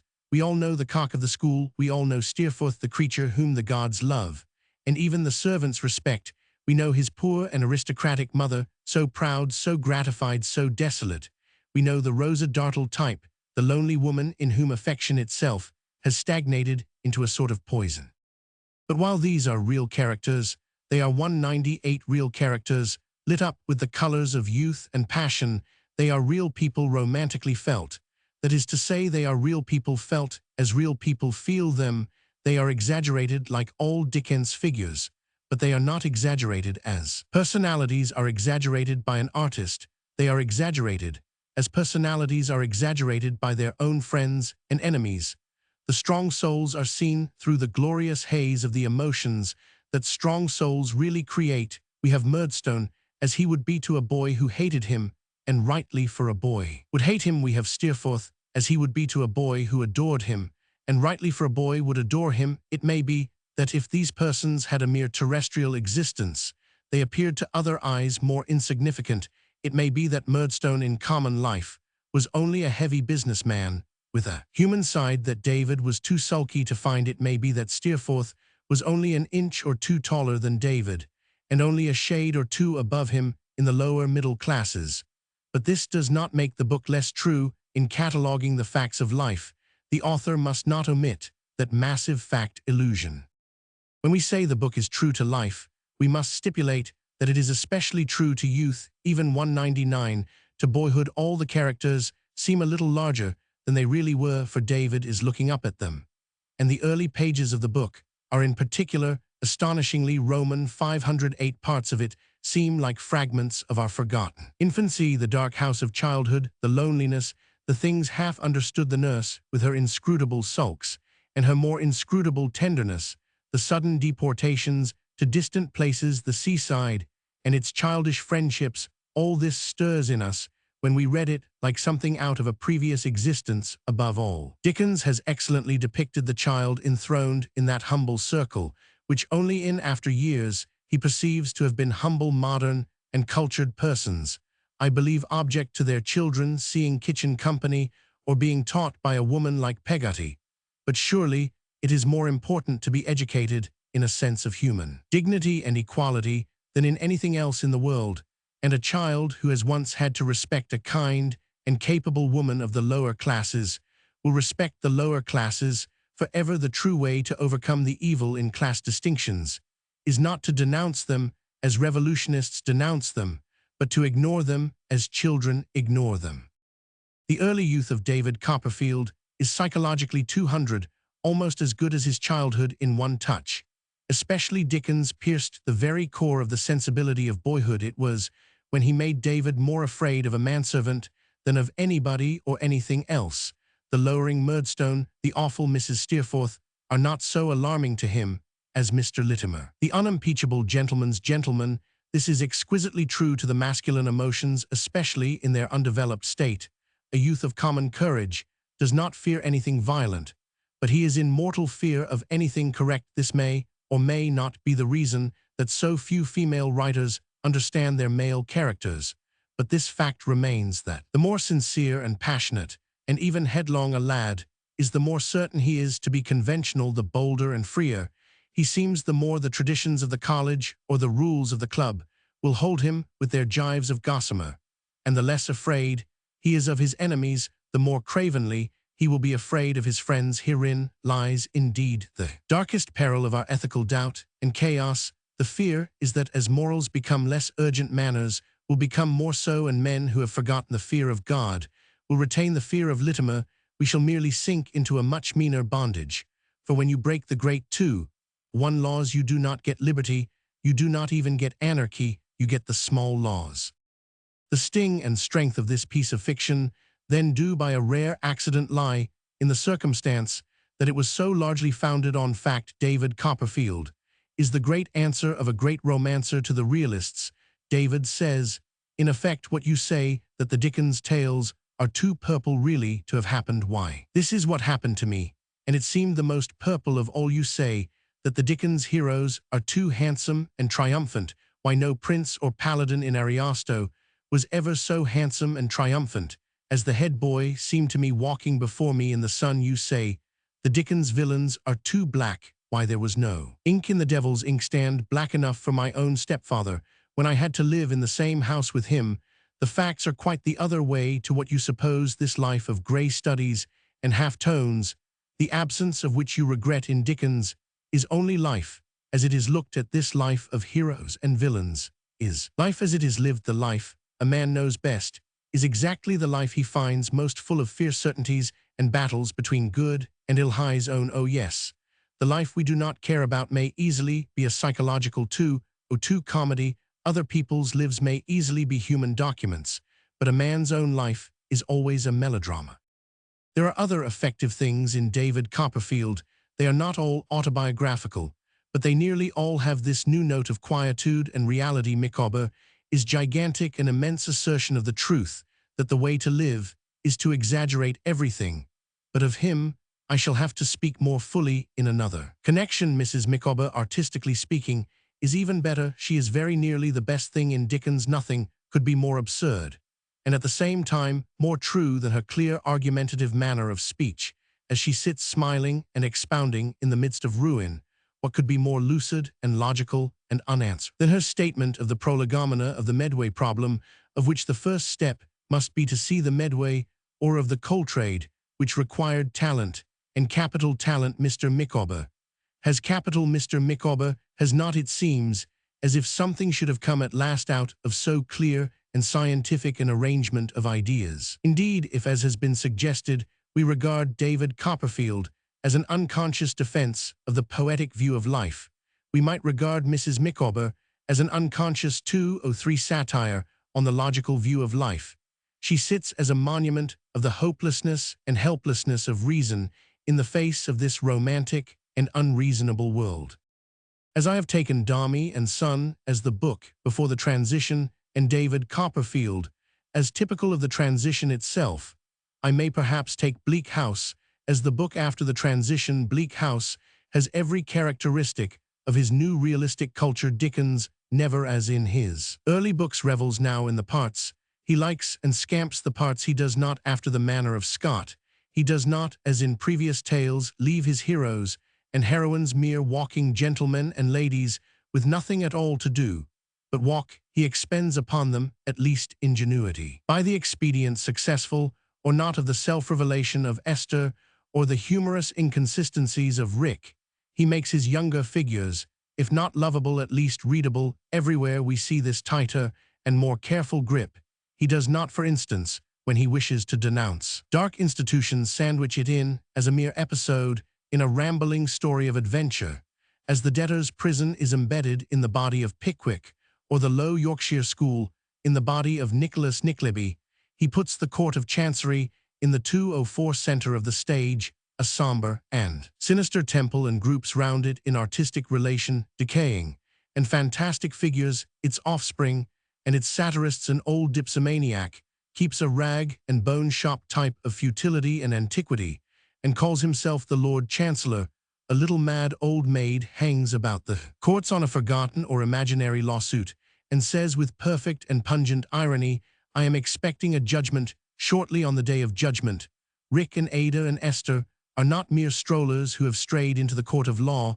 They are its children, its symbols, and its victims. The righteous indignation of the book is not at the red heat of anarchy, but at the white heat of art. Its anger is patient and plodding, like some historic revenge. Moreover, it slowly and carefully creates the real psychology of oppression, the endless formality, the endless unemotional urbanity, the endless hope deferred. These things make one feel the fact of injustice more than the madness of Nero. For it is not the activeness of tyranny that maddens, but its passiveness. We hate the deafness of the god more than his strength. Silence is the unbearable repartee. Again, we can see in this book strong traces of an increase in social experience. Dickens, as his fame carried him into more fashionable circles, 205, began really to understand something of what is strong and what is weak in the English upper class. Sir Leicester Dedlock is a far more effective condemnation of oligarchy than the ugly swagger of Sir Mulberry Hawk, because pride stands out more plainly in all its impotence and insolence as the one weakness of a good man than as one of the million weaknesses of a bad one. Dickens, like all young radicals, had imagined in his youth that aristocracy rested upon the hardness of somebody he found, as we all do, that it rests upon the softness of everybody. It is very hard not to like Sir Leicester Dedlock, not to applaud his silly old speeches, so foolish, so manly, so genuinely English, so disastrous to England. It is true that the English people love a lord, but it is not true that they fear him. Rather, if anything, they pity him. There creeps into their love something of the feeling they have towards a baby or a black man in their hearts. They think it admirable that Sir Leicester Dedlock should be able to speak at all, and so a system which no iron laws and no bloody battles could possibly force upon a people is preserved from generation to generation by pure weak good nature. In Bleak House occurs the character of Harold Skimpole, the character whose alleged likeness 206 to Leigh Hunt has laid Dickens open to so much disapproval, unjust disapproval. I think as far as fundamental morals are concerned, in method he was a little clamorous and clumsy, as indeed he was apt to be.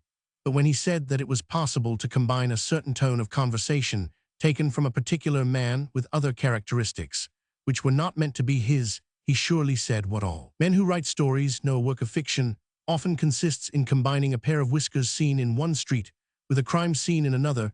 He may quite possibly have really meant only to make Leigh Hunt's light philosophy the mask for a new kind of scamp, as a variant on the pious mask of Pecksniff, or the candid mask of Bagstock.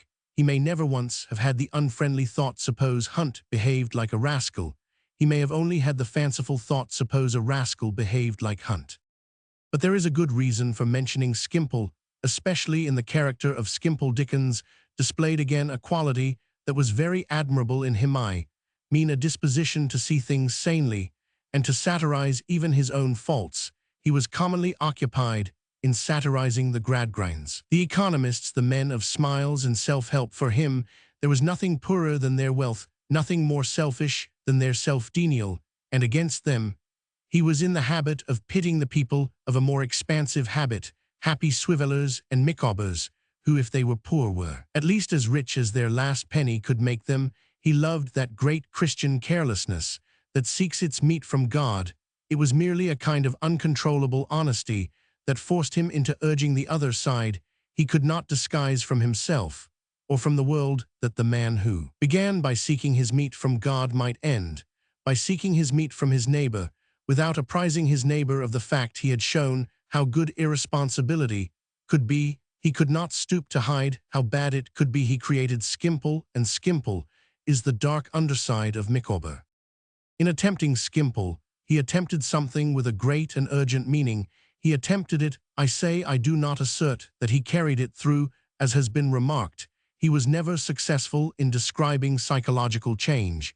His characters are the same yesterday, today, and forever. And critics have complained very justly of the crude villainy of Skimpole's action in the matter of Joe and Mr. Bucket. Certainly Skimpole had no need 208 to commit a clumsy treachery to win a clumsy bribe. He had only to call on Mr. Jarndyce. He had lost his honor too long to need to sell it. The effect is bad, but I repeat that the aim was great. Dickens wished, under the symbol of Skimpole, to point out a truth, which is perhaps the most terrible in moral psychology. I mean the fact that it is by no means easy to draw the line between light and heavy offense. He desired to show that there are no faults, however kindly, that we can afford to flatter or to let alone. He meant that perhaps Skimpole had once been as good a man as Swiveller. If flattered or let alone, our kindliest fault can destroy our kindliest virtue. A thing may begin as a very human weakness and end as a very inhuman weakness. Skimpole means that the extremes of evil are much nearer than we think. A man may begin by being too generous to pay his debts and end by being too mean to pay his debts, for the vices are very strangely in league and encourage each other. A sober man may become a drunkard through being a coward. A brave man may become a coward through being a drunkard. That is the thing Dickens was darkly trying to convey in Skimpole, that a man might become a mountain of selfishness if he attended only to the Dickens virtues. There is nothing that can be 209 neglected. There is no such thing, he meant, as a peccadillo. I have dwelt on this consciousness of his because, alas, it had a very sharp edge for himself, even while he was permitting a fault originally small to make a comedy of Skimpole. A fault originally small was making a tragedy of Charles Dickens, for Dickens also had a bad quality not intrinsically very terrible, which he allowed to wreck his life. He also had a small weakness that could sometimes become stronger than all his strengths. His selfishness was not, it need hardly be said, the selfishness of Gradgrind. He was particularly compassionate and liberal, nor was it in the least the selfishness of Skimpole. He was entirely self-dependent, industrious, and dignified. His selfishness was wholly a selfishness of the nerves. Whatever his whim or the temperature of the instant told him to do must be done. He was the type of man who would break a window if it would not open and give him air, and this weakness of his had, by the time of which we speak, led to a breach between himself and his wife, which he was too exasperated and excited to heal. In time, everything must be put right, and put right at once with him. If London bored him, he must go to the Continent at once. If the Continent 210 bored him, he must come back to London at once. If the day was too noisy, the whole household must be quiet. If night was too quiet, the whole household must wake up. Above all, he had this supreme character of the domestic despot, that his good temper was, if possible, more despotic than his bad temper. When he was miserable, as he often was, poor fellow, they only had to listen to his railings. When he was happy, they had to listen to his novels. All this, which was mainly mere excitability, did not seem to amount to much. It did not in the least mean that he had ceased to be a clean-living and kind-hearted and quite honest man.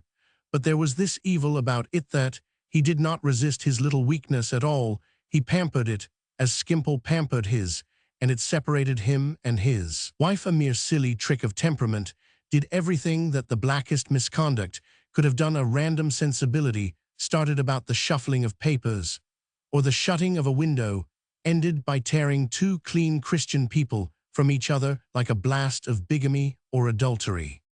Chapter 9. Later Life and Works. I have deliberately in this book mentioned only such facts in the life of Dickens as were, I will not say significant for all facts, must be significant, including the million facts that can never be mentioned by anybody, but such facts as illustrated my own immediate meaning.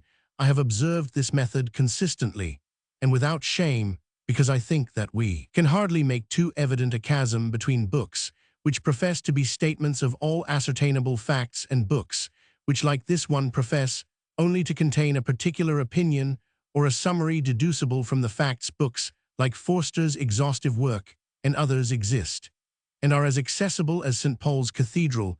We have them in common as we have the facts of the physical universe, and it seems highly desirable that the function of making an exhaustive catalogue and that of making an individual generalization should not be confused.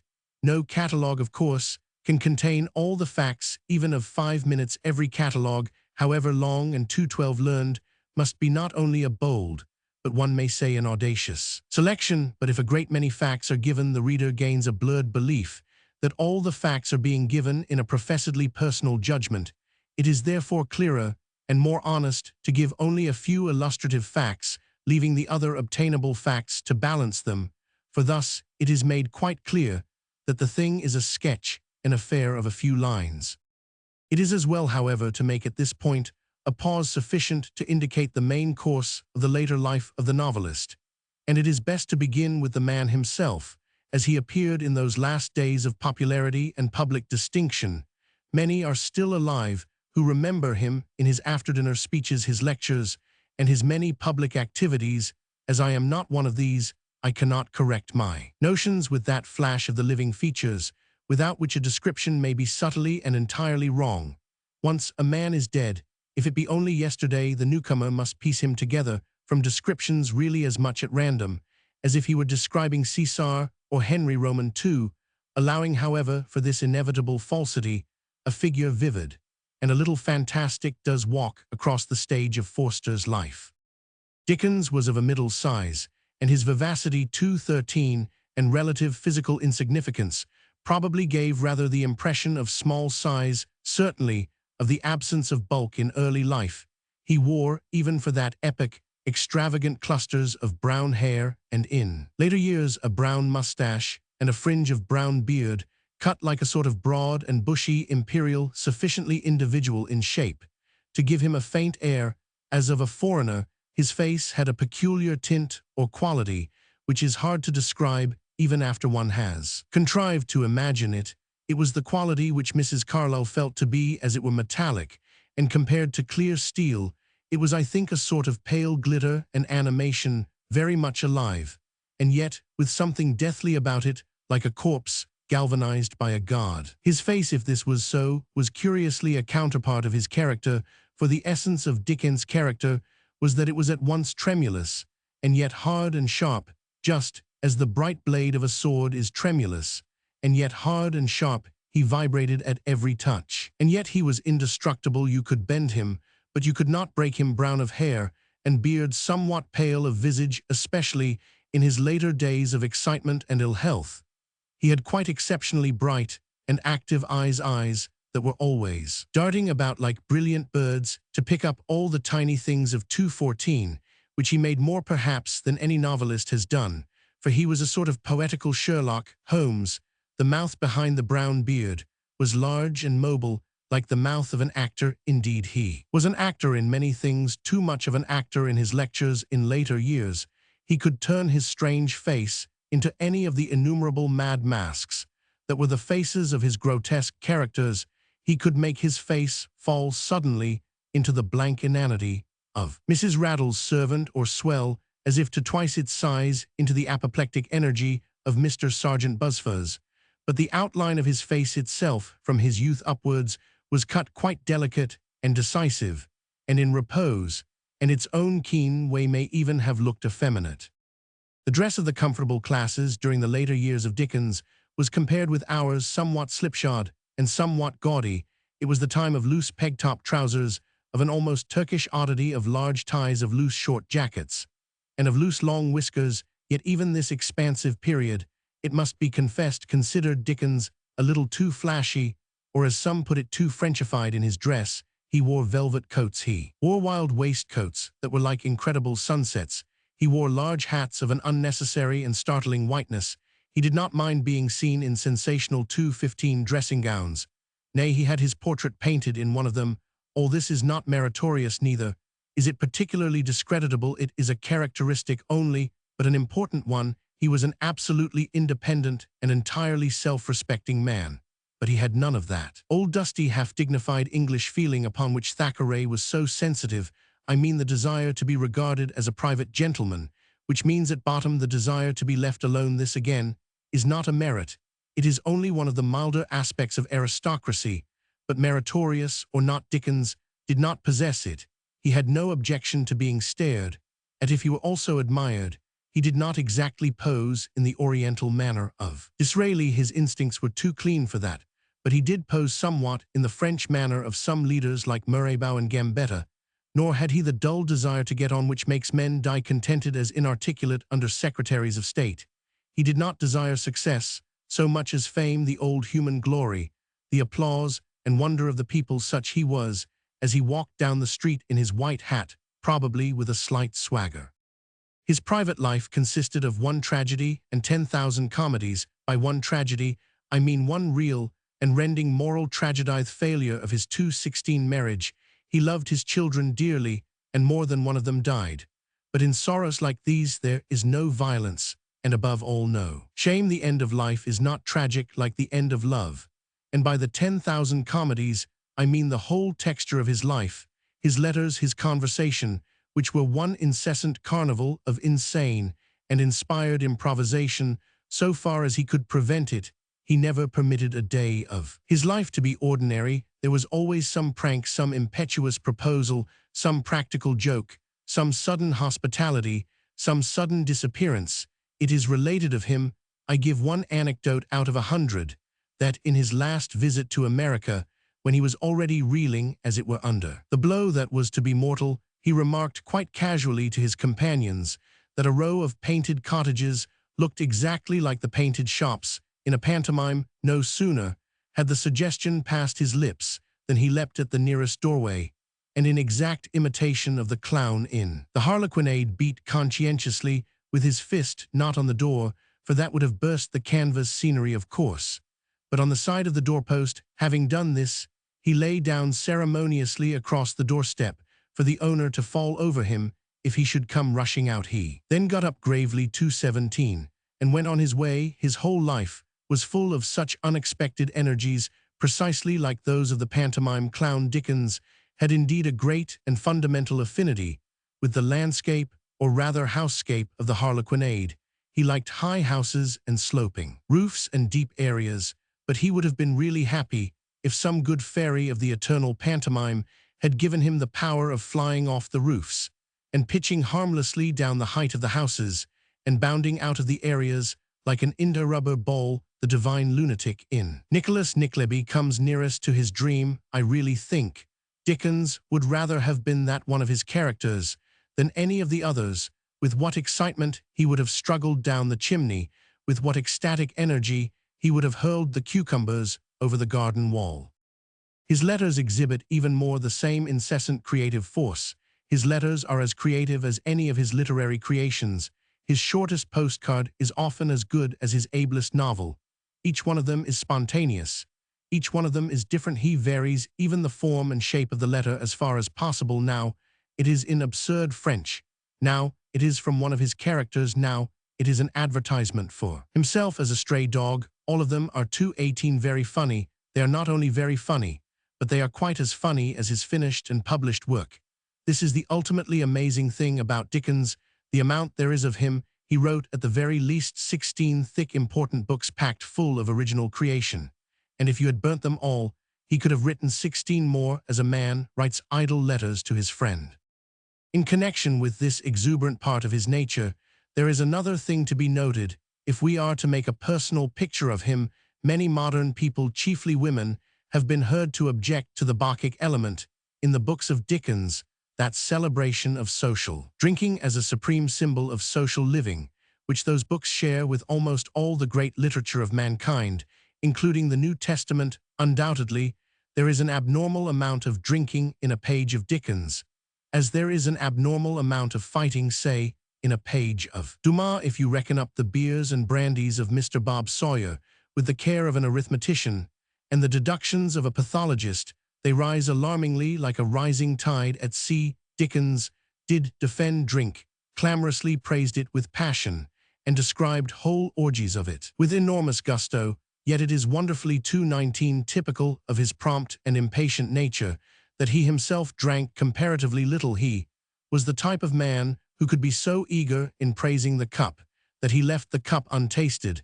It was a part of his active and feverish temperament that he did not drink wine very much, but it was a part of his humane philosophy of his religion that he did drink wine to healthy European philosophy. Wine is a symbol to European religion. It is a sacrament. Dickens approved it because it was a great human institution, one of the rights of civilization, and this, it certainly is. The teetotaler who stands outside it may have perfectly clear ethical reasons of his own, as a man may have who stands outside education or nationality, who refuses to go to an university or to serve in an army, but he is neglecting one of the great social things that man has added to nature. The teetotaler has chosen a most unfortunate phrase for the drunkard when he says that the drunkard is making a beast of himself. The man who drinks ordinarily makes nothing but an ordinary man of himself. The man who drinks excessively makes a devil of himself, but nothing connected with a human and artistic thing like wine can bring one nearer to the brute life of nature. The only man who is, in 220, the exact and literal sense of the words making a beast of himself, is the teetotaler. The tone of Dickens towards religion, though like that of most of his contemporaries philosophically disturbed, and rather historically ignorant, had an element that was very characteristic of himself. He had all the prejudices of his time. He had, for instance, that dislike of defined dogmas, which really means a preference for unexamined dogmas. He had the usual vague notion that the whole of our human past was packed with nothing but insane Tories. He had, in a word, all the old radical ignorances, which went along with the old radical acuteness and courage and public spirit. But this spirit tended in almost all the others who held it to a specific dislike of the Church of England, and a disposition to set the other sects against it as truer types of inquiry or of individualism. Dickens had a definite tenderness for the Church of England. He might have even called it a weakness for the Church of England, but he had it something in those placid services, something in that reticent and humane liturgy, pleased him against all the tendencies of his time, pleased him in the best part of himself, his virile love of charity and peace. Once, in a puff of anger at the Church's political stupidity, 221, which is indeed profound, he left it for a week or two, and went to an Unitarian chapel. In a week or two he came back. This curious and sentimental hold of the English Church upon him increased with years. In the book he was at work on when he died, he describes the minor canon, humble, chivalrous, tender-hearted, answering, with indignant simplicity, the froth and platform righteousness of the sectarian philanthropist. He upholds Canon Crisparkle and satirizes Mr. Honeythunder. Almost every one of the other radicals, his friends, would have upheld Mr. Honeythunder and satirized Canon Crisparkle. I have mentioned this matter for special reason. It brings us back to that apparent contradiction or dualism in Dickens, to which in one connection or another I have often adverted, and which in one shape or another constitutes the whole crux of his character. I mean the union of a general wildness approaching lunacy with a sort of secret moderation, almost amounting to mediocrity. Dickens was more or less the man I have described: sensitive, theatrical, amazing, a bit of a dandy, a bit of a buffoon. Nor are such characteristics, whether weak or wild, entirely accidents or externals. He had some false theatrical tendencies integral in his nature. For instance, he 222 had one most unfortunate habit, a habit that often put him in the wrong, even when he happened to be in the right. He had an incurable habit of explaining himself. This reduced his admirers to the mental condition of the authentic, but hitherto uncelebrated little girl who said to her mother, "I think I should understand, if only you wouldn't explain." Dickens always would explain. It was a part of that instinctive publicity of his, which made him at once a splendid democrat and a little too much of an actor. He carried it to the craziest lengths. He actually wanted to have printed in Punch, it is said, an apology for his own action in the matter of his marriage. That incident alone is enough to suggest that his external offers and proposals were sometimes like screams heard from Bedlam. Yet it remains true that he had in him a central part that was pleased only by the most decent and the most reposeful rites, by things of which the Anglican prayer book is very typical. It is certainly true that he was often extravagant. It is most certainly equally true that he detested and despised extravagance. The best explanation can be found in his literary genius. His literary genius consisted in a contradictory capacity at once to entertain and to deride very ridiculous ideas. If he is a buffoon, he is 223 laughing at buffoonery. His books were in some ways the wildest on the face of the world. Rabelais did not introduce into Paphlagonia or the kingdom of the Coxigrews satiric figures more frantic and misshapen than Dickens made to walk about the Strand and Lincoln's Inn, but for all that you come in the core of him on a sudden quietude and good sense. Such, I think, was the core of Rabelais, such were all the far-stretching and violent satirists. This is a point essential to Dickens, though very little comprehended in our current tone of thought. Dickens was an immoderate jester, but a moderate thinker. He was an immoderate jester, because he was a moderate thinker. What we moderns call the wildness of his imagination was actually created by what we moderns call the tameness of his thought. I mean that he felt the full insanity of all extreme tendencies. Because he was himself so sane, he felt eccentricities. Because he was in the center, we are always in these days asking our violent prophets to write violent satires. But violent prophets can never possibly write violent satires in order to write satire. Like that of Rabelais' satire that juggles with the stars and kicks the world about like a footballit, is necessary to be one's self-temperate. And even Roman 1449, a modern man 224 like Nietzsche, a modern man like Gorky, a modern man like D'Annunzio, could not possibly write real and riotous satire. They are themselves too much on the borderlands. They could not be a success as caricaturists, for they are already a great success as caricatures. I have mentioned his religious preference merely as an instance of this interior moderation. To say, as some have done, that he attacked nonconformity is quite a false way of putting it.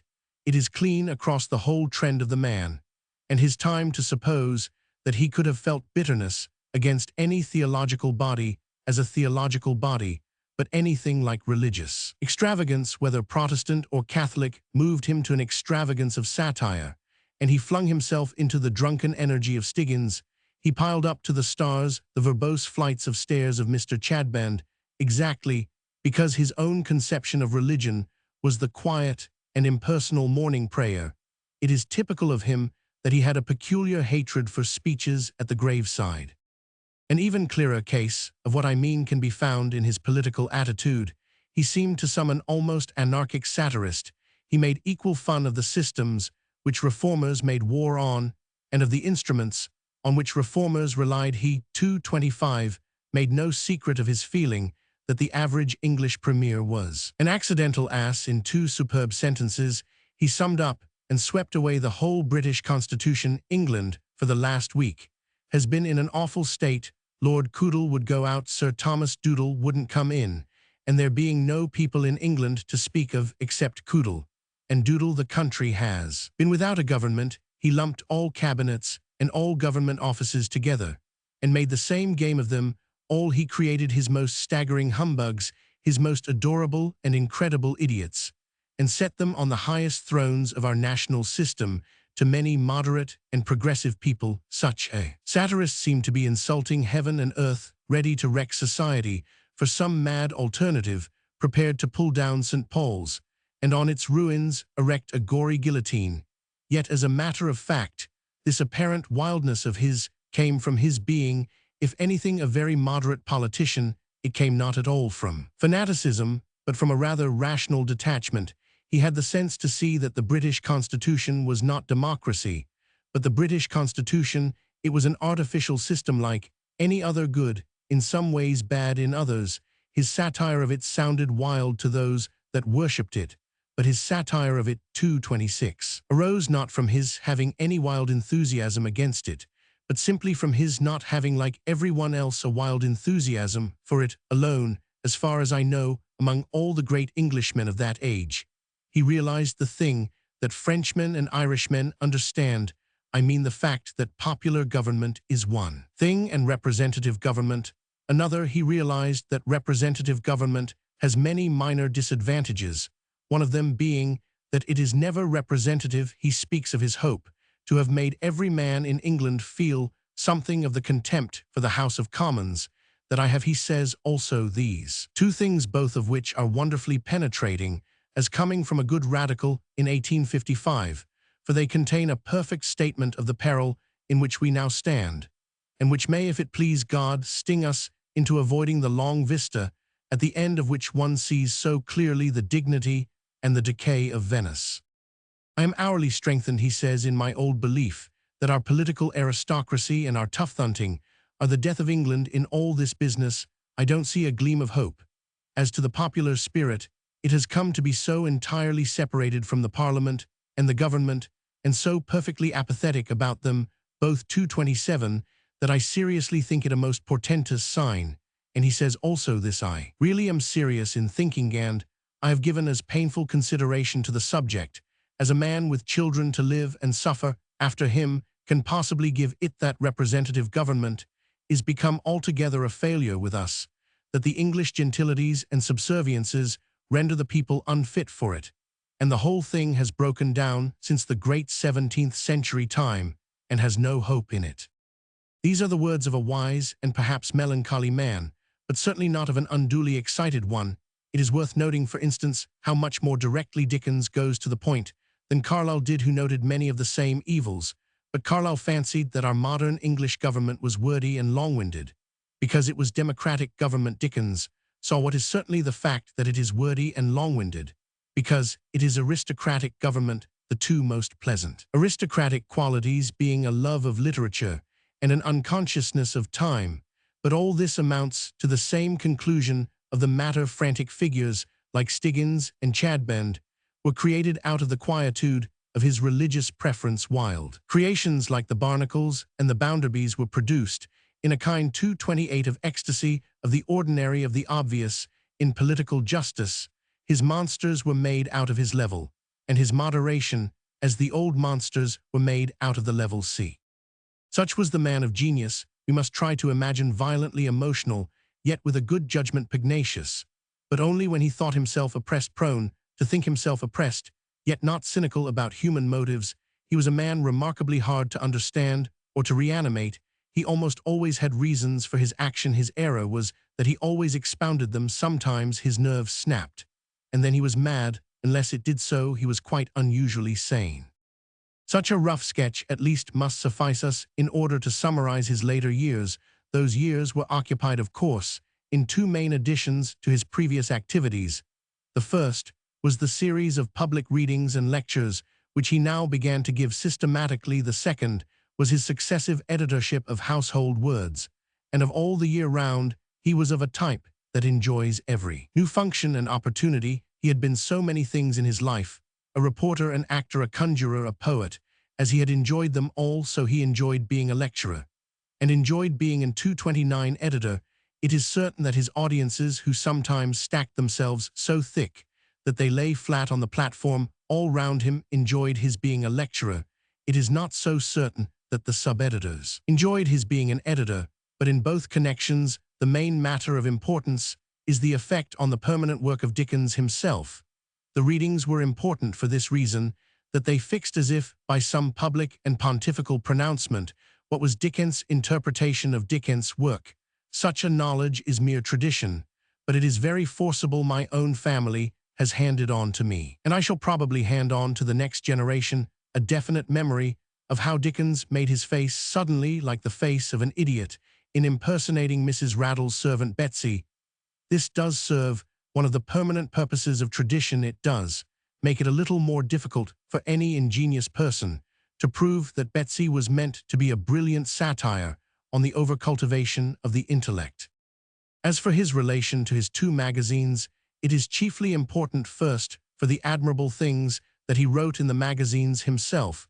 One cannot forbear to mention the inimitable monologue of the waiter in Somebody's Luggage, and secondly, for the fact that in his capacity of editor 230, he made one valuable discovery. He discovered Wilkie Collins. Wilkie Collins was the one man of unmistakable genius who has a certain affinity with Dickens, an affinity in this respect, that they both combine in a curious way a modern and cockney, and even commonplace, opinion about things with a huge elemental. Sympathy with strange oracles and spirits, and old night, there were no two men in mid-Victorian England, with their top hats and umbrellas more typical of its rationality and dull reform. And there were no two men who could touch them at a ghost story, no two men would have more contempt for superstitions, and no two men could so create the superstitious thrill. Indeed, our modern mystics make a mistake when they wear long hair or loose ties to attract the spirits, the elves, and the old gods, when they revisit the earth really go straight for a dull top hat, for it means simplicity, which the gods love. Meanwhile, his books, which as brilliant as ever were appearing from time to time, bore witness to that increasing tendency to a more careful and responsible treatment, which we have marked in the transition which culminated in Bleak House, his next important book. Hard Times strikes an almost unexpected note of severity. The characters are indeed exaggerated, but they are bitterly 231 and deliberately exaggerated. They are not exaggerated with the old unconscious high spirits of Nicholas Nickleby or Martin Chuzzlewit Dickens. Exaggerates Bounderby because he really hates him. He exaggerated Pecksniff because he really loved him. Hard Times is not one of the greatest books of Dickens, but it is perhaps, in a sense, one of his greatest monuments.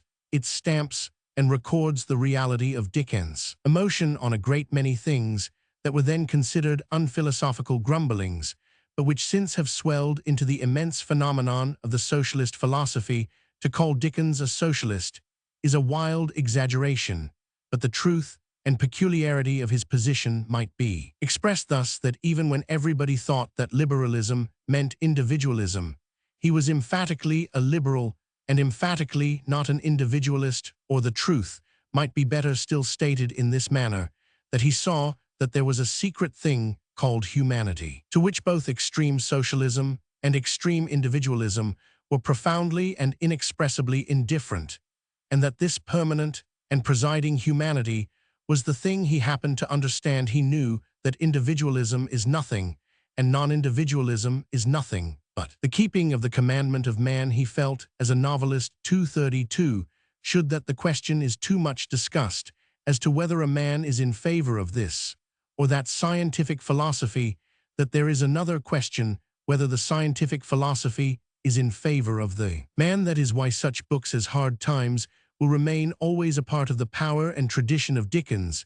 He saw that economic systems are not things like the stars, but things like the lampposts, manifestations of the human mind, and things to be judged by the human heart. Thenceforward until the end, his books grow consistently graver, and as it were more responsible. He improves as an artist, if not always as a creator. Little Dorrit, published in 1857, is at once in some ways so much more subtle, and in every way so much more sad than the rest of his work, that it bores Dickensians and especially pleases George Gissing. It is the only one of the Dickens tales which could please Gissing not only by its genius, but also by its atmosphere. There is something a little modern and a little sad, something also out of tune with the main trend of Dickens' moral feeling about the description of the character of Dorrit as actually and finally weakened by his wasting experiences, as not lifting any cry above the conquered years. It is but a 233 faint fleck of shadow, but the illimitable white light of human hopefulness, of which I spoke at the beginning, is ebbing away. The work of the revolution is growing weaker everywhere, and the night of necessitarianism cometh, when no man can work. For the first time in a book by Dickens, perhaps, we really do feel that the hero is 45. Clenham is certainly very much older than Mr. Pickwick. This was indeed only a fugitive grey cloud. He went on to breezier operations, but whatever they were, they still had the note of the later days. They have a more cautious craftsmanship. They have a more mellow and a more mixed human sentiment. Shadows fell upon his page from the other, and sadder figures out of the Victorian decline. A good instance of this is his next book, The Tale of Two Cities, 1859. In dignity and eloquence, it almost stands alone among the books by Dickens, but it also stands alone among his books in this respect, that it is not entirely by Dickens. It owes its inspiration avowedly to the passionate and cloudy pages of Carlyle's French Revolution, and there is something quite essentially inconsistent between Carlyle's disturbed and half-skeptical transcendentalism and the original school, and spirit to which Dickens belonged the 234 lucid and laughing decisiveness of the old convinced and contented radicalism. Hence, the genius of Dickens cannot save him, just as the great genius of Carlyle could not save him from making a picture of the French Revolution which was delicately and yet deeply erroneous. Both tend too much to represent it as a mere elemental outbreak of hunger or vengeance. They do not see enough that it was a war for intellectual principles, even for intellectual platitudes. We, the modern English, cannot easily understand the French Revolution because we cannot easily understand the idea of bloody battle for pure common sense. We cannot understand common sense in arms and conquering. In modern England, common sense appears to mean putting up with existing conditions. For us, a practical politician really means a man who can be thoroughly trusted to do nothing at all. That is where his practicality comes in. The French feeling at the back of the revolution was that the more sensible a man was, the more you must look out for slaughter. In all the imitators of Carlyle, including Dickens, there is an obscure sentiment that the thing for which the Frenchman died must have been something new and queer, a paradox, a strange idolatry. But when such blood ran in the streets 235, it was for the sake of a truism. When those cities were shaken to their foundations, they were shaken to their foundations by a truism. I have mentioned this historical matter because it illustrates these later and more mingled influences which at once improve, and as it were perplex the later work of Dickens, for Dickens had, in his original mental composition, capacities for understanding this cheery and sensible element in the French Revolution far better than Carlyle. The French Revolution was among other things French, and so far as that goes could never have a precise counterpart in so jolly and autochthonous an Englishman as Charles Dickens. But there was a great deal of the actual and unbroken tradition of the Revolution itself. In his early radical indictments, in his denunciations of the Fleet Prison, there was a great deal of the capture of the Bastille. There was above all a certain reasonable impatience, which was the essence of the old Republican and which is quite unknown to the revolutionist in modern Europe. The old radical did not feel exactly that he was in revolt. He felt, if anything, that a number of idiotic institutions had revolted against reason. And against him, Dickens, I say, had the revolutionary idea, though an English form of it, by clear and conscious inheritance. Carlyle had to rediscover the Revolution 236 by a violence of genius and vision. If Dickens then took from Carlyle, as he said he did, his image of the Revolution, it does certainly mean that he had forgotten something of his own youth and come under the more complex influences of the end of the 19th century. His old hilarious and sentimental view of human nature seems for a moment dimmed in Little Dorrit. His old political simplicity has been slightly disturbed by Carlyle. I repeat that this graver note is varied, but it remains a graver note. We see it struck, I think, with particular and remarkable success in Great Expectations, 186,061. This fine story is told with a consistency and quietude of individuality which is rare in Dickens, but so far had he traveled along the road of a heavier reality that he even intended to give the tale an unhappy ending, making Pip loses Stella forever, and he was only dissuaded from it by the robust romanticism of Bulwer Lytton. But the best part of the tale, account of the vacillations of the hero between the humble life to which he owes everything and the gorgeous life from which he expects something, touch a very true and somewhat tragic part of morals, for the great paradox of morality, the paradox to which only the religions have 237 given an adequate expression, is that the very vilest kind of fault is exactly the most easy kind. We read in books and ballads about the wild fellow who might kill a man or smoke opium, but who would never stoop to lying or cowardice or to anything mean. But for actual human beings, opium and slaughter have only occasional charm. The permanent human temptation is the temptation to be mean. The one standing probability is the probability of becoming a cowardly hypocrite. The circle of the traitors is the lowest of the abyss, and it is also the easiest to fall into. That is one of the ringing realities of the Bible, that it does not make its great men commit grand sins. It makes its great men, such as David and St. Peter, commit small sins and behave like sneaks. Dickens has dealt with this easy descent of desertion, this silent treason, with remarkable accuracy in the account of the indecisions of Pip.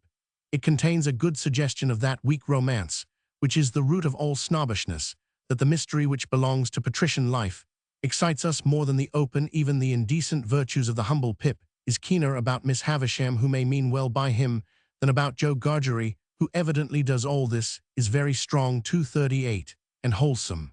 It is still a little stern. Our mutual friend, 1864, brings us back a little into his merrier and more normal manner. Some of the satire, such as that upon Veneering's election, is in the best of his old style, so airy and fanciful, yet hitting so suddenly and so hard. But even here we find the fuller and more serious treatment of psychology, notably in the two facts that he creates a really human villain, Bradley Headstone, and also one whom we might call a really human hero, Eugene, if it were not that he is much too human to be called a hero at all.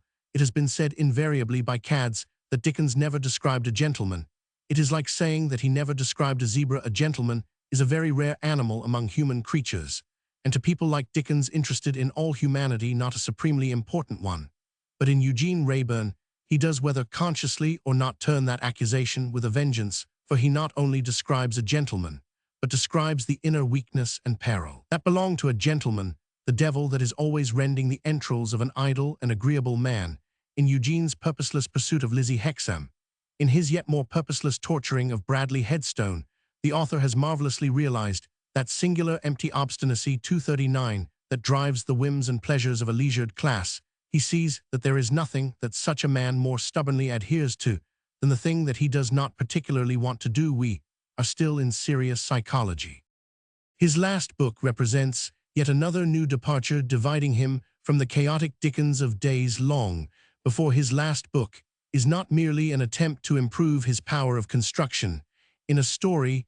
It is an attempt to rely entirely on that power of construction. It not only has a plot, it is a plot. The Mystery of Edwin Drood, 1870, was in such a sense perhaps the most ambitious book that Dickens ever attempted. It is, as everyone knows, a detective story, and certainly a very successful one, as is attested by the tumult of discussion as to its proper solution in this. Quite apart from its unfinished state, it stands, I think, alone among the author's works elsewhere.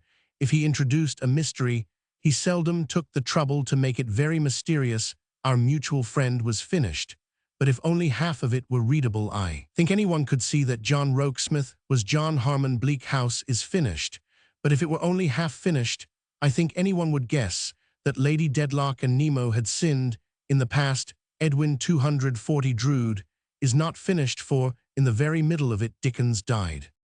He had altogether overstrained himself in a last lecturing tour in America.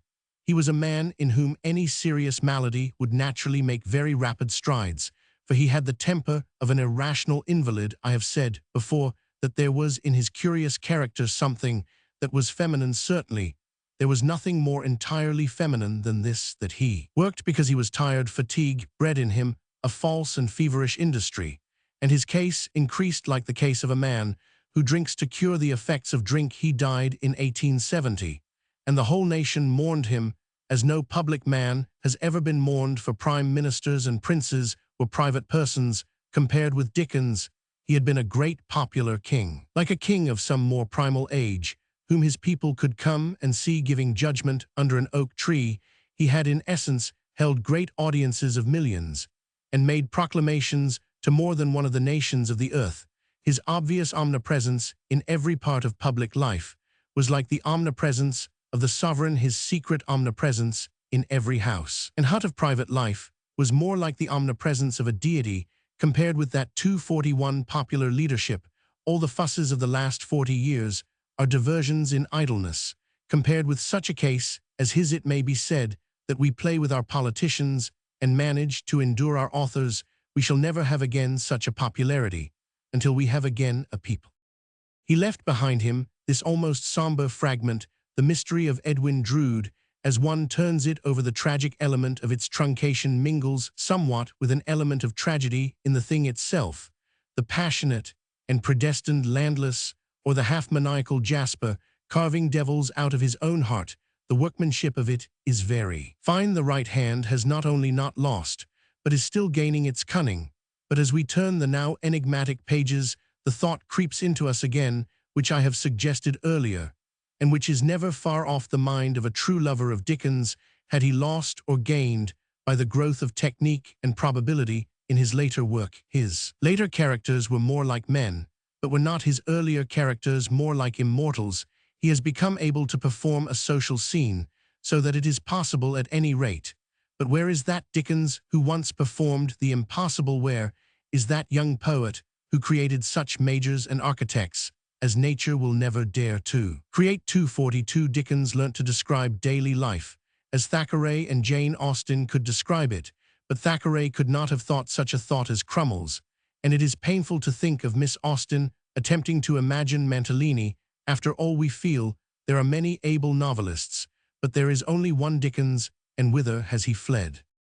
He was alive to the end, and in this last dark and secretive story of Edwin Drood, he makes one splendid and staggering appearance, like a magician saying farewell to mankind in the center of this otherwise reasonable and rather melancholy book, this grey story of a good clergyman. And the quiet Cloisterham Towers. Dickens has calmly inserted one entirely delightful and entirely insane passage. I mean the frantic and inconceivable epitaph of Mrs. Sapsea, that which describes her as the reverential wife of Thomas Sapsea, speaks of her consistency in looking up to him, and ends with the words spaced out so admirably on the tombstone, stranger pause, and ask thyself, this question canst thou do likewise, if, not with a blush retire, not the wildest tale in Pickwick contains such an impossibility as that Dickens dare scarcely have introduced it, even as one of Jingle's lies in no human churchyard will you find that invaluable tombstone.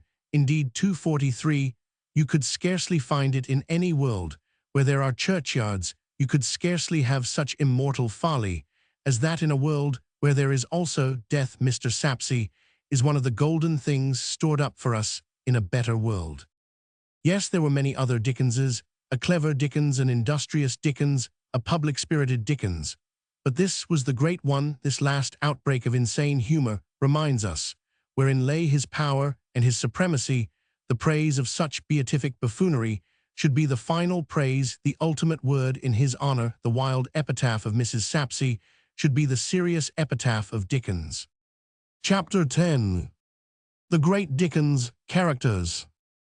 All criticism tends too much to become criticism of criticism, and the reason is very evident. It is that criticism of creation is so very staggering a thing. We see this in the difficulty of criticizing any artistic creation.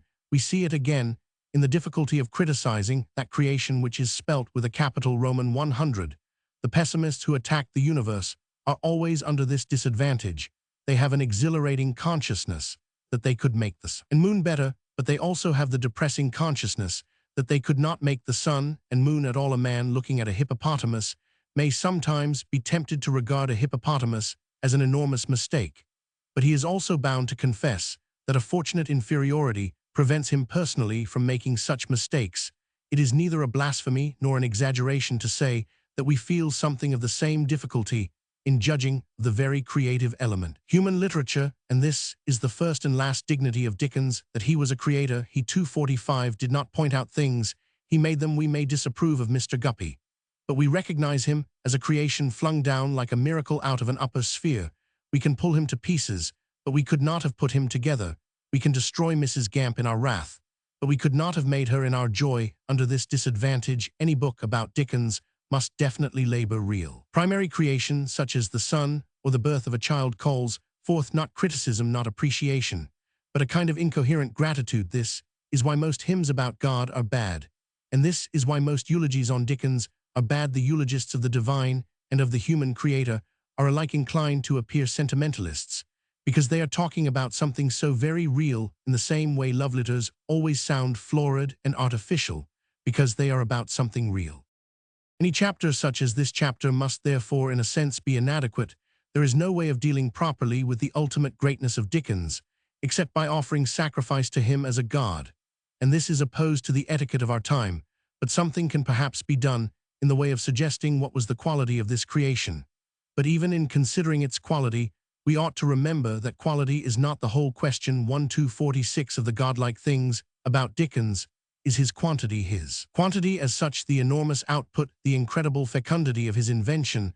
I have said a moment ago that not one of us could have invented Mr. Guppy, but even if we could have stolen Mr. Guppy from Dickens, we have still to confront the fact that Dickens would have been able to invent another quite inconceivable character to take his place, perhaps. We could have created Mr. Guppy, but the effort would certainly have exhausted us. We should be ever afterwards wheeled about in a bath chair at Bournemouth. Nevertheless, there is something that is worth saying about the quality of Dickens. At the very beginning of this review, I remarked that the reader must be in a mood at least of democracy. To some, it may have sounded irrelevant, but the Revolution was as much behind all the books of the 19th century as the Catholic religion, let us say, was behind all the colors and carving of the Middle Ages. Another great name of the 19th century will afford an evidence of this, and will also bring us most sharply to the problem of the literary quality of Dickens. Of all these 19th century writers, there is none in the noblest sense more democratic than Walter Scott, as this may be disputed. And as 247, it is relevant, I will expand the remark. There are two rooted spiritual realities, out of which grow all kinds of democratic conception, or sentiment of human equality. There are two things in which all men are manifestly unmistakably equal. They are not equally clever, or equally muscular, or equally fat as the sages of the modern reaction with piercing insight perceive. But this is a spiritual certainty that all men are tragic, and this again is an equally sublime spiritual certainty that all men are comic. No special and private sorrow can be so dreadful as the fact of having to die, and no freak or deformity can be so funny as the mere fact of having two legs. Every man is important if he loses his life, and every man is funny if he loses his hat and has to run after it, and the universal test everywhere of whether a thing is popular of the people is whether it employs vigorously these extremes of the tragic, and the comic. Shelley, for instance, was an aristocrat. If ever there was one in this world, he was a Republican, but he was not a Democrat in his poetry. There is every perfect quality, except this pungent and popular stab for the tragic, and the comic. You must go say to Burns, a poor man, and all over the world the folk literature, the popular literature, is the same. It 248 consists of very dignified sorrow and very undignified fun. Its sad tales are of broken hearts. Its happy tales are of broken heads. These, I say, are two roots of democratic reality, but they have in more civilized literature a more civilized embodiment or form in literature, such as that of the 19th century. The two elements appear somewhat thus: tragedy becomes a profound sense of human dignity. The other, and jollier element, becomes a delighted sense of human variety. The first supports equality by saying that all men are equally sublime. The second supports equality by observing that all men are equally interesting. In this democratic aspect, the interest and variety of all men, there is of course no democrat so great as Dickens, but in the other matter, in the idea of the dignity of all men, I repeat that there is no democrat so great as Scott. This fact, which is the moral and enduring magnificence of Scott, has been astonishingly overlooked. His rich and dramatic effects are gained, in almost every case, by some grotesque or beggarly figure rising into a human pride and rhetoric. The common man, in the sense of the paltry man, becomes the common man in the sense of the universal man. He declares his humanity for the meanest of 249. All the modernites has been the notion that the heroic is an oddity or variation, and that the things that unite us are merely flat or foul. The common things are terrible and startling. Death, for instance, and first love. The things that are common are the things that are not commonplace. Into such high and central passions the comic Scott character will suddenly rise. Remember the firm and almost stately answer of the preposterous Nicol Jarvie when Helen MacGregor seeks to browbeat him into condoning lawlessness and breaking his bourgeois decency. That speech is a great monument of the middle-class. Molière made Roman 1000 Jourdain talk prose, but Scott made him talk poetry. Think of the rising and rousing voice of the dull and gluttonous Athelstane when he answers and overwhelms De Bracy. Think of the proud appeal of the old beggar in The Antiquary when he rebukes the duellist. Scott was fond of describing kings in disguise, but all his characters are kings in disguise. He was, with all his errors, profoundly possessed with the old religious conception, the only possible democratic basis, the idea that man himself is a king in disguise. In all this, Scott, though a royalist and a Tory, had in the strangest way the heart of the Revolution. For instance, he regarded rhetoric, the art of the orator, as the immediate weapon of the oppressed. All his poor men make grand speeches, as they did in the Jacobin Club, which Scott would have so much detested. And it is odd to reflect that he was as an author giving free speech to fictitious rebels, while he was as a stupid politician denying it to real ones. But the point for us here is this, that all this popular sympathy of his rests on the graver basis, on the dark dignity of man. Can you find no way, asks Sir Arthur Warder of the beggar, when they are cut off by the tide, ill give you a farm, ill make you rich, our riches will soon be equal, says the beggar, and looks out across the advancing sea. Now I have dwelt on this strong point of Scott, because it is the best illustration of the one weak point of Dickens. Dickens had little or none of this sense of the concealed sublimity of every separate man. Dickens' sense of democracy was entirely of the other kind. It rested on the other of the two supports of which I have spoken. It rested on the sense that all men were wildly interesting and wildly varied. When a Dickens character becomes excited, he becomes more and more himself. He does not like the Scott beggar turn 251 more and more into man. As he rises, he grows more and more into a gargoyle or grotesque. He does not like the fine speaker in Scott grow more classical. As he grows more passionate, more universal, as he grows more intense, the thing can only be illustrated by a special case. Dickens did more than once, of course, make one of his quaint or humble characters assert himself in a serious crisis, or defy the powerful. There is, for instance, the quite admirable scene in which Susan Nipper, one of the greatest of Dickens' achievements, faces and rebukes Mr. Darby, but it is still true and quite appropriate in its own place and manner that Susan Nipper remains a purely comic character throughout her speech, and even grows more comic as she goes on. She is more serious than usual in her meaning, but not more serious in her style. Dickens keeps the natural diction of Nipper, but makes her grow more nipperish as she grows more warm, but Scott keeps the natural diction of Bailey Jarvey, but insensibly sobers and uplifts that style until it reaches a plain and appropriate eloquence. This plain and appropriate eloquence was, except in a few places at the end of Pickwick, almost unknown to Dickens. Whenever he made comic characters talk sentiment comically, as in the instance of 252 Susan, it was a success, but an avowedly extravagant success. Whenever he made comic characters talk sentiment seriously, it was an extravagant failure. Humor was his medium, his only way of approaching emotion. Wherever you do not get humor, you get unconscious humor. As I have said elsewhere in this book, Dickens was deeply and radically English, the most English of our great writers, and there is something very English in this contentment with a grotesque democracy, and in this absence of the eloquence and elevation of Scott. The English democracy is the most humorous democracy in the world. The Scotch democracy is the most dignified, while the whole abandon and satiric genius of the English populace come from its being quite undignified. In every way, a comparison of the two types might be found, for instance, by putting a Scotch Labour leader like Mr. Care Hardy alongside an English Labour leader like Mr. Will Crooks. Both are good men, honest and responsible and compassionate, but we can feel that the Scotchman carries himself seriously and universally, the Englishman personally, and with an obstinate humor. Mr. Hardy wishes to hold up his head. As man, Mr. Crooks wishes to follow his nose. As Crooks, Mr. Care Hardy is very like a poor 253 man in Walter Scott. Mr. Crooks is very like a poor man in Dickens.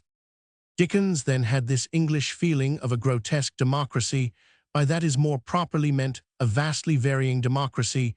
The intoxicating variety of men. That was his vision and conception of human brotherhood, and certainly it is a great part of human brotherhood. In one sense, things can only be equal if they are entirely different. Thus, for instance, people talk with a quite astonishing gravity about the inequality or equality of the sexes, as if there could possibly be any inequality between a lock and a key, wherever there is no element of variety. Wherever the items literally have an identical aim, there is at once, and of necessity, inequality. A woman is only inferior to man in the matter of being not so manly. She is inferior in nothing else. Man is inferior to woman in so far as he is not a woman. There is no other reason, and the same applies in some degree to all genuine differences. It is a great mistake to suppose that love unites and unifies men. Love diversifies them, because love is directed towards individuality. the thing that really unites men and makes them like to each other is hatred. Thus, for instance, the more we love Germany, the more pleased we shall be that 254 Germany should be something different from ourselves, should keep her own ritual and conviviality, and we ours. But the more we hate Germany, the more we shall copy German guns and German fortifications in order to be armed against Germany. The more modern nations detest each other, the more meekly they follow each other, for all competition is in its nature only a furious plagiarism, as competition means always similarity. It is equally true that similarity always means inequality. If everything is trying to be green, some things will be greener than others, but there is an immortal and indestructible equality between green and red. Something of the same kind of irrefutable equality exists between the violent and varying creations of such a writer as Dickens. They are all equally ecstatic fulfillments of a separate line of development. It would be hard to say that there could be any comparison or inequality, let us say, between Mr. Sapsea and Mr. Elijah Pogram. They are both in the same difficulty. They can neither of them contrive to exist in this world. They are both too big for the gate of birth. Of the high virtue of this variation, I shall speak more adequately in a moment, but certainly this love of mere variation, which I have contrasted with the classicism of Scott, is the only intelligent 255 statement of the common case against the exaggeration of Dickens.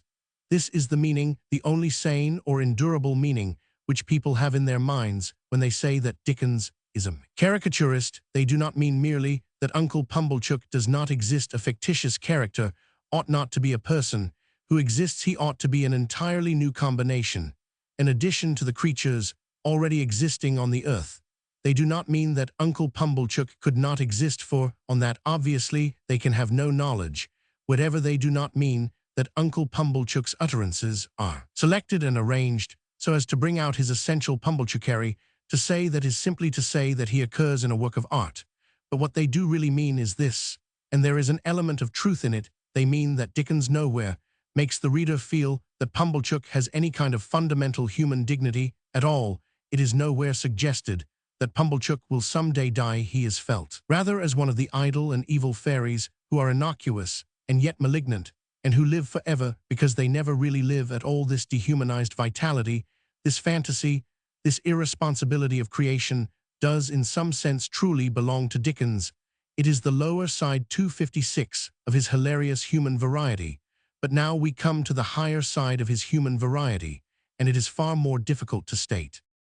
Mr. George Gissing, from the point of view of the passing intellectualism of our day, has made among his many wise tributes to Dickens a characteristic complaint about him. He has said that Dickens, with all his undoubted sympathy for the lower classes, never made a working man a poor man specifically, and highly intellectual. An exception does exist, which he must at least have realized: a wit, a diplomatist, a great philosopher. I mean, of course, Mr. Weller. Broadly, however, the accusation has a truth, though it is a truth that Mr. Gissing did not grasp in its entirety. It is not only true that Dickens seldom made a poor character, what we call intellectual. It is also true that he seldom made any character what we call intellectual. Intellectualism was not at all present to his imagination. What was present to his imagination was character, a thing which is not only more important than intellect, but is also much more entertaining. When some English moralists write about the importance of having character, they appear to mean only the importance of having a dull character, but character is brighter than wit, and much more complex 257 than sophistry. The whole superiority of the democracy of Dickens over the democracy of such a man as Gissing lies exactly in the fact that Gissing would have liked to prove that poor men could instruct themselves and could instruct others. It was of final importance to Dickens that poor men could amuse themselves and could amuse him. He troubled little about the mere education of that life. He declared two essential things about it: that it was laughable and that it was livable. The humble characters of Dickens do not amuse each other with epigrams, they amuse each other with themselves. The present that each man brings in hand is his own incredible personality. In the most sacred sense, and in the most literal sense of the phrase, He gives himself away. Now the man who gives himself away does the last act of generosity. He is like a martyr, a lover, or a monk, but he is also almost certainly what we commonly call a fool. The key of the great characters of Dickens is that they are all great fools. There is the same difference between a great fool and a small fool as there is between a great poet and a small poet. The great fool is a being who is above wisdom rather than below it. That element of greatness of which I spoke at the beginning of this book is 258 nowhere more clearly indicated than in such characters. A man can be entirely great while he is entirely foolish. We see this in the epic heroes such as Achilles. Nay, a man can be entirely great because he is entirely foolish. We see this in all the great comic characters of all the great comic writers, of whom Dickens was the last bottom. The weaver is great because he is foolish. Mr. Toots is great because he is foolish. The thing I mean can be observed, for instance, in innumerable actual characters. Which of us has not known, for instance, a great rustic, a character so incurably characteristic that he seemed to break through all canons about cleverness or stupidity? We do not know whether he is an enormous idiot or an enormous philosopher. We know only that he is enormous like a hill. These great grotesque characters are almost entirely to be found where Dickens found theme among the poorer classes. The gentry only attain this greatness by going slightly mad, but who has not known an unfathomably personal old nurse, who has not known an abysmal butler? The truth is that our public life consists almost exclusively of small men. Our public men are small because they have to prove that they are in the commonplace interpretation clever, because they have to pass examinations 259, to learn codes of manners, to imitate a fixed type. It is in private life that we find the great characters. They are too great to get into the public world. It is easier for a camel to pass through the eye of a needle than for a great man to enter into the kingdoms of the earth. The truly great and gorgeous personality, he who talks as no one else could talk, and feels with an elementary fire. You will never find this man on any cabinet bench, in any literary circle, at any society dinner. Least of all will you find him in artistic society. He is utterly unknown in Bohemia. He is more than clever, he is amusing, he is more than successful, he is alive. You will find him stranded here and there, in all sorts of unknown positions, almost always in unsuccessful positions. You will find him adrift, as an impecunious commercial traveler, like Micawber. You will find him but one of a batch of silly clerks like Swiveller. You will find him as an unsuccessful actor like Crummles. You will find him as an unsuccessful doctor like Sawyer. But you will always find this rich and reeking personality, where Dickens found it among the poor. For the glory of this world is a very small and priggish affair, and these men are too large to get in line with it. They are too strong to conquer. It is impossible to do justice to these figures, because the essential of them is their multiplicity. The whole point of Dickens is that he not only made them, but made them by myriads, that he stamped his foot, and armies came out of the earth. But let us, for the sake of showing the true Dickens method, take one of them, a very sublime one, Toots. It affords a good example of the real work of Dickens, which was the revealing of a certain grotesque greatness inside an obscure and even unattractive type. It reveals the great paradox of all spiritual things, that the inside is always larger than the outside. Toots is a type that we all know as well as we know chimney-pots, and of all conceivable human figures, he is apparently the most futile and the most dull. He is the blockhead who hangs on at a private school, overgrown and underdeveloped. He is always backward in his lessons, but forward in certain cheap ways of the world. He can smoke before he can spell. Toots is a perfect and pungent picture of the wretched youth. Toots as this youth always has a little money of his own, enough to waste in a semi-dissipation he does not enjoy, and in a gaping regard for sports in which he could not possibly excel. Toots as this youth always has bits of surreptitious finery. In 261, his case, the incomparable ring in Toots above all, is exactly rendered the central and most startling contradiction, the contrast between a jauntiness and a certain impudence of the attire, with the profound shame and sheepishness of the visage. And the character in him, too, is expressed. The larger contrasts between the external gaiety of such a lad's occupations and the infinite disconsolate sadness of his empty eyes. This is Toots. We know him, we pity him, and we avoid him. Schoolmasters deal with him in despair or in a heartbreaking patience.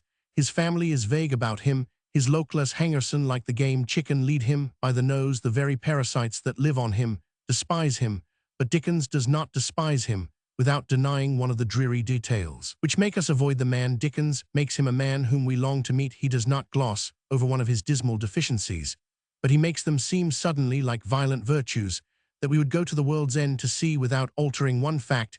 He manages to alter the whole atmosphere, the whole universe of Toots. He makes us not only like, but love, not only love, but reverence this little dunce. And cad the power to do this is a power truly and literally to be called divine. For this is the very wholesome point. Dickens does not alter Toots in any vital point.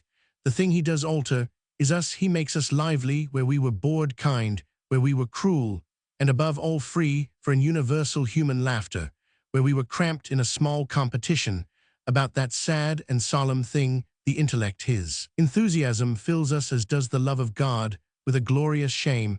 After all, he has only found in Toots what we might have found for ourselves. He has only made us as much interested in Toots as Toots is in himself. He does not alter the proportions of Toots. He alters only the scale. We seem as if we were staring at a rat risen to the stature of an elephant. Hitherto we have passed him by. Now we feel that nothing could induce us to pass him by. That is the nearest way of putting the truth. He has not been whitewashed in the least. He has not been depicted as any cleverer than he is. He has been turned from a small fool into a great fool. We know Toots is not clever, but we are not inclined to quarrel with Toots. Because he is not clever, we are more likely to quarrel with cleverness. Because it is not Toots. All the examinations he could not pass, all the schools he could not enter, all the temporary tests of brain and culture which surrounded 263 him shall pass, and Toots shall remain like a mountain. It may be noticed that the great artists always choose great fools rather than great intellectuals to embody humanity. Hamlet does express the aesthetic dreams and the bewilderments of the intellect, but Bottom the Weaver expresses them much better. In the same manner, Toots expresses certain permanent dignities in human nature more than any of Dickens' more dignified characters can do it. For instance, Toots expresses admirably the enduring fear, which is the very essence of falling in love. When Toots is invited by Florence to come in when he longs to come in, but still stays out, he is embodying a sort of insane and perverse humility, which is elementary in the lover. There is an apostolic injunction to suffer fools gladly. We always lay the stress on the word suffer, and interpret the passage as one urging resignation. It might be better perhaps to lay the stress upon the word gladly, and make our familiarity with fools a delight, and almost a dissipation. Nor is it necessary that our pleasure in fools, or at least in great and godlike fools, should be merely satiric or cruel. The great fool is he in whom we cannot tell which is the conscious, and which the unconscious humor. We laugh with 264 him, and laugh at him at the same time. An obvious instance is that of ordinary and happy marriage. A man and a woman cannot live together without having against each other a kind of everlasting joke. Each has discovered that the other is a fool, but a great fool. This largeness, this grossness and gorgeousness of folly is the thing which we all find about those with whom we are in intimate contact, and it is the one enduring basis of affection, and even of respect. When we know an individual named Tompkins, we know that he has succeeded where all others have failed. He has succeeded in being Tompkins. Just so Mr. Toots succeeded. He was defeated in all scholastic examinations, but he was the victor in that visionary battle in which unknown competitors vainly tried to beat Toots. If we are to look for lessons, here at least is the last and deepest lesson of Dickens. It is in our own daily life that we are to look for the portents and the prodigies. This is the truth not merely of the fixed figures of our life, the wife, the husband, the fool that fills the sky. It is true of the whole stream and substance of our daily experience. Every instant we reject a great fool merely because he is foolish. Every day we neglect Tootsiers and Swivellers, Guppies and Jobling Simmeries 265. And Flashers. Every day we lose the last sight of Jobling and Chuckster the analytical chemist, or the Marchioness. Every day we are missing a monster whom we might easily love, and an imbecile whom we should certainly admire. This is the real gospel of Dickens, the inexhaustible opportunities offered by the liberty and the variety of man compared with this life, all public life, all fame, all wisdom. is by its nature cramped and cold, and small for on that defined and lighted public stage men are of necessity forced to profess one set of accomplishments to rise to one rigid standard. It is the utterly unknown people who can grow in all directions like an exuberant tree. It is in our interior lives that we find that people are too much themselves. It is in our private life that we find people intolerably individual, that we find them swelling into the enormous contours and taking on the colors of caricature. Many of us live publicly with featureless public puppets, images of the small public abstractions. It is when we pass our own private gate and open our own secret door that we step into the land of the giants. Chapter 11. On the alleged optimism of Dickens. In one of the plays of the decadent period, an intellectual expressed the atmosphere of his epoch by referring to Dickens as a vulgar optimist. I have in a previous chapter suggested something of the real strangeness of such a term. After all, the main matter of astonishment, or rather of admiration, is that optimism should be vulgar in a world in which physical distress is almost the common lot. We actually complain that happiness is too common in a world in which the majority is physically miserable. We actually complain of the sameness of praise. We are bored with the abundance of approval. When we consider what the conditions of the vulgar really are, it is difficult to imagine a stranger or more splendid tribute to humanity than such a phrase as vulgar optimism.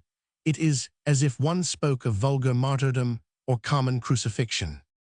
First, however, let it be said frankly that there is a foundation for the charge against Dickens, which is implied in the phrase about vulgar optimism.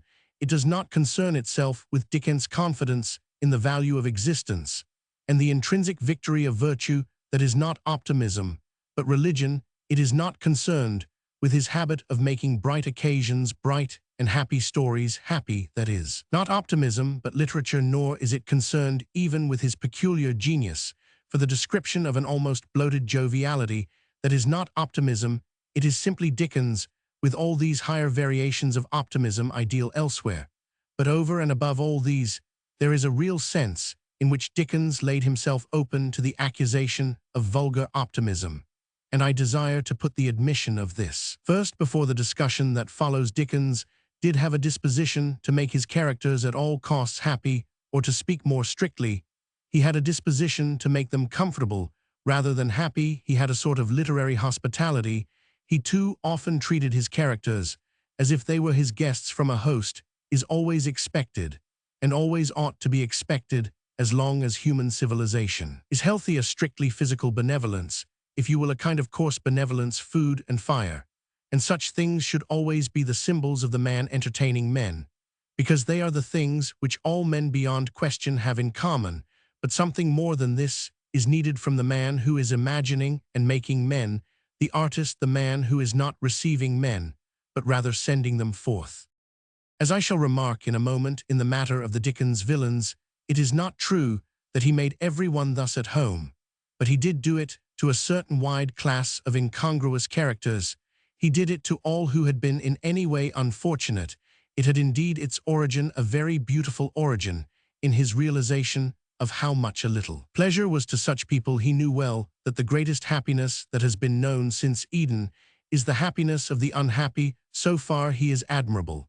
And as long as he was describing the ecstasy of the poor, the borderland between pain and pleasure, he was at his highest. Nothing that has ever been written about human delights, no earthly paradise, no utopia, has ever come so near the quick nerve of happiness as his descriptions of the rare extravagances of the poor. Such an admirable description, for instance, as that of Kit Nubbles taking his family to the theatre, for he seizes on the real source of the whole pleasure. A holy fear. Kit tells the waiter to bring the beer, and the waiter, instead of saying, "Did you address that language to me?" only said, "Pot of 269, beer, sir." Yes, sir.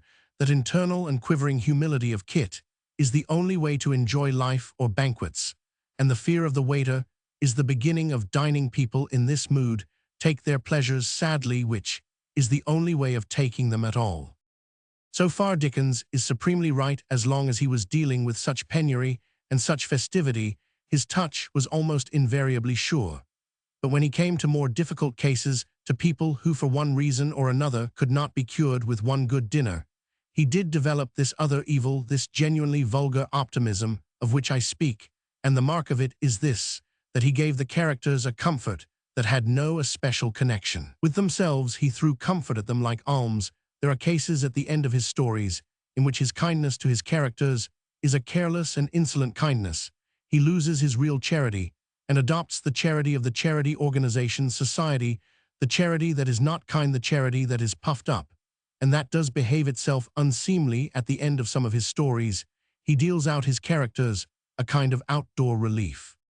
I will give two instances. The whole meaning of the character of Mr. Micawber is that a man 270 can be always almost rich by constantly expecting riches. The lesson is a really important one in our sweeping modern sociology. We talk of the man whose life is a failure, but Micawber's life never is a failure because it is always a crisis. We think constantly of the man who, if he looked back, would see that his existence was unsuccessful. But Micawber never does look back. He always looks forward because the bailiff is coming tomorrow. You cannot say he is defeated, for his absurd battle never ends. He cannot despair of life, for he is so much occupied in living. All this is of immense importance in the understanding of the poor. It is worth all the slum novelists that ever insulted democracy. But how did it happen? How could it happen that the man who created this Micawber could pension him off at the end of the story and make him a successful colonial mayor? Micawber never did succeed, never ought to succeed. His kingdom is not of this world, but this is an excellent instance of Dickens' disposition to make his characters grossly and incongruously comfortable. There is another instance in the same book. Dora, the first wife of David Copperfield, is a very genuine and amusing figure. She has certainly far more force of character than Agnes. She represents the infinite and divine irrationality, 271, of the human heart. What possessed Dickens to make her such a dehumanized prig as to recommend her husband to marry another woman? One could easily respect a husband who after time and development made such a marriage, but surely not a wife who desired it. If Dora had died hating Agnes, we should know that everything was right, and that God would reconcile the irreconcilable when Dora dies. Recommending Agnes, we know that everything is wrong, at least if hypocrisy and artificiality and moral vulgarity are wrong. There again Dickens yields to a mere desire to give comfort. He wishes to pile up pillows round Dora, and he smothers her with them like Othello. This is the real vulgar optimism of Dickens. It does exist, and I have deliberately put it first. Let us admit that Dickens' mind was far too much filled with pictures of satisfaction and coziness and repose. Let us admit that he thought principally of the pleasures of the oppressed classes. Let us admit that it hardly cost him any artistic pang to make out human beings as much happier than they are. Let us admit all this, and a curious fact remains. For it was this too easily contented Dickens, this man with cushions at his back, and it sometimes 272 seems cotton wool in his ears. It was this happy dreamer, this vulgar optimist, who alone of modern writers did really destroy some of the wrongs he hated and bring about some of the reforms he desired. Dickens did help to pull down the debtors' prisons, and if he was too much of an optimist, he was quite enough of a destroyer. Dickens did drive Squeers out of his Yorkshire den, and if Dickens was too contented, it was more than Squeers was. Dickens did leave his mark on parochialism, on nursing, on funerals, on public executions, on workhouses, on the Court of Chancery. These things were altered. They are different. It may be that such reforms are not adequate remedies. That is another question altogether. The next sociologists may think these old radical reforms quite narrow or accidental, but such as they were, the old radicals got them done, and the new sociologists cannot get anything done at all. And in the practical doing of them, Dickens played a solid and quite demonstrable part. That is the plain matter that concerns us here. If Dickens was an optimist, he was an uncommonly active and useful kind of optimist. If Dickens was a sentimentalist, he was a very practical sentimentalist. And the reason of this is one that goes deep 273 into Dickens' social reform, and like every other real and desirable thing, involves a kind of mystical contradiction. If we are to save the oppressed, we must have two apparently antagonistic emotions in us at the same time. We must think the oppressed man intensely miserable, and at the same time intensely attractive and important. We must insist with violence upon his degradation. We must insist with the same violence upon his dignity. For if we relax by 1 inch the one assertion, men will say he does not need saving. And if we relax by 1 inch the other assertion, men will say he is not worth saving. The optimists will say that reform is needless. The pessimists will say that reform is hopeless. We must apply both simultaneously to the same oppressed man. We must say that he is a worm and a god, and we must thus lay ourselves open to the accusation or the compliment of transcendentalism. This is indeed the strongest argument for the religious conception of life. If the dignity of man is an earthly dignity, we shall be tempted to deny his earthly degradation. If it is a heavenly dignity, we can admit the earthly degradation with all the candor of Zola. If we are idealists about the other world, we can be realists about this world.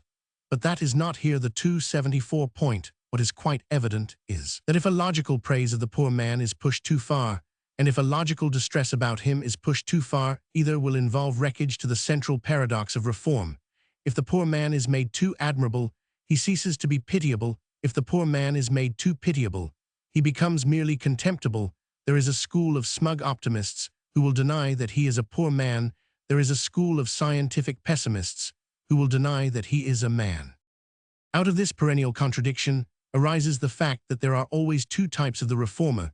The first we may call for convenience the pessimistic, the second, the optimistic reformer. One dwells upon the fact that souls are being lost, the other dwells upon the fact that they are worth saving. Both, of course, are so far as that is concerned quite right, but they naturally tend to a difference of method, and sometimes to a difference of perception. The pessimistic reformer points out the elements that oppression has destroyed. The optimistic reformer, with an even fiercer joy, points out the good elements that it has not destroyed. It is the case for the first reformer that slavery has made men slavish. It is the case for the second reformer that slavery has not made men slavish. The first describes how bad men are 275 under bad conditions. The second describes how good men are under bad conditions. Of the first class of writers, for instance, is Gorky. Of the second class of writers is Dickens. But here we must register a real and somewhat startling fact in the face of all apparent probability. It is certainly true that the optimistic reformer reforms much more completely than the pessimistic reformer. People produce violent changes by being contented, by being far too contented. The man who said that revolutions are not made with rosewater was obviously inexperienced in practical human affairs. Men like Rousseau and Shelley do make revolutions, and do make them with rosewater, that is, with a too rosy and sentimental view of human goodness. Figures that come before and create convulsion and change, for instance, the central figure of the New Testament, always have the air of walking in an unnatural sweetness and calm. They give us their peace ultimately in blood and battle and division. Not as the world giveth, give they unto us. Nor is the real reason of the triumph of the too contented reformer particularly difficult to define. He triumphs because he keeps alive in the human soul an invincible sense of the thing being worth doing, of the war being worth winning, 276 of the people being worth their deliverance. I remember that Mr. William Archer some time ago published in his interesting series of interviews an interview with Mr. Thomas Hardy. That powerful writer was represented as saying in the course of the conversation that he did not wish at the particular moment to define his position with regard to the ultimate problem of whether life itself was worth living there. He said, hundreds of remediable evils in this world, when we have remedied all these, such was his argument, it will be time enough to ask whether existence itself, under its best possible conditions, is valuable or desirable. Here we have presented with a considerable element of what can only be called unconscious humor the plain reason of the failure of the pessimist. As a reformer, Mr. Hardy is asking us, I will not say to buy a pig in a poke. He is asking us to buy a poke on the remote chance of there being a pig in it, when we have for some few frantic centuries tortured ourselves to save mankind. It will then be time enough to discuss whether they can possibly be saved when, in the case of infant mortality, for example, we have exhausted ourselves with the earth-shaking efforts required to save the life of every individual baby. It will then be time enough, 277, to consider whether every individual baby would not have been happier dead. We are to remove mountains and bring the millennium, because then we can have a quiet moment to discuss whether the millennium is at all desirable. Here we have the low-water mark of the impotence of the sad reformer, and here we have the reason of the paradoxical triumph of the happy one. His triumph is a religious triumph. It rests upon his perpetual assertion of the value of the human soul and of human daily life. It rests upon his assertion that human life is enjoyable because it is human, and he will never admit, like so many compassionate pessimists, that human life ever ceases to be human. He does not merely pity the lowness of men, he feels an insult to their elevation. Brute pity should be given only to the brute's. Cruelty to animals is cruelty, and a vile thing, but cruelty to man is not cruelty. It is treason. Tyranny over a man is not tyranny. It is rebellion, for man is loyal. Now the practical weakness of the vast mass of modern pity for the poor and the oppressed is precisely that it is merely pity. The pity is pitiful, but not respectful. Men feel that the cruelty to the poor is a kind of cruelty to animals. They never feel that it is injustice to equals. Nay, it is treachery to comrades. This dark scientific pity, this brutal pity, has an elemental sincerity of its own, but it is entirely useless for all ends of social reform. Democracy swept Europe with the saber when it was founded upon the rights of man. It has done literally nothing at all since it has been founded only upon the wrongs of man, or more. Strictly speaking, its recent failures have been due to its not admitting the existence of any rights or wrongs, or indeed of any humanity. Evolution, the sinister enemy of revolution, does not especially deny the existence of God. What it does deny is the existence of man, and all the despair about the poor and the cold and repugnant pity for them has been largely due to the vague sense that they have literally relapsed into the state of the lower animals. A writer sufficiently typical of recent revolutionism, Gorky, has called one of his books by the eerie and effective title "Creatures That Once Were Men." That title explains the whole failure of the Russian Revolution, and the reason why the English writers such as Dickens did, with all their limitations, achieve so many of the actual things at which they aimed was that they could not possibly have put such a title upon a human book. Dickens really helped the unfortunate in the matters to which he set himself, and the 279 reason is that across all his books and sketches about the unfortunate might be written the common title "Creatures That Still Are Men." There does exist, then, this strange optimistic reformer, the man whose work begins with approval and yet ends with earthquake. Jesus Christ was destined to found a faith which made the rich poorer and the poor richer, but even when he was going to enrich them, he began with the phrase "blessed are the poor." The Gissings and the Gorkys say, as an universal literary motto, "Cursed are the poor among a million who have faintly followed Christ." In this divine contradiction, Dickens stands out, especially, he said, in all his reforming utterances, "Cure poverty," but he said, in all his actual descriptions, "Blessed are the poor." He described their happiness, and men rushed to remove their sorrow. He described them as human, and men resented the insults to their humanity. It is not difficult to see why, as I said at an earlier stage of this book, Dickens' denunciations have had so much more practical an effect than the denunciations of such a man as Gissing. Both agreed that the souls of the people were in a kind of prison, but Gissing said that the prison was full of dead souls. Dickens said that the prison was full of living souls, and the 280 fiery cavalcade of rescuers felt that they had not come too late. Of this general fact about Dickens' descriptions of poverty, there will not, I suppose, be any serious dispute. The dispute will only be about the truth of those descriptions. It is clear that whereas Gissing would say, "See how their poverty depresses the Smiths," or the Browns, Dickens says, "See how little after all their poverty can depress the Cratchits." No one will deny that he made a special feature, a special study, the subject of the festivity of the poor.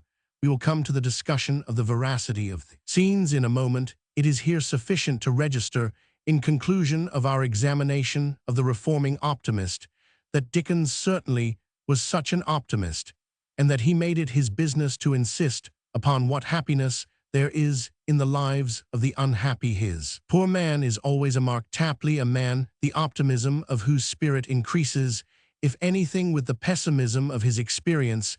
It can also be registered as a fact equally solid and quite equally demonstrable that this optimistic Dickens did effect great reforms. The reforms in which Dickens was instrumental were indeed, from the point of view of our sweeping social panaceas, special and limited, but perhaps 281 for that reason especially They afford a compact and concrete instance of the psychological paradox of which we speak. Dickens did. Definitely destroyer at the very least helped to destroy certain institutions.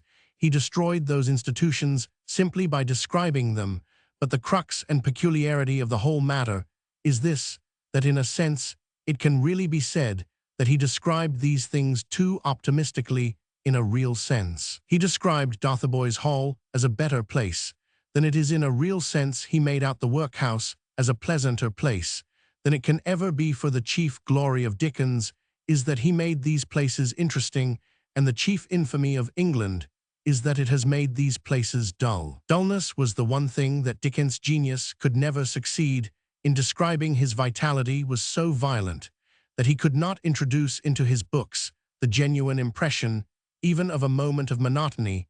If there is anywhere in his novels an instant of silence, we only hear more clearly the hero whispering with the heroine, the villain sharpening his dagger, or the creaking of the machinery that is to give out the god from the machine. He could splendidly describe gloomy places, but he could not describe dreary places.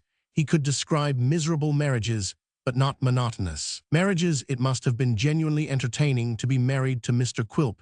This sense of a still incessant excitement he spreads over every inch of his story, and over every dark tract of his landscape.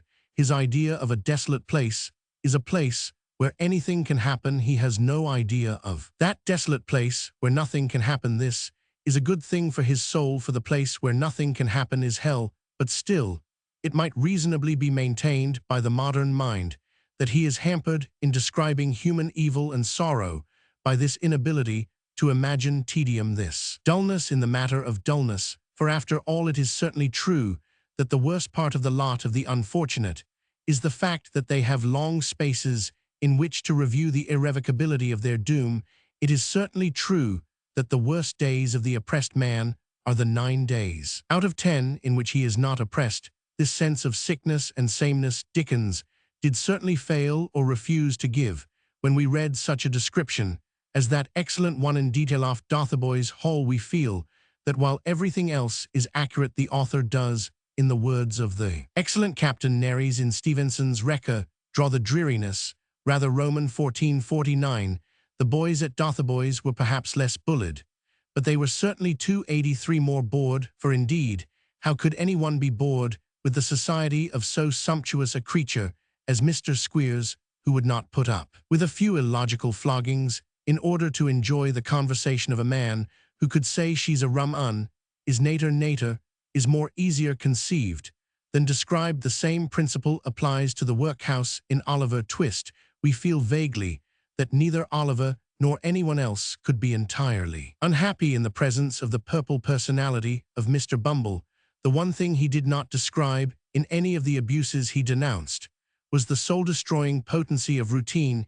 He made out the bad school, the bad parochial system, the bad debtors' prison as very much jollier and more exciting than they may really have been in a sense. Then he flattered them, but he destroyed them with the flattery by making Mrs. Gamp delightful. He made her impossible. He gave everyone an interest in Mr. Bumble's existence, and by the same act gave everyone an interest in his destruction. It would be difficult to find a stronger instance of the utility and energy of the method, which we have for the sake of argument called the method of the optimistic reformer. As long as Low Yorkshire schools were entirely colourless and dreary, they continued 284 quietly tolerated by the public, and quietly intolerable to the victims. So long as Squeers was dull as well as cruel, he was permitted. The moment he became amusing as well as cruel, he was destroyed. As long as Bumble was merely inhuman, he was allowed. When he became human, humanity wiped him out. For, in order to do these great acts of justice, we must always realize not only the humanity of the oppressed, but even the humanity of the oppressor. The satirist had in a sense to create the images in the mind before, as an iconoclast, he could destroy them. Dickens had to make Squeers live before he could make him die.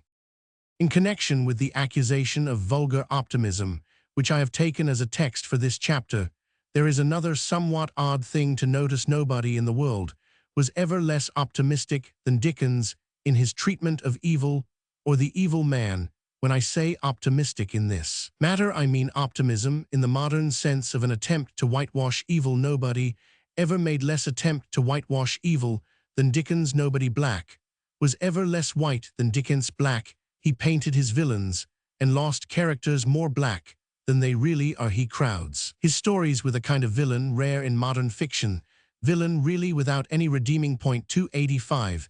There is no redeeming point in Squeers, or in Monk, or in Ralph Nickleby, or in Bill Sikes, or in Quilp, or in Brass, or in Mr. Chester, or in Mr. Pecksniff, or in Jonas Chuzzlewit, or in Carker, or in Uriah Heep, or in Blandois, or in 100 more. So far as the balance of good and evil in human characters is concerned, Dickens certainly could not be called a vulgar optimist. His emphasis on evil was melodramatic. He might be called a vulgar pessimist. Some will dismiss this lurid villainy as a detail of his artificial romance. I'm not inclined to do so. He inherited undoubtedly this unqualified villain, as he inherited so many other things from the whole history of European literature. But he breathed into the blackguard a peculiar and vigorous life of his own. He did not show any tendency to modify his blackguardism in accordance with the increasing considerateness of the age. He did not seem to wish to make his villain less villainous. He did not wish to imitate the analysis of George Eliot or the reverent skepticism of Thackeray. And all this works back, I think, to a real thing in him, that he wished to have an obstreperous and incalculable enemy. He wished to keep alive the idea of combat, which means of necessity a combat against something individual and alive. I do not 286 know whether in the kindly rationalism of his epoch he kept any belief in a personal devil in his theology, but he certainly created a personal devil in every one of his books. A good example of my meaning can be found, for instance, in such a character as Quilp. Dickens may, for all I know, have had originally some idea of describing Quilp as the bitter and unhappy cripple, a deformity whose mind is stunted along with his body. But if he had such an idea, he soon abandoned it. Quilp is not in the least unhappy. His whole picturesqueness consists in the fact that he has a kind of hellish happiness, an atrocious hilarity that makes him go bounding about like an india rubber ball.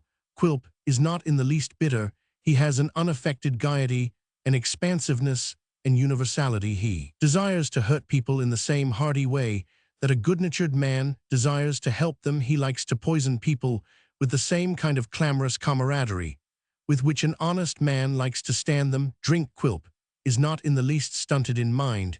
He is not in reality even stunted in body. His body, that is, does not in any way fall short of what he wants it to do. His smallness gives him rather the promptitude of a bird or the precipitance of a bullet. In a word, Quilp is precisely the devil of 287, the Middle Ages. He belongs to that amazingly healthy period when even the lost spirits were hilarious. This heartiness and vivacity in the villains of Dickens is worthy of note, because it is directly connected with his own cheerfulness. This is a truth little understood in our time, but it is a very essential one. If optimism means a general approval, it is certainly true that the more a man becomes an optimist, the more he becomes a melancholy man. If he manages to praise everything, his praise will develop an alarming resemblance to a polite boredom. He will say that the marsh is as good as the garden. He will mean that the garden is as dull as the marsh. He may force himself to say that emptiness is good, but he will hardly prevent himself from asking what is the good of such good. This optimism does exist. This optimism, which is more hopeless than pessimism. This optimism, which is the very heart of hell against such an aching vacuum of joyless approval. There is only one antidote: a sudden and pugnacious belief in positive evil. This world can be made beautiful again by beholding it as a battlefield. When we have defined and isolated the evil thing, the colors come back into everything else. When evil things have become evil, 288 good things in a blazing apocalypse become good. There are some men who are dreary because they do not believe in God, but there are many others who are dreary because they do not believe in the devil. The grass grows green again when we believe in the devil. The roses grow red again when we believe in the devil. No man was more filled with the sense of this bellicose basis of all cheerfulness than Dickens. He knew very well the essential truth that the true optimist can only continue an optimist so long as he is discontented for the full value of this life. can only be got by fighting the violent, take it by storm. And if we have accepted everything we have missed something more, this life of ours is a very enjoyable fight, but a very miserable truce. And it appears strange to me that so few critics of Dickens or of other romantic writers have noticed this philosophical meaning in the undiluted villain. The villain is not in the story to be a character, he is there to be a dangerous, ceaseless, ruthless, uncompromising menace like that of wild beasts, or the sea, for the full satisfaction of the sense of combat, which everywhere and always involves a sense of equality. It is necessary to make the evil thing a man, but it is not always necessary, it is not even always artistic 289 to make him a mixed and probable man, in any tale the tone of which is at all symbolic. He may quite legitimately be made an aboriginal and infernal energy. He must be a man only in the sense that he must have a wit, and will to be matched with the wit, and will of the man chiefly fighting the evil may be inhuman, but it must not be impersonal, which is almost exactly the position occupied by Satan in the theological scheme. But when all is said, as I have remarked before, the chief fountain in Dickens of what I have called cheerfulness, and some prefer to call optimism, is something deeper than a verbal philosophy. It is after all an incomparable hunger and pleasure for the vitality and the variety, for the infinite eccentricity of existence. And this word eccentricity brings us perhaps nearer to the matter than any other. It is perhaps the strongest mark of the divinity of man that he talks of this world as a strange world.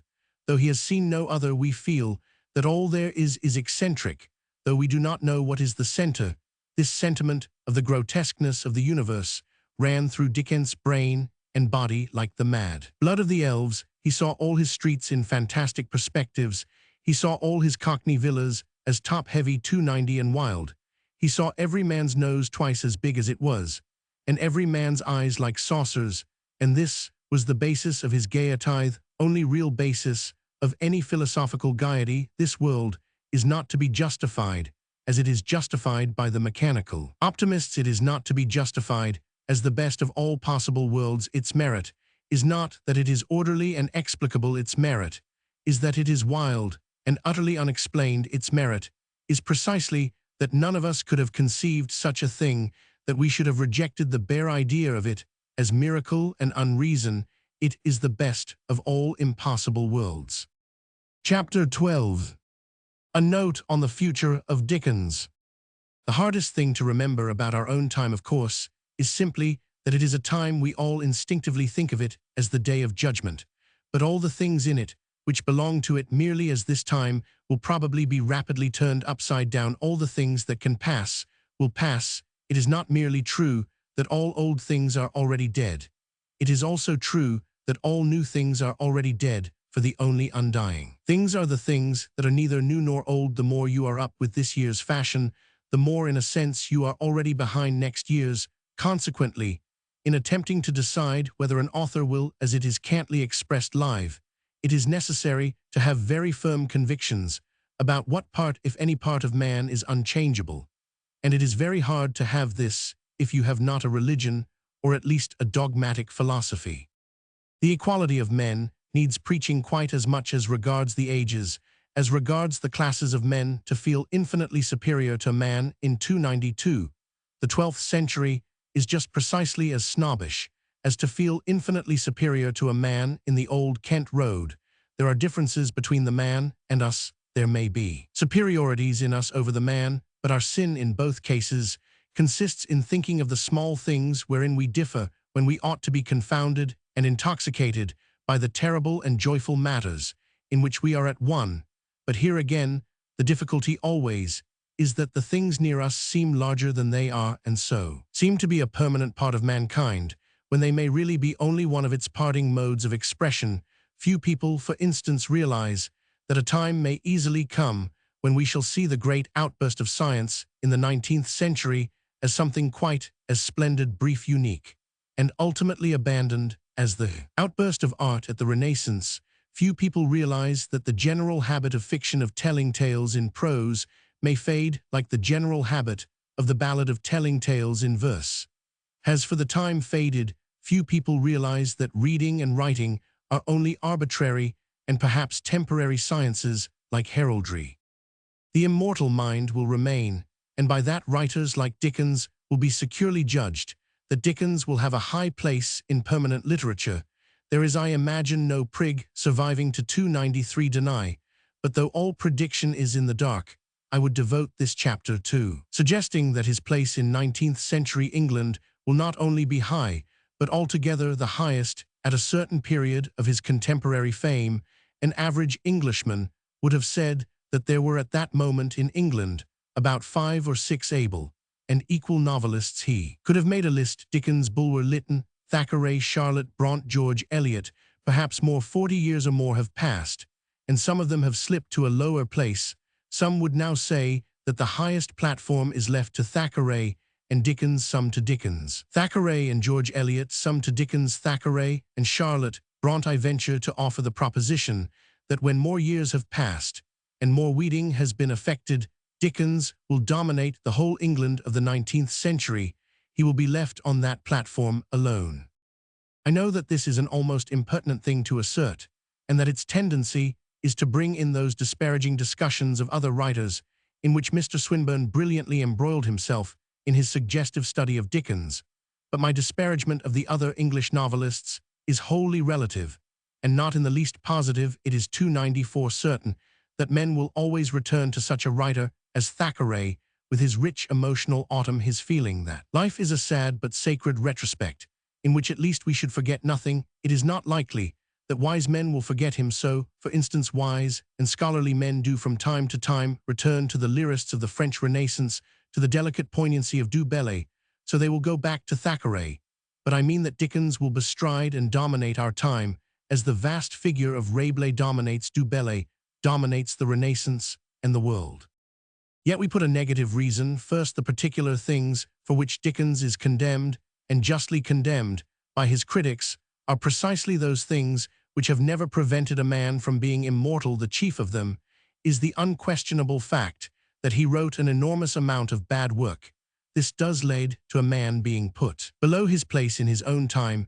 It does not affect his permanent place, to all appearance, at all. Shakespeare, for instance, and Wordsworth wrote not only an enormous amount of bad work, but an enormous amount of enormously bad work. Humanity edits such writers' works for them. Virgil was mistaken in cutting out his inferior 295 lines. We would have undertaken the job. Moreover, in the particular case of Dickens, there are special reasons for regarding his bad work as in some sense irrelevant. So much of it was written, as I have previously suggested, under a kind of general ambition that had nothing to do with his special genius, an ambition to be a public provider of everything, a warehouse of all human emotions. He held a kind of literary day of judgment. He distributed bad characters as punishments and good characters as rewards. My meaning can be best conveyed by one instance out of many. The character of the kind old Jew in Our Mutual Friend, a needless and unconvincing character, was actually introduced because some Jewish correspondent complains that the bad old Jew in Oliver Twist conveyed the suggestion that all Jews were bad.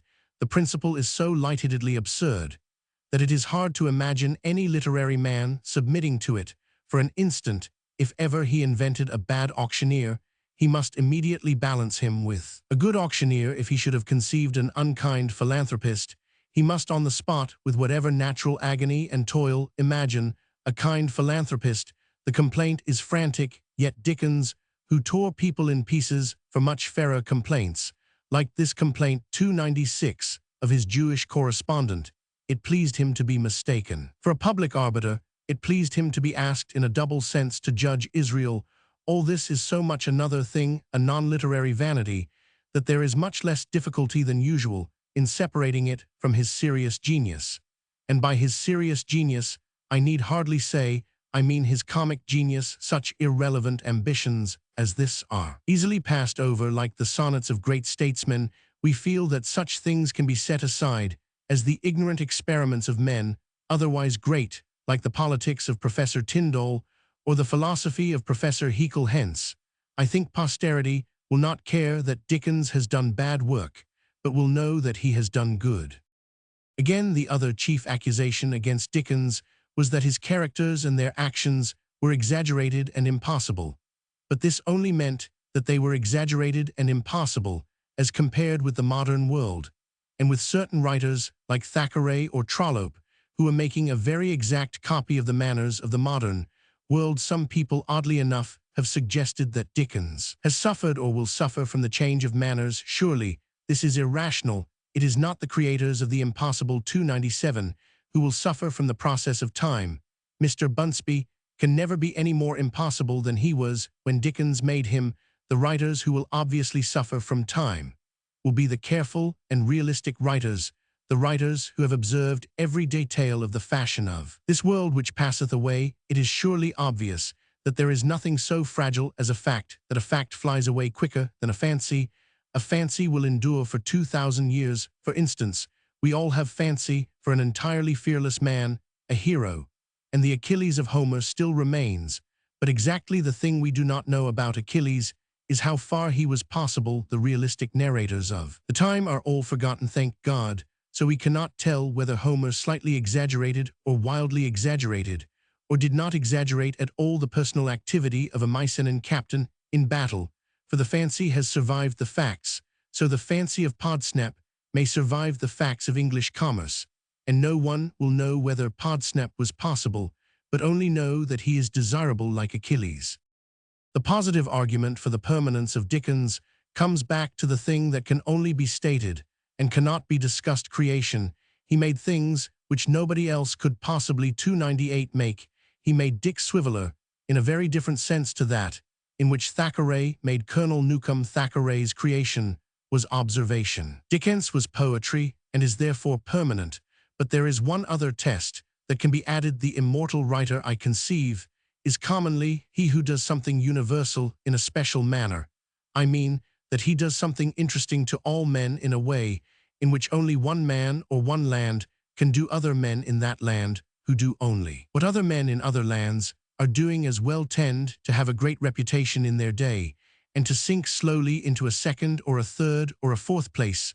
A parallel from war will make the point clearer. I cannot think that anyone will doubt that although Wellington and Nelson were always bracketed, Nelson will steadily become more important and Wellington less, for the fame of Wellington rests upon the fact that he was a good soldier in the service of England, exactly as 20 similar men were good soldiers in the service of Austria or Prussia or France. But Nelson is the symbol of a special mode of attack which is at once universal and yet specially English. The sea. Now Dickens is at once as universal as the sea and as English as Nelson, Thackeray, and George Eliot, and the other great figures of that great 299 England were comparable to Wellington in this, that the kind of thing they were doing, realism, the acute study of intellectual things, numerous men in France, Germany, and Italy were doing as well or better than they, but Dickens was really doing something universal, yet something that no one but an Englishman could do. This is attested by the fact that he and Byron are the men who, like pinnacles, strike the eye of the continent. The points would take long to study, yet they may take only a moment to indicate. No one but an Englishman could have filled his books at once with a furious caricature, and with a positively furious kindness in more central countries full of cruel memories of political change. Caricature is always inhumane. No one but an Englishman could have described the democracy as consisting of free men but yet of funny men. In other countries where the democratic issue has been more bitterly fought, it is felt that unless you describe a man as dignified, you are describing him as a slave. This is the only final greatness of a man, that he does for all the world what all the world cannot do for itself. Dickens, I believe, did it. The hour of absinthe is over. We shall not be much further troubled with the little artists who 300 found Dickens too sane for their sorrows and too clean for their delights. But we have a long way to travel before we get back to what Dickens meant. And the passage is along a rambling English road, a twisting road, such as Mr. Pickwick traveled, but this at least is part of what he meant, that comradeship and serious joy are not interludes in our travel, but that rather our travels are interludes in comradeship, and joy which through God shall endure forever. The inn does not point to the road points to the inn, and all roads point at last to an ultimate inn where we shall meet Dickens and all his characters, and when we drink again, it shall be from the great flagons in the tavern at the end of the world.